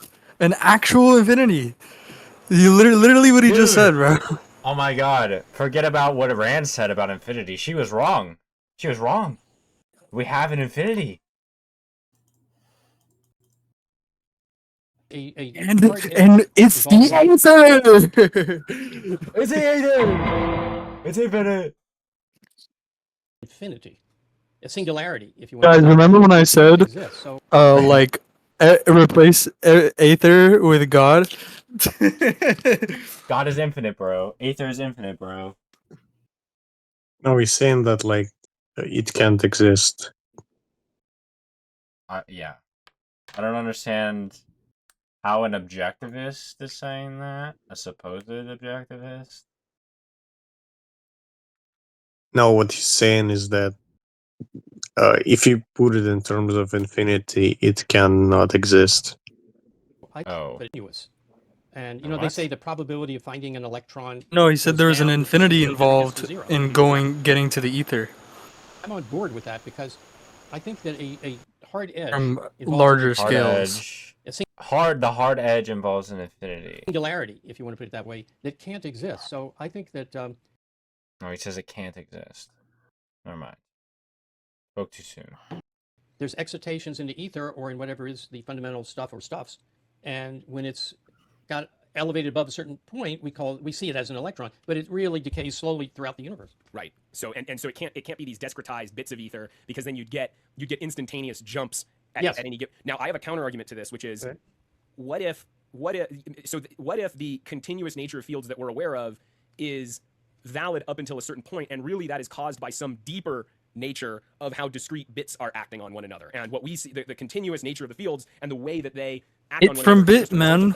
That if we zoomed in bit to bit, computationalism close enough, there would be a bunch of non-infinite, perfectly reasonable. A deeper nature way these bits are just like acting together, man. Just a deeper nature. It's not the larger system, of course. It's just this deeper nature. It's the more fundamental system. The more fundamental system. It's the more physical system. more physical. That if we zoomed in close enough, there would be a bunch of non-infinite, perfectly reasonable interactions between individual constituents. Yeah, Alright, here's a bro, question. we're on the Question PHP of interpreter. What is Here's a position question: on a is small a enough table scale? more or less physical than it's like atoms, partitioned atoms that you partition? Is a table Yeah. more or less physical? Just like, what does that even mean? It doesn't make sense. If that's the metaphysics of the physics. I'm assuming The that metaphysics no of the matter- Bro, physics. it's so funny because, like, Binswanger was saying, like, this along the same lines about certainty. He's like, what is absolute certainty, bro? That's, like, nothing. So what is more physical? What is the physical? More fundamental? What is that? how far we zoom in, we can talk about, well, you get closer and closer and closer, and then there's a jump at an infinitely fine point. But maybe space or position systems are not that way at the sub-ether level, or even the ether level. So that Sub-ether. I have to yield on that. That's the only Oh, well, thank you. Well, the other thing I think about when it comes to position is that Do we have the sub-ether, the ether, the giga-ether, the super-duper ether, the omega ether, Oh man. the ultimate omega ether? And then the Never from Minecraft. We have the prime ether. spatial concepts Prime and plus position 2. might not apply Then to we the get to sub-ether the level at Never. all, because perhaps position is nothing more than a question of what part of the medium is this wave going on in. And so, like, space itself is a product of a relationship between the ether parts. Yeah, Or the ether Bro, if parts. spatial concepts don't apply to the Aether, then temporal concepts definitely don't either. Then how the fuck is it generating anything? Like, it's like it's like how we understand like the like God couldn't have created time because then he would have to Be timeless. like there would And have there to would be be a some change. before and after. There would be a change. You know what I mean? Before the creation of time. I understand the ether is both before and after. It's before and after space, bro. It's above and below space, bro. Dude, why are you questioning it? Why are you questioning It's the Aether, before and bro? after time, and it's below and above space, bro. Yeah, and it's the same thing. Like the theists will like be like, "Oh, why are you questioning this like all-powerful being?" It's like, Bro, it's why are below you space, questioning- bro. Why are you It's below questioning the space. Aether? And infinite at the same time. What do you mean, bro? Yeah, It's below space. assuming there's discrete. Ether It's the says, most "I can only fundamental. know-" I mean, it could be. It's the most Yeah, we fundamental. can't tell. I'm silenced by authority here in that in the workshops following the publication of her work on epistemology, Ayn Rand. I'm silenced by authority. Ayn Rand said it was continuous. No way, man. Asked about the properties of what she called the little stuff, which is that which is where nothing is. Yo! Little stuff is what we've been getting at is the ultimate stuff of the universe. And she said you couldn't even say that shape applied there. It's not. You can't. Maybe it does, but you can't go for microscopic entities have borders and shapes. So Oh my gosh, it's like Shape doesn't apply there, but it's the source of shape, bro. Ayn Rand said that thing in itself is invalid. But There's no such thing as a thing in itself, but the's a thing in itself, and it's the But there's a thing in the Aether. But there's an Aether in itself. Yeah. little Things. There are no things. all you can say is it is what it is and does what it does. Right. Yeah. Just Say that, though. Aether. It's important to note that you can say that it is what it is, and it does what it does, it is an entity and it does things to other entities. Like, you know that much. It's an entity. Yeah, that's interesting. Oh, It's an What does it entity, do? but like what does it we do? removed all like it's like the maximal abstraction of subtraction, bro. It's the pure being of Hegel, you know? It's not even like okay, let's remove everything else but like space in itself. Let's keep that. You know, let's remove everything else but time. No, we're removing that too, and then that's an entity, bro. It's just this pure being, bro. Imagine, oh my god, imagine And you know, like Hegel was right when he identified that this pure being is the same as nothing. you know how like there's like a million different like fan made like levels for like the back rooms. Imagine it's like the Aether, like the Aether like blows up and it becomes that. It's just like we have the pure Hegel Aether, and like fucking like whatever. Bro, look at fucking how Aether they you want. look so serious, like considering this. Like, yes, that's interesting. Yes, that you mean it. We subtracted everything, even space. We must have gotten to the fundamental things, bro. We must have. They're like scheming. They're like, oh yes, we got to the fundamental reality.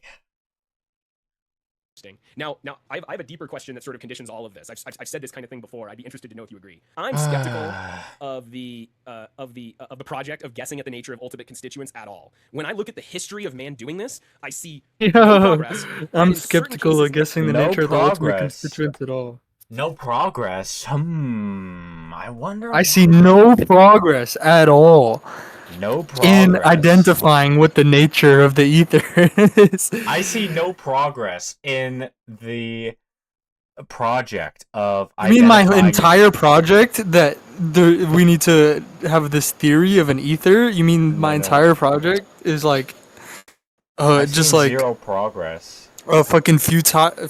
It's just futile. Yeah, I see zero progress in the project of identifying nothing as something. So I'm not sure. Negative progress. So like the classic example you give of this is the atomists, the Greek atomists. Yeah. And people might say, oh, well, James, that was incredible because that helped people find chemical atoms. I'm skeptical because these two atoms are completely different. No, it did not help people find fucking chemical atoms, bro. What? Oh. Dude, the atomistic, bro. People think like, okay, yes, Newton revived the atomists, but what do you fucking think happened when we tried to apply Newtonian formalism, right, to actual fucking atoms?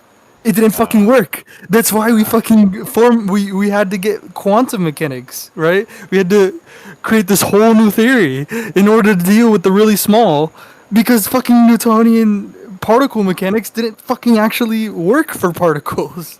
We didn't even work for us to get chemistry. We had to fucking, bro, we had to invent a whole different fucking theory, bro. Shameful. It's fucking insane, bro. Constituents that well, okay, hold on. I'm already thinking of a counter argument to what I'm saying here. The atomists, here's something good that came. Let me explain the difference between the two atoms, though. The atomists were saying there's these ultimate constituents, and they don't change. It's just their relationships between them that change. Okay. The chemists were saying there's a certain smallest bit of matter that can participate in a chemical reaction. No fucking words. And those are different things. The chemical atoms are not some kind of hypothesis about the ultimate stuff. They are a proven idea that explains the nature of chemical reactions. It's a different thing. They're not claiming it's the ultimate stuff. Okay, but I'm already noticing I'm wrong here. So basically my point is if you start speculating, you're fucking wrong, yeah. But I can already see some benefit. I'm already seeing a counter argument, which is that the atomists have. You're wrong about the entire fucking point about fucking chemistry. Oh man, he has no idea about he's just totally fucking flat wrong about the history of chemistry. It's fucking insane. Change. They didn't. I think they didn't. I don't know if they said it this explicitly, but like implicit in these atoms is it's not the fundamentals that just poof change into something else. It's that their relationships with one another. He literally just admitted, like, I don't know if they explicitly say this. It's just like implicit. I've just rationalized it from just like, oh wait, chemistry is a thing, right? They do fucking chemistry. So it must have been that they just did it because they got the ultimate fundamental stuff, man. Yep, that's how it works. So they implicitly, and then I think Aristotle's the one who formed. He just doesn't know. More broadly, like he literally does not know the history. You could definitely argue that they helped, although you could also argue that they imported an arbitrary hypothesis into the mix, which confuses the issue. So I'm really skeptical about I'm still skeptical about the idea of guessing at the ultimate constituents. I think you should be very clear on just here's the stuff we know. How do we infer our way to the next level? Is that the final level? I don't know. We'll find out when we get there. What would the final level even look like? I don't even know. Maybe something new will happen when we finally get to the last level. But I don't know. Why don't you look up if atomic spectra or chemical bonding was at all fucking intelligible in classical mechanics. I don't know, bro. Maybe it's just like those facts of nature like actually made us have to like enlarge our like I don't know, bro. Is it possible that that's the history? That's actually what fucking happened? That we discovered that our fucking previous old physics was fucking inadequate for accounting for the facts of chemical bonding and atomic spectra, that we could not fucking at all account for these facts? Oh. At the last level is that there are no unexplained phenomenon. The nature of what you've got explains everything, and then it would be arbitrary to suppose that there's another level. He doesn't even know what the fuck I'm talking about. Because then there'd be nothing. How would I say this? There's no lower level that's like switching on and off that would affect levels higher, and so there's no reason to think that they're there. Feels like Even if they they don't are know there, they're then like they talking about don't either. matter because they're not Yeah. making a difference. So Yeah, like, they're not maybe making a there, difference. but they don't Yeah. make a difference. Right. And until you had evidence that they made a difference, there's no reason to look. That's right. Cool. Okay. Wow. We're not I've there been yet. wondering about that for years. What would it look like to reach the final level? And now I know, yeah, it's good. This is the process, bro. He literally just showed you, bro. This is the process. Like, yes, I just rationalized what the history actually is. You see? Like, how they actually discovered it. He just fucking rationalized it completely right in front of us. He just did it. The process right in front of us. Let's see that. Let's see it again. There, but they don't make a difference. Right. And until you had evidence that they made a difference, there's no reason to look. That's right. Cool. Okay. Wow. So until you have evidence that they make a difference, you have no reason to look. And I've been wondering how they figured that out, man. Yeah, how'd you discover? What would it look like to reach the final level? And now I know. Yeah, that's a good explanation. We know what it looks like to reach the final frontier. Space is the final frontier. Right. If you know your Star Trek. Yes. Well, Okay. thank you very much, Harry. This was a lot of fun, and I learned quite a bit. Good. No, I learned so much. Me too. So maybe I'll come back if you invite me back. I think I will. Well, until next time. Bye. Oh man, that was comedy gold. Yeah, that was funny. Oh man, bro. It's just like you saw them just retreat into pure rationalization, bro. Just like, but so seriously, like yes, like we're doing it, bro. We're finding the ultimate stuff. We're reviving the ultimate stuff. Yo, this is how you do it, right? Am I doing it right? It's really real stuff. Just vibing it out, man. Yeah, yes, that's interesting. Let me vibe it out. And maybe it's just like it's like the properties are like the sum of all the properties of the parts. Yeah, vibing it out. I'm vibing it out. Are you vibing, man? Maybe in the Aether I can get some pussy. James is married, apparently. So. Maybe the Aether can give me the vibes, man. The good vibes. You know, like the quantum mystics, bro. They're like, I just need good Aether waves, bro. I need good Aether frequencies, bro. Higher Aether, higher Aether frames, bro. I need more Aether frames per second. Sacrifice.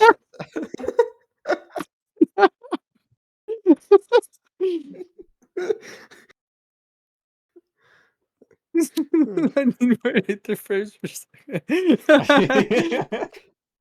Hit me again with some ether.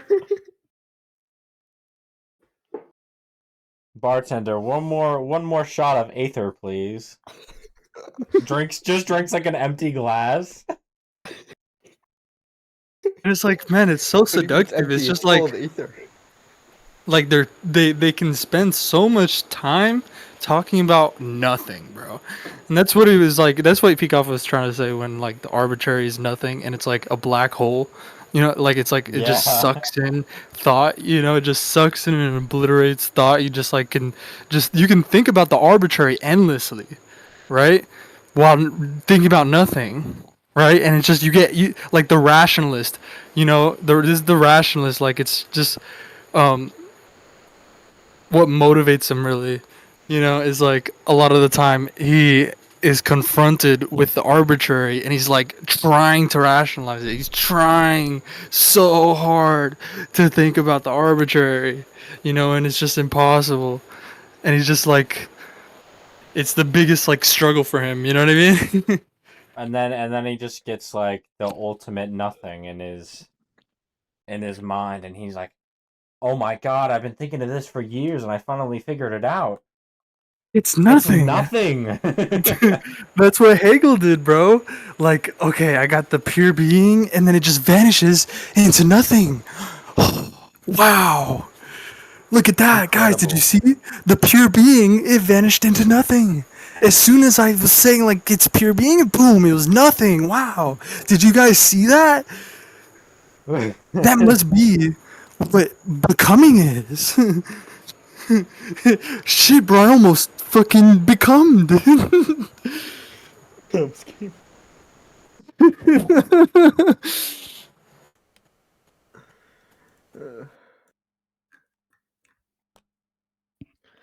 Oh man. I need to go to sleep. Bro, See you guys it's in the just video then. That was a funny one. Very funny. it is pretty Oh funny, man. bro. But it's like we didn't really give any substantial like sort of I like like this stuff critique. uncertainty though. I don't Yeah, know. oh I mean, yeah, I we feel like talked we about yeah. said what We said what some we cool wanted to things. say. We said what we But wanted like to The say. beginning was good. I don't think anybody watching this trying to find sort of like, oh, what's our really like solid like really like critique against like James Elias and his stuff, you know?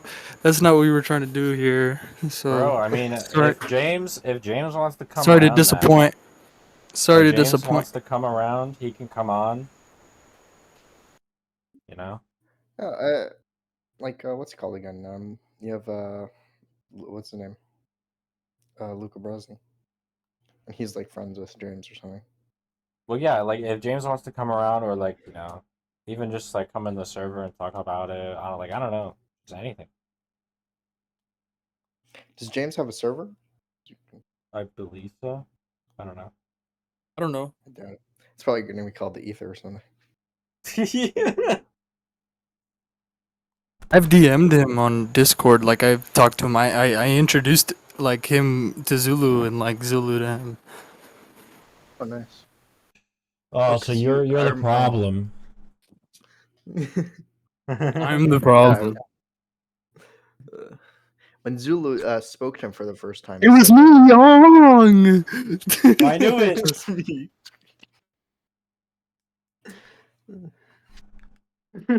I was behind the strings. Yeah. Inductica was really me all along. It was me. It's The Aether. He's like, it's time to reveal my final form. Turns into Hegel. It was me, the Aether, all along. I was the Aether. Yo, it's like Hegel, bro. Hegel was saying like his philosophy was like the like ultimate like goal of like all of reality. You know, Oh yeah. it was me. I'm the.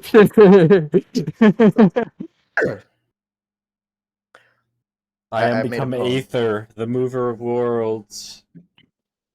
Thus speaks the Ether before. It was time me began. all along, Barry. You guys know that one? It was me, Yeah. James. I No, was no, the no. Aether. Wait. Play that. So go on YouTube and search "It Was Me, Barry." It was me, James. you I up. was the Aether. Bro, search it up. It was me, Barry. Berry. Search it up on YouTube, bro, and I stream jerked it. you off Put at it, supersonic put it on speed. the stream, bro. Put it on the stream. Come on. Remember when you were making out? Share the screen, bro. Come on. It was me, Barry. Yeah, I know what this is. With your first girlfriend, and you came right as she touched your leg. The meme version, not the original version. What? Yeah, The no, meme- they're all me. They're all the memes. The edited version. They're all edited. What this? Remember when you were making out with your first girlfriend? Just play it. Right as she touched your leg? It was me, Barry. I jerked you off at super speed so it seemed like you nutted at just a woman's touch. It was me.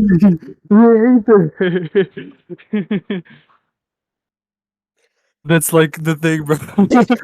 Like James Elias, bro. He's like, fuck, man. Why did I nut so early, man? It was the ether jerked me off at super speed.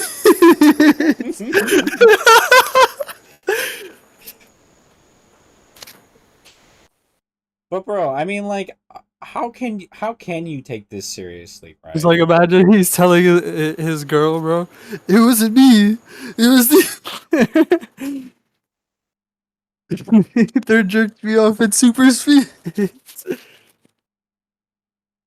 It's like, I don't know. I feel like it's appropriate for reacting to literally just the arbitrary. Like, I don't know. Yeah, yeah, definitely. Thus speaks the Aether. Before time I was, after time I remain. Within me are beginnings without number and endings without grief. I contain multitudes, yet I am one. Name me not by form, for I wear every form. Measure me not by ages, for I endure beyond them. Thus have I spoken. Thus wave the light. Yeah. What is that? Is that a Bible quote? It's a mix of like 5 different Bible quotes. Yeah. Bro, just replaced God with Aether. But it, bro, repeat that. It's like word for word, basically what fucking Inductica was saying, bro. Oh man. If I ever catch Zulu like talking about the Aether, I'll just send that. Repeat the quote. Oh, Repeat the quote. He did. Put it in VC text.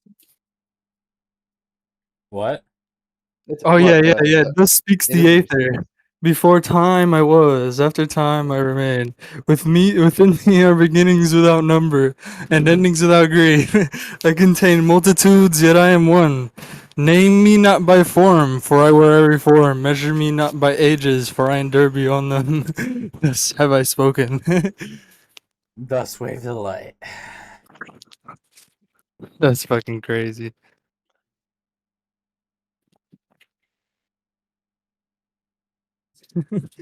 That's like exactly what fucking Elias was saying, or Inductica, I mean.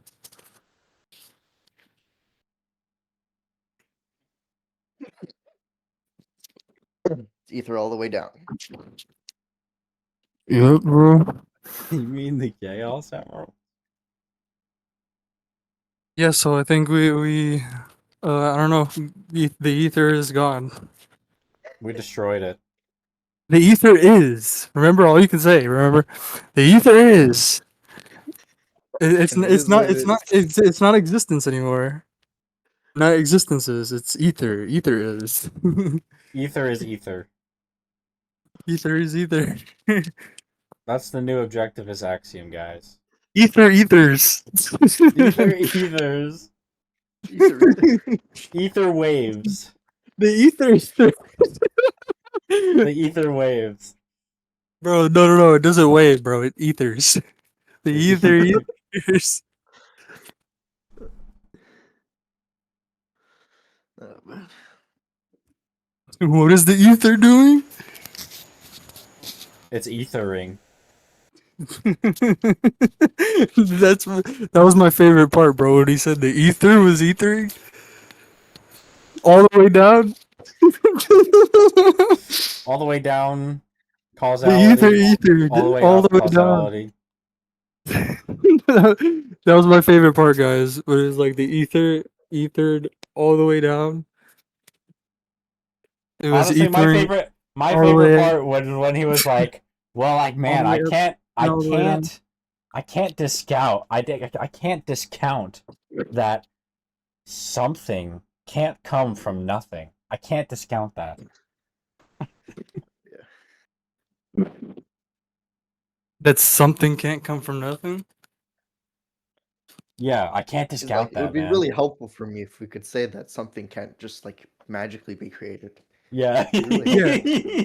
But yeah, And then and he's just like, man, I just don't have anything. Like, I need what I need is the ether for me to say that.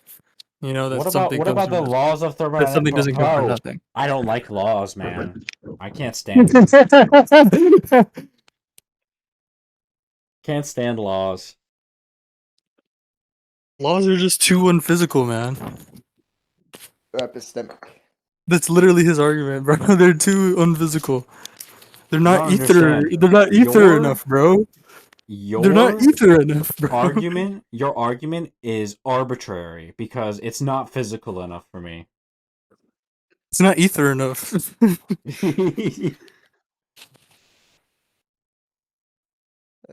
It's not ethering for me, bro. It's not it's not vibing for me, bro. It's not ethering. The ether in my head is telling me that you're wrong.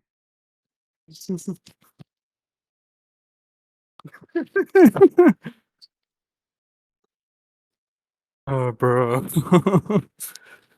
It's just like, bro, I just don't have like I can't like discount that something can't come from nothing, bro. Like it's just but I want to, man. That was another thing, bro. Like just imagine if we introduced him to the fucking first law, the thermodynamics.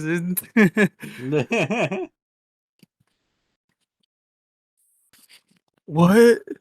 You're telling me that the universe is one universe? Energy sounds a lot like Aether. Sounds a lot like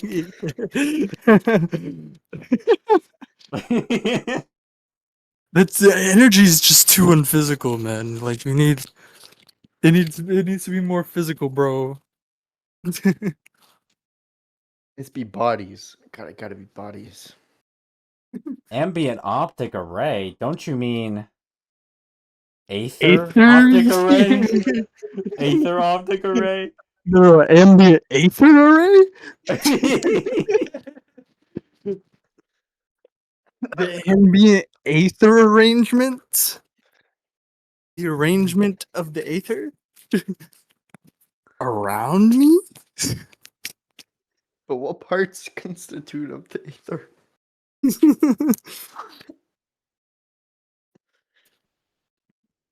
But Zulu said in a live stream, What he said that he fills has the a proof gap, for the bro, ether. between me and my surroundings, bro?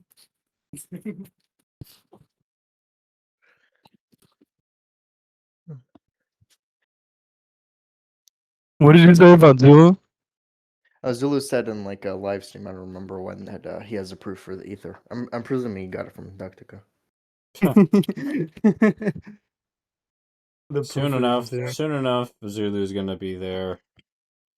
I think he's Proof is in talking the about ether. the if light is waving, what is waving? Maybe you should debate There Zulu must on be that. entities. That's what you'll There debate. must be Debate entities. Zulu. Debate Zulu on the Aether. Bro, that would be so fucking stupid, dude.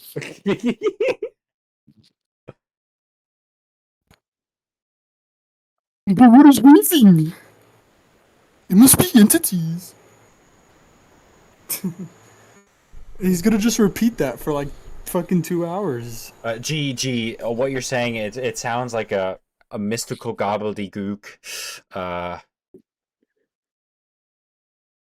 think instead of a unitary planetary system, it's actually unitary Aether system. So, yeah, man. The ether is one. Etherian planetary system, bro. Okay.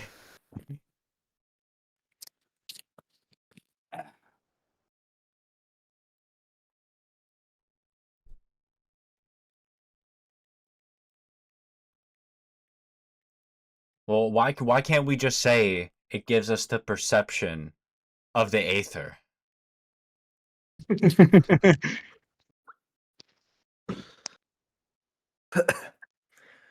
I mean, it's like, oh shit. I mean, they don't have an answer to the question, obviously. What is the Aether even? It's Aether waves. That's what it is. What are Aether waves? Light waves. What are light They waves? just like Aether waves, maybe? they can only qualify it like as like the most fundamental, right? Or something like that. Yeah. The ultimate constituents. But that's just not a thing. You know? It's never been a thing. Ultimate entity. It's only a thing if you're like a Platonist.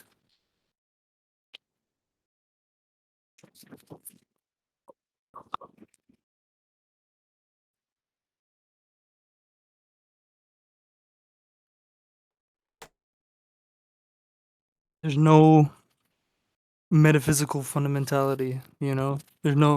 Nothing is more or less fundamental than anything else. I think the Aether's real. I'm Hegel, and I approve this message.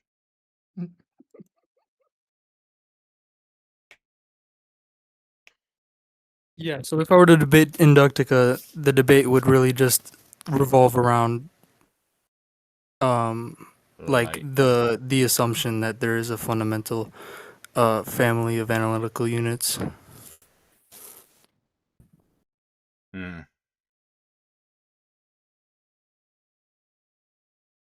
And I would just tackle it like I tackle that, right? Like how I tackle the assumption that there is some fundamental level or whatever, right?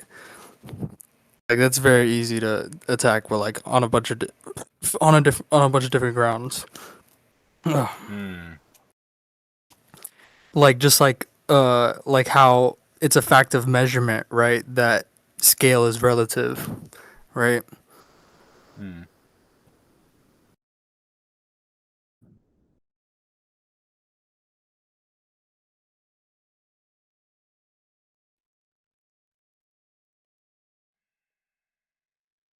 Yeah, like if you search fact of measurement in the chat, you'll probably see me talking about it.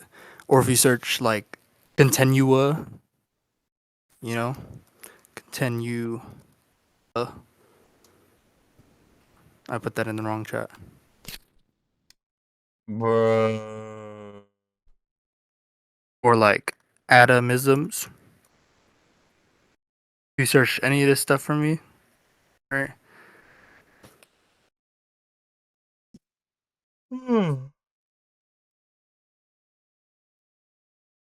Continuous sandwich between discontinua. This is just a basic fact of measurement.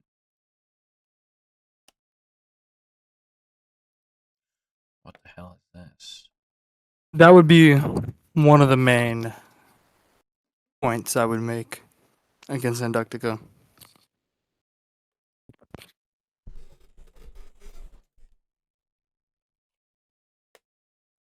Yeah, I mean, I guess Inductica would be better to debate than Zulu.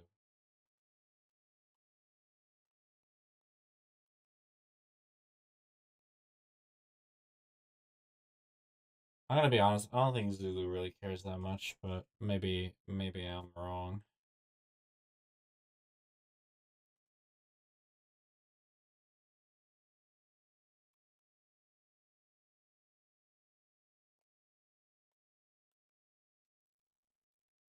But all right, I think we're good. I think we got all of our jokes out. Yeah, unless Been- books had any more things. Like, No. you think there's any got points I some should cover? serious final thoughts. No. But I do think that like as much as a joke, I do think he is like he's literally like he's not, coming in bad faith or anything. So, I think it would be possible to convince him otherwise. Yeah. I mean, people like Zulu who are like second-handers, like completely, are definitely coming at it with bad faith. But Yeah, I think like Zula would be basically impossible because he's also like too much of a debate bro to sort of I mean, Yeah, yeah, his whole thing have is have that a he normal never conversation loses with. debates, so he would never concede outright. even though he probably should have conceded that one time, which he did, but should have been more But like explicit about it. all of Inductica's like even like the stuff like the foundations of one on Mancharma's channel. Like that's just like a discussion, you know. So I do think he's like good faith. So as much as much as we're laughing at him, As yeah. good faith you can be when Yeah. you're like acting like you understand what you're talking about when you know you don't. You know? Yeah. Like when it comes to the history and shit, but like that's just like it's like just rationalization. It's like that's like blind.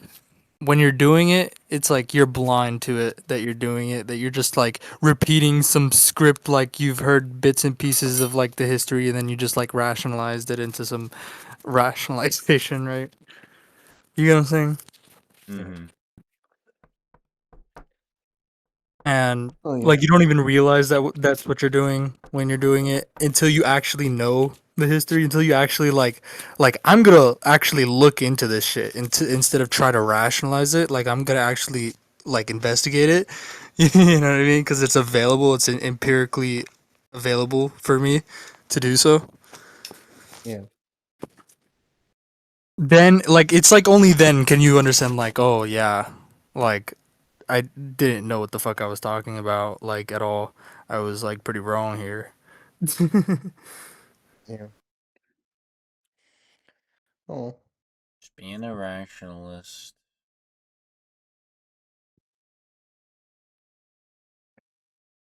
Yeah, but whatever. One day I'll talk to Inductica, you know, be like, bro.